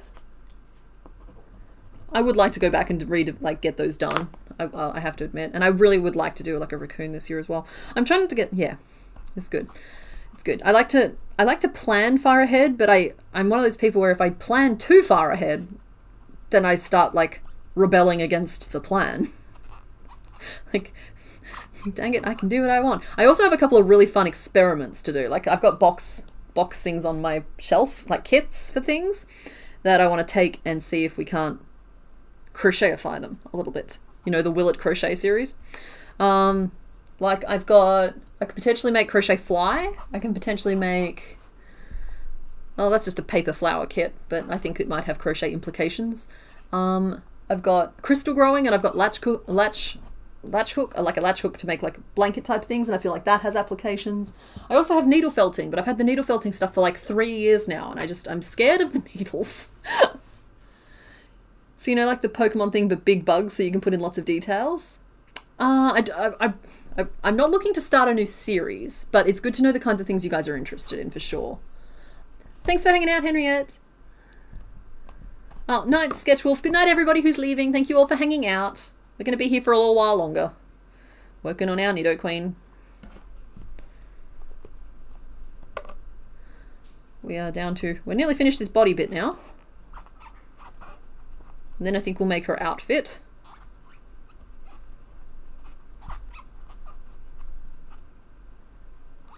That's 4. Crochet origami.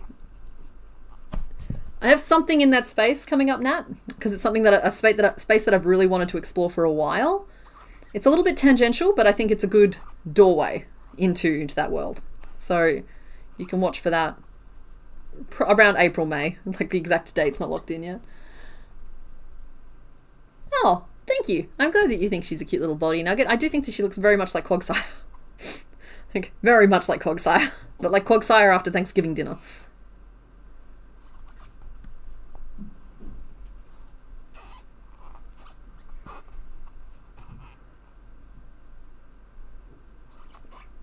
Alright, what am I down to? 1, 2, 3, 4, 5, 6, 7, 8, 9, 10, 11, 12. Cool, excellent. And we're just finishing the closing off process.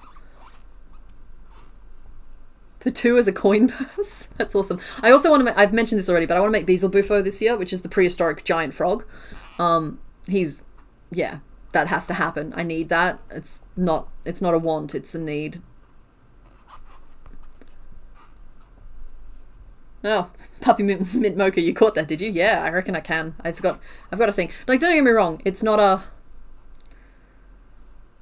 It's going to be like make crochet fly the same way I tried to make crochet move with that spider kit. So it's like, it's not flight. I don't have a drone sitting on the shelf next to me. But, like, I have something that I think could be flight adjacent. Yes to more Franken patterns? You have so many blobs in those bins. Yep. For now I do. I absolutely do right now. And I will not be touching those for I have a very good reason. A very good reason for not touching those blobs. They have been spoken for. I am doing crochet shapes and math related things. I want to make a bouquet of crochet flowers. Oh, see, I'd love to do some like... I'd have to make them oversized because I like it when they have like lots of little details to them. I don't like the look of the flowers where they're regular sized flowers made with proportionally huge yarn like the 8-ply. So I'd either have to make them with thread or I'd have to make them jumbo flowers. But I kind of love the idea of jumbo flowers. Like, I think this room could use a little more life to it. It's very cream and beige and white, and just like a giant bouquet of giant flowers in the corner would just make me really happy. Have you ever seen crochet metal wire jewelry? I have. It's not something I've felt the need to try, but that doesn't mean I won't. I've also got beads here. I've got seed beads, perla beads, and pony beads. So it's like 3 different sizes of bead. If I ever decide to go back and do more of that. Because like for the Beelzebufo, I thought it'd be really fun to like encrust him with like lots of little like beading details as well. Just like pretty. Puppets? Yes, puppets. Hand puppet is on the to-do list at some point. You caught them in the queue! Yay! What did you name them? No pressure.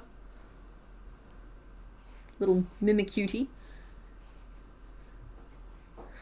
Okay, we have made the Grand Queen and Chonk. I made her 2 rows shorter than Barney here, which I think works nicely. But that is only because that's not an internal bias thing. We checked and she's supposed to be shorter. So I never inked you, did I, darling? Oh well, you're buried under Miss Magius now, can't be helped. Who came second in our name requesting poll? I didn't really check. I know Torchic came first. Scrolling. Miss Magius came second. Alright, guys. You may suggest names for Miss Magius now. Just because we've already named Nidoqueen. I'm just gonna... There's a lot of pieces still to make, and this gives you guys something to do. Alrighty. I don't want to make the tail straight away. Let's make arms, I think. No, do I have white yarn here? Not currently. Where's my white yarn at? Where did I put the dang string?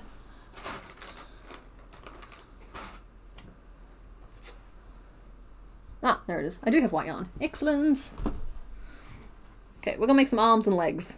Because I believe they should be the same. Does she have a toenail? She has 2 toenails. Ooh.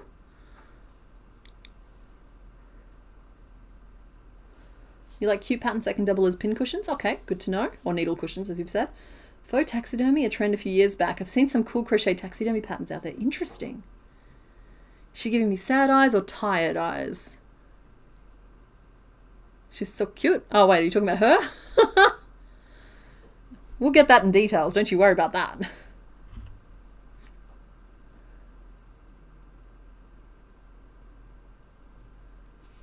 And if you're talking about this one here, she's bored. They're bored, but there is a little smile there. It's just you can't really see it. It's low contrast. Mrs. Plum? I like Miss Frizzle. Sorry, Mr. Bones. This is giving you something to do as well.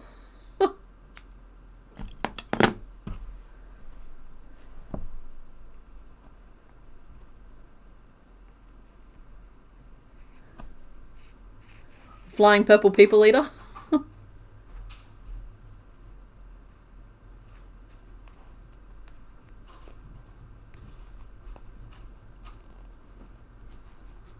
For her ears. Oh. Oh. I'm having fun. I'm feeling creative. I wish you would make more things for me. No, I mean like you've made the skeleton little ears, and you've made these very pretty little earrings for Nido Queen. Don't stick those in your ears. They're galvanized wire, I won't and they'll get like turbo infection. No, I won't stick them in my ears. It's just like I love the things you make. I would like some for myself. He made a little pair of earrings for Nido Queen. And I'm jealous. That's what we're experiencing right now.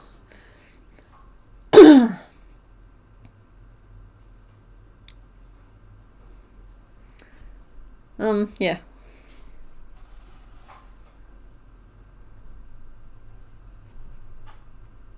Okay, we'll just... I don't know why I'm doing eyes right now, but we're doing eyes right now. Right this second. We have a million other pieces to make for her, and yet, eyes. The eyes have it.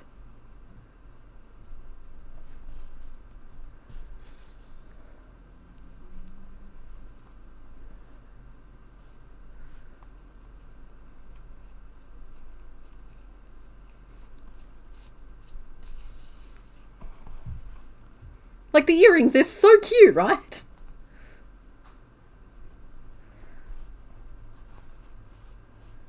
Okay, we've got some cute little eyes going.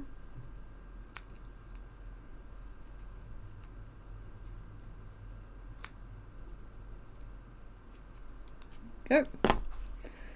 Take a little blue and do a little eyelid. That scrap of that yarn won't go to waste. I'll use it for attaching things later.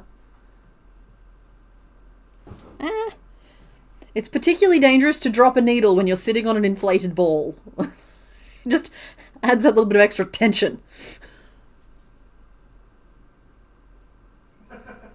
Are you still planning to take Mr. Bones to the craft store and let him loose? No, that hasn't happened yet, Ashley, but we are still planning to do it. It's just I literally haven't been back to a craft store since I proposed that as a plan. Like as I wasn't joking earlier when I said I've barely made eye contact with him in 3 weeks because of this Pokemon series, but the Pokemon series is coming to an end this week, and that gives me like a day off back.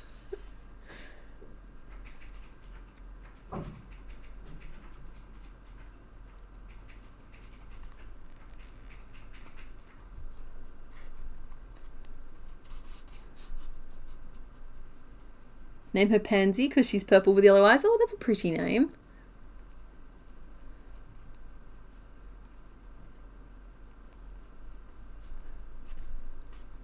Current name list: Miss Plum, Ms. Frizz, Professor Plum, Griselda, and Agatha.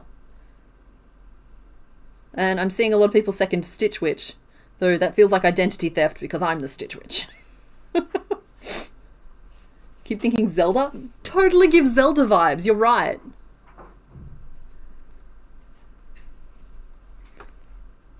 There's always just such a strange expression going when one eyelid's done. Oh, bobby pins, thank you. Yeah, do be like that.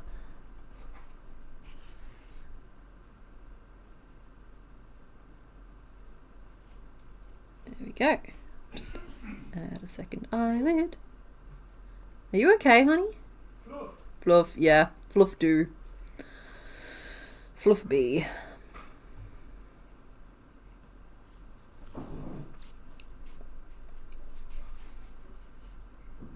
Yeah, I'm also getting Raven from Teen Titans, you're right.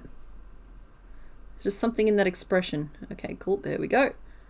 I have successfully eyelided the Nidoqueen. Data. Ouch. Stabbed myself with the curved needle, but not hard enough to cause any damage. There we are. I've accidentally buried the white of one of the eyes, so let me just pull that back out.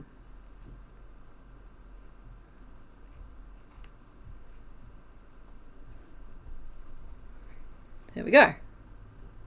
Humph. She's giving me that Randall from Monsters Inc. kind of vibe right now.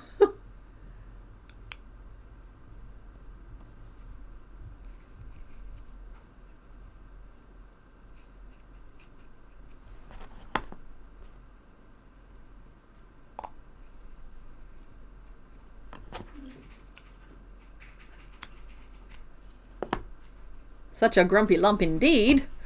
Okay, what do we want to make for her next? I think I said arms and legs next, because I feel like limbs make it come together really fast. So she definitely has white finger and toenails, whereas Nidoking definitely had cream ones. So that's good. So if that's the only change we have to make, that's going to really simplify this process. Let's do this.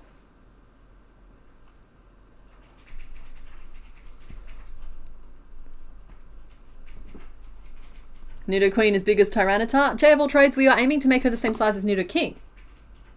Or a little bit shorter. So, and Tyranitar was about the same size as well.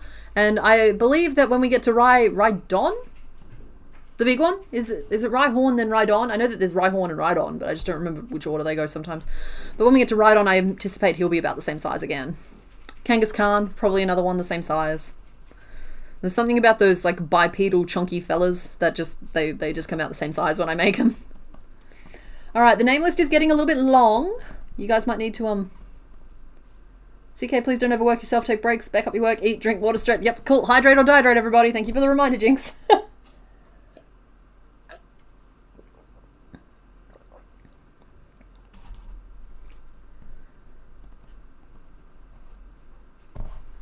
It does look like a building. And she's just like, I'ma come get you.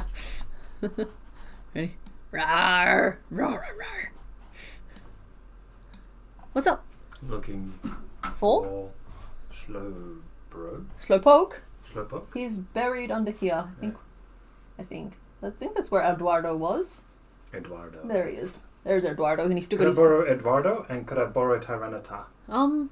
No, you can't borrow Tyranitar, I'm sorry. Oh. He's a set piece at the moment. I don't want to move him. I was going to give Tyranitar that, and then put him next to Nidoqueen. Well, I mean, we could give that to Nidoking, And then, like, her actual partner. We could give Nidoking, like, the rapier from before. Just give me what we're fighting about is Eduardo's flower. Eduardo is the slowpoke. But there we go. Now he's all ready to woo his lady. I was going to write a little, like, romance novel of Nidoking with a rapier. It's like, no! That beeth mine, wench! She is mine! Meanwhile, she's not property. Wait, what? Who's getting traumatized? Rhyhorn is the smaller four-legger. Okay, good to know. Honestly, you love Miss Magius so much, you want to make an outfit or cosplay inspired by Miss Magius. That'd be awesome, Sith Assassin. It's like, yeah, big hat, big skirt. It'd just... You know what? You know Disney bounding? I don't know if Poke bounding is a thing, but if it was, Miss Magius would be a fantastic candidate. Kangaskhan, did you just call him Genghis Khan? Did I? I was thinking Kangaskhan, but I might have called him Kangaskhan. Rhyperia.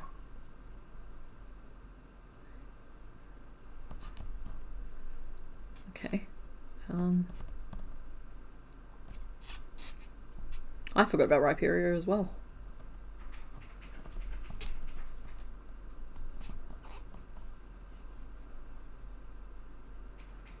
You see, she's her own creature. Like, everybody is here at her sufferance, not the other way around.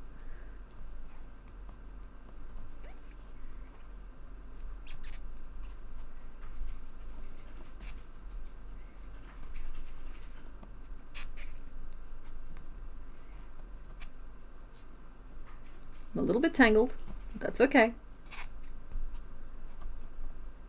Genghis Khan needs to be called Genghis Khan. Yeah, sure. Yeah, pokebounding at Pokefests. Because, like, you'd need a big witch's hat with a couple of customizations. And, like, you could get away with it just, like, a purple tank top and, like, a skirt.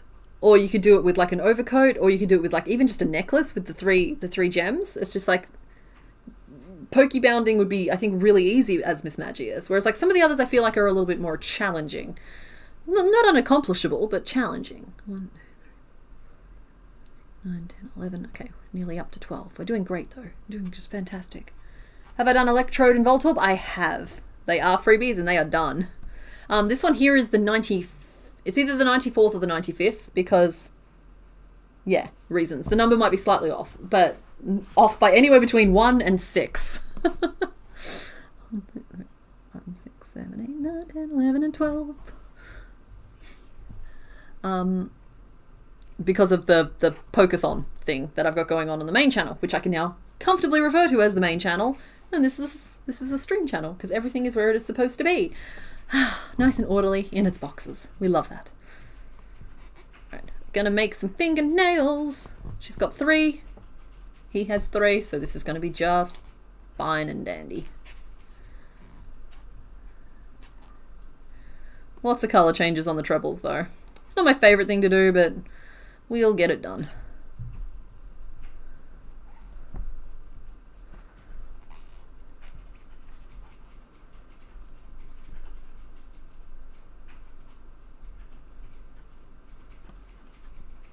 Okay. Ooh.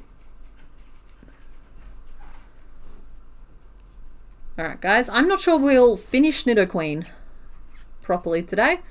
It's because, like, I can't see us going for much more than about 45 minutes. It's probably my cap. Just starting to feel a little bit weary.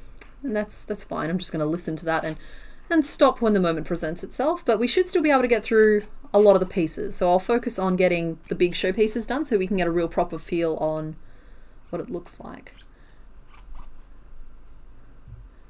Glad to be here live today. You finished all the motifs for your patchwork giraffe, so your stream viewing has dropped off a cliff. Oh, yeah, you can't listen while focusing. That makes sense.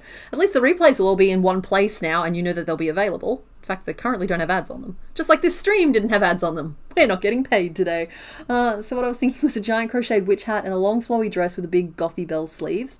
All you're waiting for is time and the right fabric to come into work. Yeah, because I feel like it could work really nicely in like a velvet, but also just like any kind of like organza or chiffon with like the floatiness could work really well as well. If you can get yourself a Segway and just like around. That's okay. I've officially crossed from pokebounding into like cosplay there though. Why did I separate the live streams from the main channel? There is a long explanation related to that. The short answer is everything in its boxes is better. Basically, the YouTube algorithm. Here we go. I'm going to talk about the algorithm. The algorithm isn't the enemy. The algorithm is literally just trying to match people who want to watch videos with videos for them to watch. Now, what it does is it looks at how many people are watching your videos to know if a certain video should be recommended. This is my very basic understanding of things, okay? I'm probably not going to nail 100% of this. The theory I'm basing this shift onto is the algorithm looks at a couple of metrics. One is click-through rate. How often is something getting clicked on? If they show someone your thumbnail, do they click it? And I think the average good click rate is like 6 to 8% or something like that. So it's not like 100% by any stretch, but like the click-through rate. Do they click? And after they click, what is their average view duration? And they tend to look at that as a percentage of the video. So if there's a 10-minute video and someone watches 5 minutes of it, then they've watched 50% of that video. That's not bad. If there's an 8-hour stream replay, someone watches 5 minutes of it, it's less than 1%. And it tells people that people aren't interested in that. Also, the same person who wants to watch a 20-minute edited video doesn't necessarily want to watch an 8-hour stream. And so basically there's a mixed message being sent to the algorithm about my channel if it's all in one place, where if people who are subscribed to me aren't interested in the content I'm making, there's no reason to show it to other people. And I can see that reflected in stats, like with the Pokemon episodes I'm currently doing. That first one that I put out, it was shown to maybe 20, because I can see that in the stats, 20 new people. Of all the people who watched it, 20 people who weren't already subscribed to me got to see and watch that video. Of the thousands of people who watched that video. So it's like, it's little things like that where I'm just trying to like help the algorithm better pitch my content at people who are interested in it. So my super long form content, like these live streams, live in one box where it'll hopefully appeal and get the attention of people who want super long form content. And my edited content isn't going to be destroyed by it while also being able to make both, if that makes sense. Yeah, so like, yeah. What happens for my pattern videos when people pause them to follow the pattern? No idea, but it's fine. It's not something I'm going to worry about, Grim Squirrel. Depending on how long you pause, it might count as multiple views, but it's just, I'm fine and comfortable absorbing that, because the people who are interested in pattern videos are going to find what they're looking for on that channel now. Instead of being pitched a series of streams and stream replays, which was slowly becoming a very dominant presence on the channel, because for every video I was putting out at least one stream. And it was kind of just choking the content. So if the algorithm was going to pitch something of mine, if there's a 50-50 shot, it was going to be something that person, we already know they're not interested in it. Whereas like if it's separate, it's better. It's been a long road. Like these streams, I got to talk mercenary here for a second, because this is a business. This is what I do for a living. This is how I buy food, pay bills, all that jazz. So I do have to like take that kind of thing into consideration. These streams don't make money. They don't. I do them because they're fun, and it's a really healthy thing for me to have this kind of connection with my audience. It's really helpful to me to be able to recognize you guys as individual people instead of just like the big boogeyman of the internet who's being really nice to me sometimes and really mean to me sometimes. Like, this is a very healthy thing for me to have, and in the meantime, you guys seem to really like it too. So it's like a good, healthy ecosystem, but it doesn't make any money, and so I can't risk losing the monetized part of my content that does help me pay bills and that sort of thing at the expense of this. So this way I get to keep both, and so like it's the best of both worlds. Depending on how much we rewind on the details in the pattern videos, you might get like 40 minutes watch time on a 30-minute video. That does happen. If people watch it at half speed, you can get 200% watch time. If people watch it at double speed, you can get 50% watch time. And I don't want you guys to ever worry about that. I want you to skip ads that are annoying you. I want you to click ahead to the parts of videos you're interested in. I want you to keep viewing in a way that makes you enjoy the content. And I never want it to be a single consideration in your mind that what you're doing might impact my stats, because the whole point is that the stats are meant to reflect your actual viewing habits. So it's like, sometimes somebody will be like, oh, hey, like a family member will be like, oh, hey, I watched your video. And I'm just like, why? You don't crochet. It's not for you. It's like, it's also a thank you thing, but it's also like, if it's not for you, I don't want you to watch it. Yeah, so like that's a lot of information. Enjoy. So yeah, I don't know what row I'm doing. I've just stitched blindly while talking to you guys. So yeah, it's a very healthy thing for me to be able to like see you guys as a series of individuals, and that's what these streams really help me with. Because yeah, depending on how much I read that one. Watch the way you want to watch, so YouTube knows what kind of people want to watch. Exactly. If you put ads on the stream, will that help? Oh, I will. Nah, this channel's just not monetized yet. That's why there's no ads on it. Like, sorry, I want to be really open. I'm going to monetize this channel as well. And when I say it makes no money, I don't mean it makes zero money. I mean like it makes like 20 to 30 bucks a stream. Like, so like that is a very privileged position for me to sit here and be like, it makes no money. 20 to 30 bucks is not nothing, but it's also tends to be like 6 to 8 hours worth of work. And so like the math doesn't math out there at an equation where I would normally find that like an activity I should do just for money purposes, if that makes sense. Do I need to get a specific number of views on the stream for them to be monetized? Okay, so I need to hit the monetization thresholds for the channel, which I believe we will have after today. So basically that is, you need 1,000 subscribers, which we hit on stream last week, which is very exciting, but you also need 4,000 public watch hours. Now I've actually accrued, I think about, it was like almost 3,000 just from you guys watching the replays, which is just so phenomenally cool. like watching the replays after they were uploaded to the new channel. And then like you guys sitting and watching now contributes to that as well. So once we get to 4,000, I become able to apply to see if they think it's worth monetizing. If they don't monetize it, so be it. It would be nice if they would. It was monetized on the other channel, but YouTube makes decisions however YouTube sees fit. And it is their business and they have a right to run it however they feel like it. These streams will not necessarily disappear into the night if it doesn't get monetized. It's just, it will be what it is. I'll get really annoyed if they say no to monetization and then put ads on the content for them anyway. That's a whole other thing. At that point, I might move to Twitch. Just like, yeah, we're just apparently being really honest at this time of day. Oh, Darcy, how are you doing? Doctor's orders for you to stay home, take painkillers and rest. Can you, like, ice or heat pack or anything like that? I've pokey bounded into the weird part of the stream.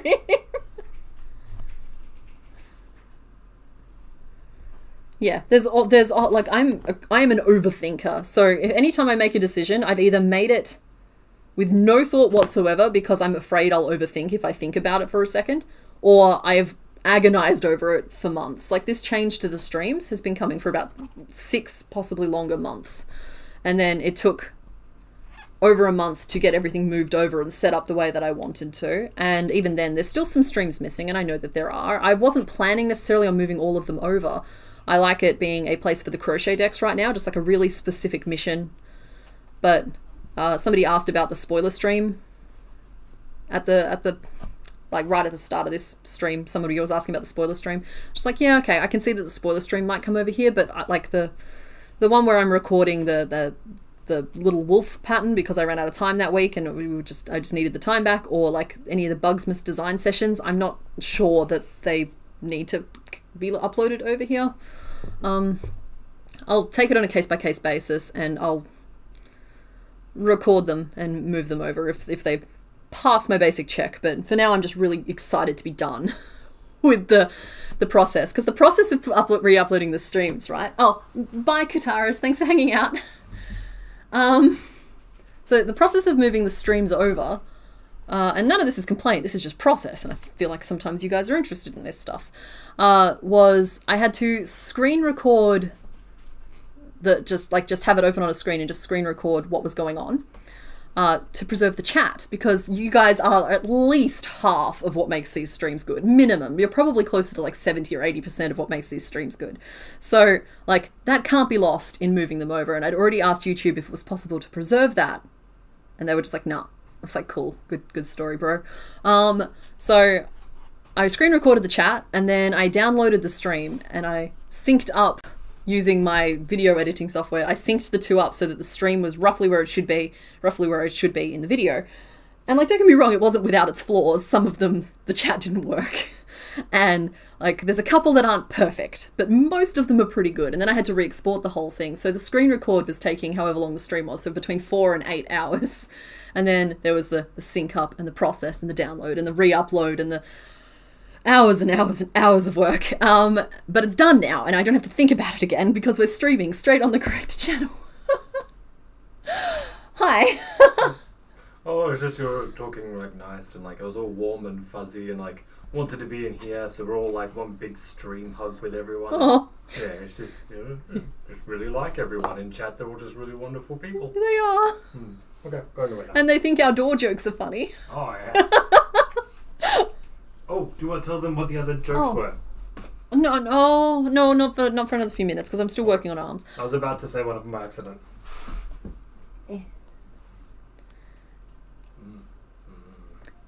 Hydrini would like you to... Oh no, yeah, Hydrini. Hydrini would like you to feel better, Darcy.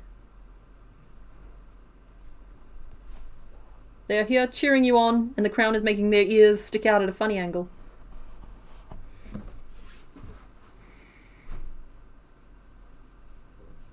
Yeah, Pyokumu, that will... sometimes there's a little bit of a delay too, and sometimes I'll glance up and I'll realise that, like, a bunch of people have left. I'm just like, I didn't say goodbye to them, no! It's kind of like having a big group of, like, people over in your house, just to realise that a bunch of them left when you went into the kitchen to grab something. And you come back out into the main room and you just, like, find a bunch of people have gone.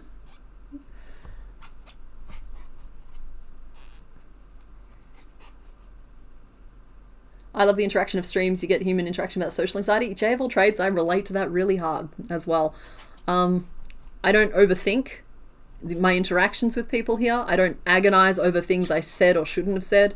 Because like last week I said something I accidentally said something I shouldn't have said. And I didn't agonize it over it afterwards because it was fine. How many away are you from all the cantos being complete? This is around 95. My count's a little bit fuzzy right now because of the Soul Silver run, but we have just over 50 to go. So like 54 or 55, somewhere there. We're getting really close. We're definitely at the pointy end. I reckon we'll knock the rest of it out by maybe July or August this year. So we should be healthily into Gen 2 by the time we hit like October and December. Hi, Pumpkin Plushness. I'm glad you like our picture.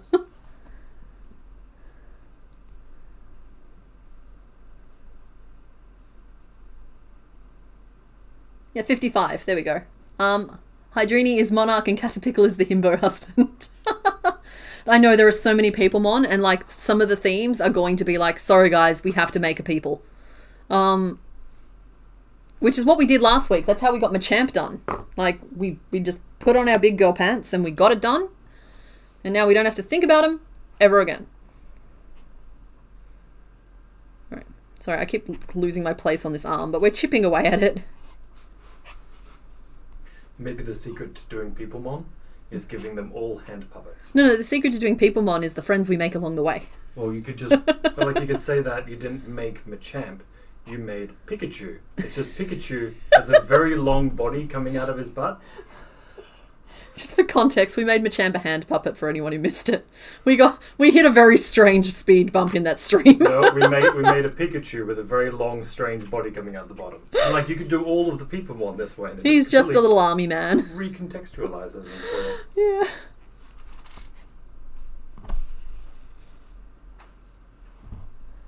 You should go to bed, but you really don't want to? Well, Alison, if it helps you at all, we will be wrapping this up in the next half hour. So, that might help make some decisions there. Let's see. So I'm just going to finish this arm and then I'll do the reveals so that people who want to leave can leave. And then I will just keep churning out pieces as best as I can. Because I got to tell you, if we don't get Nidoqueen a little bit further along, then we might just have to pick her up next stream because time is a little bit at a premium and I don't want to stress myself out that badly. But this week it's all over. This is the last week of the Pokeathon. I'm so excited to be done. Oh, but I love making it so much. It's such a weird thing to like have so much fun making something but just be so exhausted by it. Little bro is so cute. You can't wait to get him tattooed. Oh yeah, I forgot you were doing that, Tarsi. I feel a very strange level of conflict about the idea of you getting my very rough little sketches tattooed upon yourself permanently. But you are an adult and you have previously gotten tattoos, so it's not like I'm corrupting a youth. And so you can make your own choices, and I think it's very funny. You'll stay for the reveal? Excellent. So we're nearly done with this arm. I think there's like 3 rows to go. We're just at the shoulder part. Looks like Nido doesn't have, like, the Queen doesn't have the same, like, arm plates that King has. It's interesting.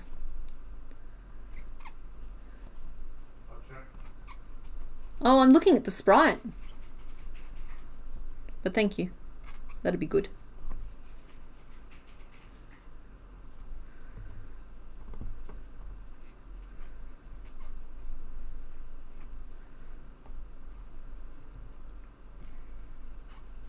Yeah, that's 12.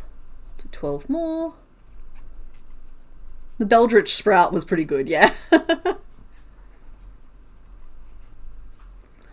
Darcy, I'm fine with you going back through and looking up doodles, but you should know that I've recently retired a book this size, and I've got it right there. I'm happy to just like flick through it and take photos of any I think might be fun. It might be faster for you. What's wrong? I'm adding another Pokemon to the list you're not allowed to Google. Oh? There are no bones on the elbows. Okay. That is all. Oh, did you get traumatized by Google image search, honey? The internet is not a safe place. The internet is not a safe place. Particularly when it comes to Pokemon. Like, it's rough. You have 19 piercings and 9 tattoos, so getting little doodles done. Yeah, that's what I mean, Darcy. It's just like, I feel like I'm not corrupting you. I'm just, like, yeah, that's fine. That's fine. If you were, like, somebody with 0 tattoos who were deciding, I don't know, there's, like, I don't want anyone getting, like, any kind of, like, parasocial is such a loaded term. Because, like, I do think that we are definitely friendly. We have a friendly relationship, but I would feel very weird if somebody who'd never gotten a tattoo in their life was suddenly getting something I'd drawn tattooed on them. There's a level of conflict and responsibility there, whereas, like, I feel like you've made these choices. I feel like you're equipped to make the next batch.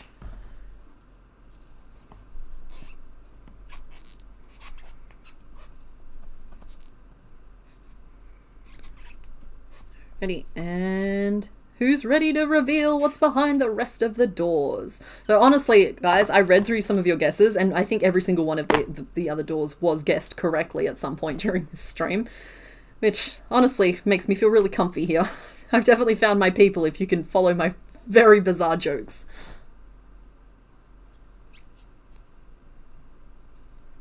Alright. Well, Jinx, I hope your house isn't burning down.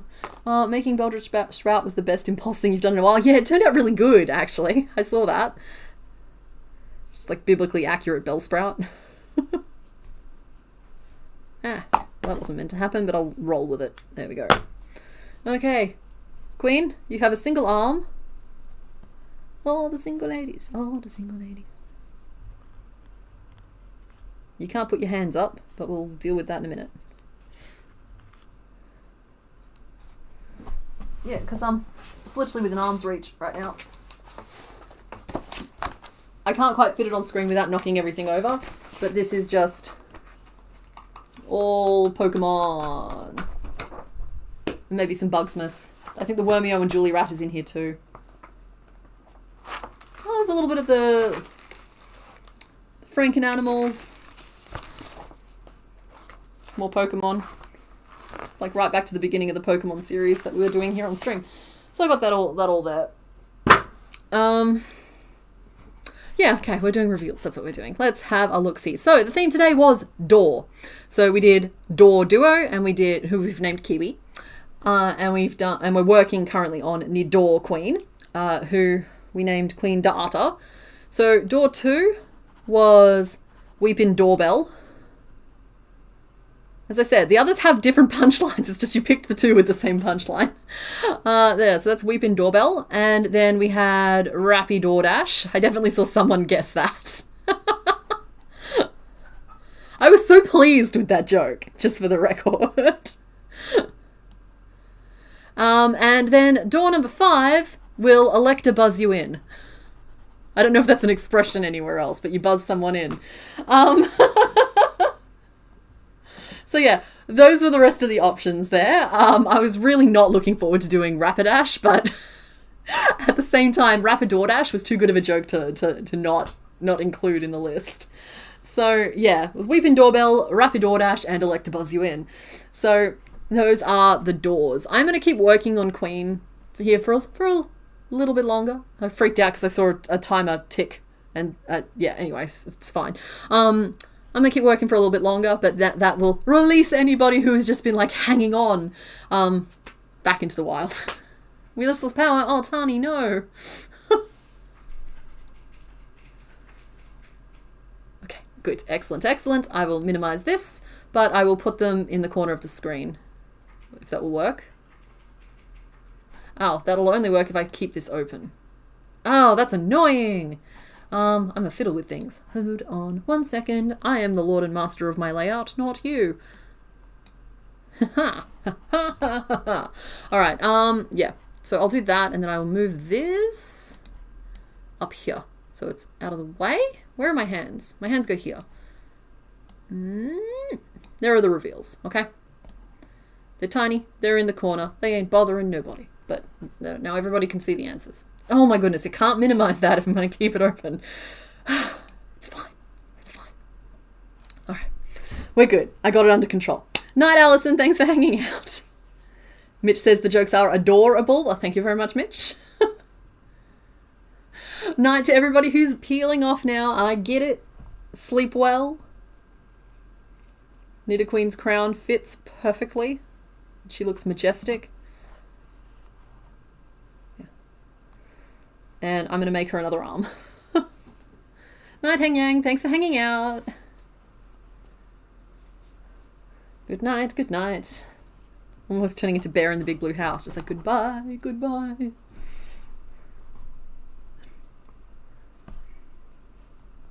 Long stream today, though. It's good. We're starting to... Well, we're starting to, like, edge back up into, like, slightly longer territory, which is good. Tani, you should check if you know where your lamps and candles are. I suppose if the power's already out, that ship might have sailed, but just be safe. Good morning, Coletti Spaghetti. Yeah, we've just turned everybody loose. And I was just like, okay, cool. We've done all of the reveals. Everyone who wants to go can go. I'm going to work for a little bit longer. And you were like, hey, you're still here. So good. That justifies my decision really nicely.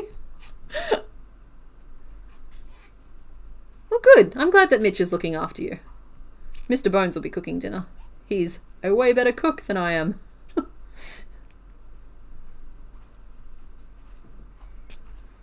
Go to bed, but you're waiting for the rest of your family is in bed, so you can hide some fake chicks for your family to randomly find at some point. Excellent. Be chaotic at all points. Healthy choice. It's looking after yourself. It's almost 3 AM where you are. Insomnia? Rough. That's roof. My answer to being unable to sleep? Podcasts. Chuck one of them in. Some people's voices will just put me to sleep. And it's good. I just need to have somebody else's voice in my head for a little bit. And that can be very helpful. It's not dark yet and you have lots of candles around the house. Good, good. Who did we make today? We made Doduo. And we are working currently on Nidoqueen. So, yeah, we're working on her. It's like she's taking a long time. But that's fine. We're down to the decorative bits. It's one of those ones where the main piece takes a long time, and it takes longer because I'm following a pattern. It's seriously so much faster to just design as you go. I always say this. I don't think anybody believes me, but it is. And then it'll suddenly be super fast once the main pieces are in place. Because we don't need to make her a full chest or belly piece. We just need to make her a little half skirt and a bikini. Because female character from the 90s, you know, that's just how it worked. You'll log off too. Night Cat, thanks for hanging out. Got to move stuff around in the lounge room soon so you can fit a bed in there. Yeah, that's fair. Don't get me wrong, the apartment's not big. It's all basically just one big living area and then the rooms off it, just directly off it, no hallway. But we only have aircon in like the main living area, and I've slept on the couch a couple of times during this last couple of weeks because it's so hot.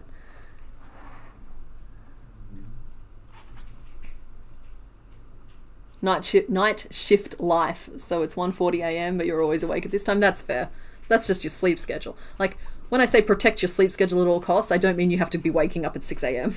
I just mean, like, find a rhythm that works for you and your life, and then that is your happy place, and you defend it. 2, 3, 4, 5, 6, 7, 8, 9, 10, 11, 12,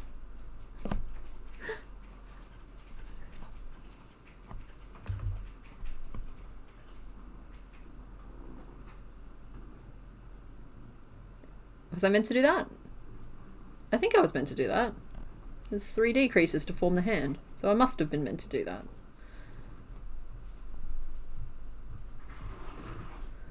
1, 2, 3. And then 6 back to the start.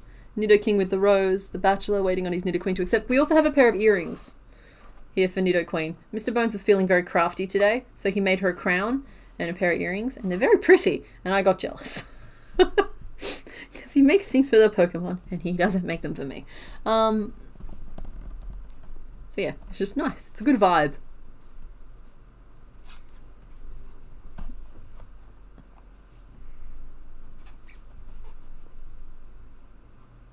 Alright, I think I lost count there, but I think we're fine. I'm going to trim off that white because it's just kind of getting in the way.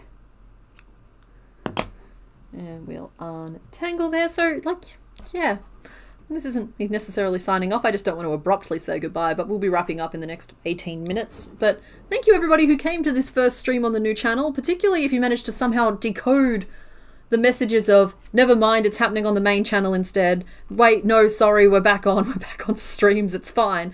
Like, I appreciate you all. It's very cool that you came to this first stream, and I understand that I didn't really do a lot of fanfare for it. That's because I spent the last 3 hours before the stream started screaming at my computer, trying to get it set up in time. But I think we're going to be really happy here over on streams, and yeah, this is going to be the new home for all the streams, and it was just really cool that all of you guys came over here and joined us. So that's really good. It's me just trying to activate an emotion and have one. It's just not my usual thing. Right, let's... I don't even know what row I'm doing anymore. This one. I think I'm doing this one. If this arm comes out wonky, it just is what it is. I don't know what's rolling around upstairs, but I hope they're having fun. Was late enough to stream that you didn't even notice. Fair enough. Well, I feel like we had a good information, quote-unquote, campaign leading up to stream, that stream would be moving, and letting you all know where stream would be. And so anybody who cared about that was already kind of subscribed. And so as long as you had notifications turned on, yeah, you would have just clicked when the notification came up and probably wouldn't have even noticed which channel it was on. So YouTube actually pushed your stream to you on your homepage. Yes, exactly. Fantastic. See, that's... Somebody asked why I've split the thing off. That's kind of one of the reasons why. It kind of like... I have a sneaking suspicion, right? If you have notifications on, but when they send you notifications, you don't click on them, that YouTube decides, okay, those aren't the notifications they actually want. Whereas, like, you've recently subscribed to a new channel and potentially engaged with the content a little bit. So YouTube's like, cool. They want to see more of that content. When that content is available, let's tell them. It's little things, just little things. Excellent. This will hopefully heal the whole ecosystem that is Complicated Knots. You went straight to subscriptions and was excited to see the little red live symbol. It is almost Valentine's Day, that is true. Yeah, I was talking about that earlier. Valentine's Day is like the officially designated anniversary of me and Mr. Bones. And we've been together quite a while now. I think it's gonna stick. He can hear me. Hi, Adflex. Yep, didn't notice. Just surprised, still alive. Good, excellent. That's the ideal situation here. I don't want you guys to really notice. I'm not going to be changing the Complicated Knots branding on the logos or the intro or breaks for now. If it becomes weird at a later point, I might, but for now I think I'm better recognized as Complicated Knots than Complicated Streams, and so I'll be continuing to use those logos for now.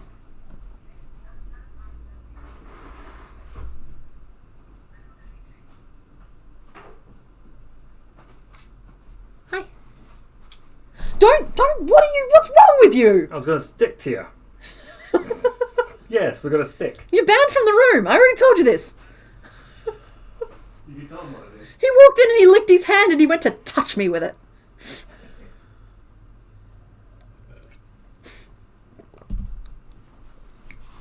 Okay, sorry. We're like focusing again.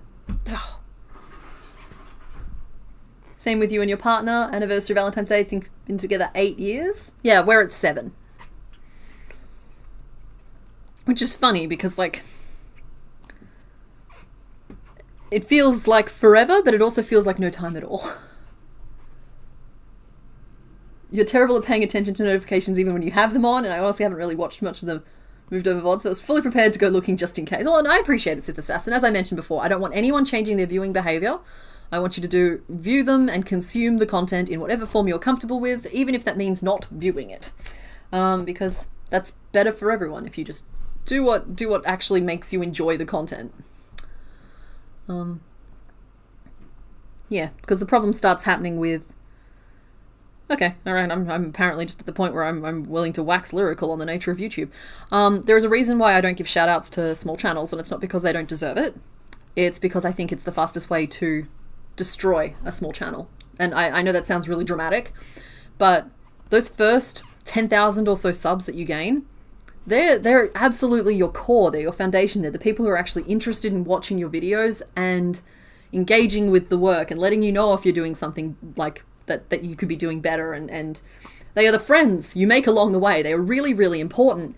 So if somebody gives you a shout out, and out of a sense of obligation or out of a sense of like wanting to help, you suddenly get flooded with people who subscribe because someone's given them a shout out, but you're not actually interested in watching the videos, that's real bad. Like, because not only do you not get that really important build phase where you have to learn a lot of things, like when it comes to like making videos and the kind of content you should be making and all that kind of stuff, but YouTube also suddenly doesn't know who to actually push your content to. It can't work out who actually wants to watch it. It can be absolutely disastrous for those smaller channels. And so like, yeah, shout outs are not always a good thing. Once you get to a certain size, it's a different thing entirely, because like once you have once you have that foundation, it's not so bad. But my channel is still trying to recover. Like, don't get me wrong, I found some amazing new followers during this period that I'm about to talk about, but in a lot of ways my metrics are still trying to recover from, I think it was about 18 months ago now. It was May, not last year but the year before.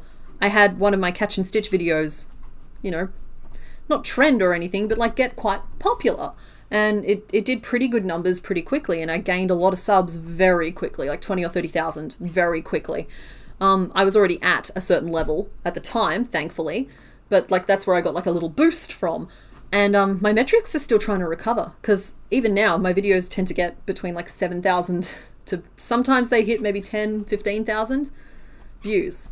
So like, I'm not making stuff that everybody wants to watch, and I'm not even making stuff that half the people who have said they're interested in my stuff want to watch, and that's something that you kind of have to wrestle with a little bit, because like you're never going to please everybody, and you shouldn't try, frankly. Don't ever try to please everybody.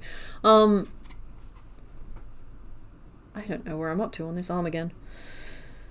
I think I've already done those 2 rows of single crochet, but yeah, it's one of those things where like I was already relatively solid. I think I had like 30 or 40,000 at the time, and then I got my boost, and it pretty much doubled me in size in the space of a couple of weeks. And it was very big and exciting at the time, but since then I've been struggling to get my metrics to recover because, yeah, just for a number of different things. Gotta go. Bye, Tani. Thanks for hanging out.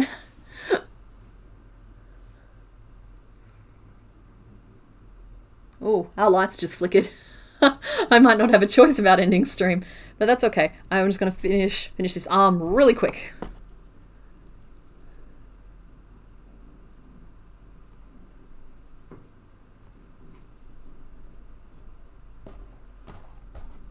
Your husband and you have been together for 15 years and it feels like forever, and also like you blinked. It's the best. Exactly. You wake up every day and just like fall a little bit more in love with him. It's obnoxious. It's absolutely annoying.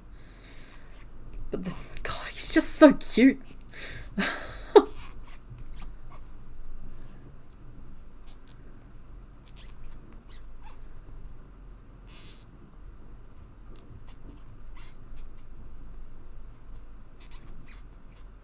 we go. And there we go.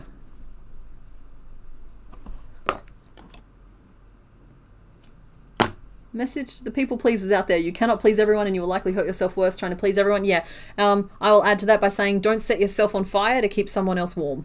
It's a mantra to live by. I know people in my life who do set themselves on fire to keep other people warm. Don't do it. You're watching from the playlist but didn't realize I wasn't subscribed until you had swapped over the streams. Oh my goodness, Jay of all trades, I hope you've subscribed now, because you've been around for a few of these now. I didn't start cute. I was a bit rough around the edges, but like a new home, you could tell I had good bones. Good bones. Yeah. Oh, I mean, I'm a firm believer that you don't find this beautiful mess of a situation. You got to make this. You got to find someone you're compatible enough with and just grow together a little bit.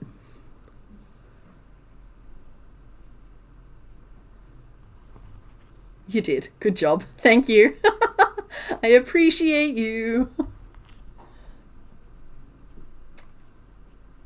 According to some of Mitch's fire crew, your couple goals. Yeah, you sound pretty cute online, Darcy, I gotta say.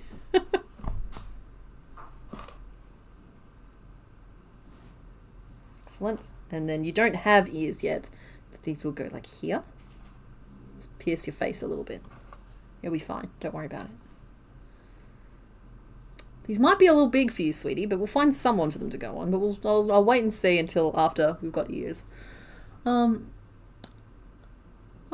We should probably wrap this thing up, shouldn't we? I've only made arms. I haven't made legs or a tail or any of so many other pieces. I gotta tell you, I'm not convinced I will get this one done between streams, so it might be the first thing we knock out at the start of next stream. I will think about it. Or maybe it's something we pick up at the end of next stream, just during the nonsense bit.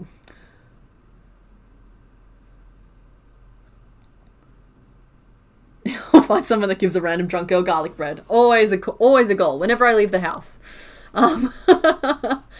Some days you're the drunk girl, and some days you're the person giving the drunk girl garlic bread, and some days you're the garlic bread. But in any case, we're going to wrap this up today. Thank you everybody for hanging out. It's the first stream on the new channel. It's exciting. We'll be back here same time next week to work on a couple more Pokemon. But yeah, other than that, I will see ya for the final Pokeathon episode over on Complicated Knots on Thursday or Friday, who knows. It'll be hopefully Thursday. But okay, where's the button? There's the button. Okay, I found the button. I'm gonna go. Bye.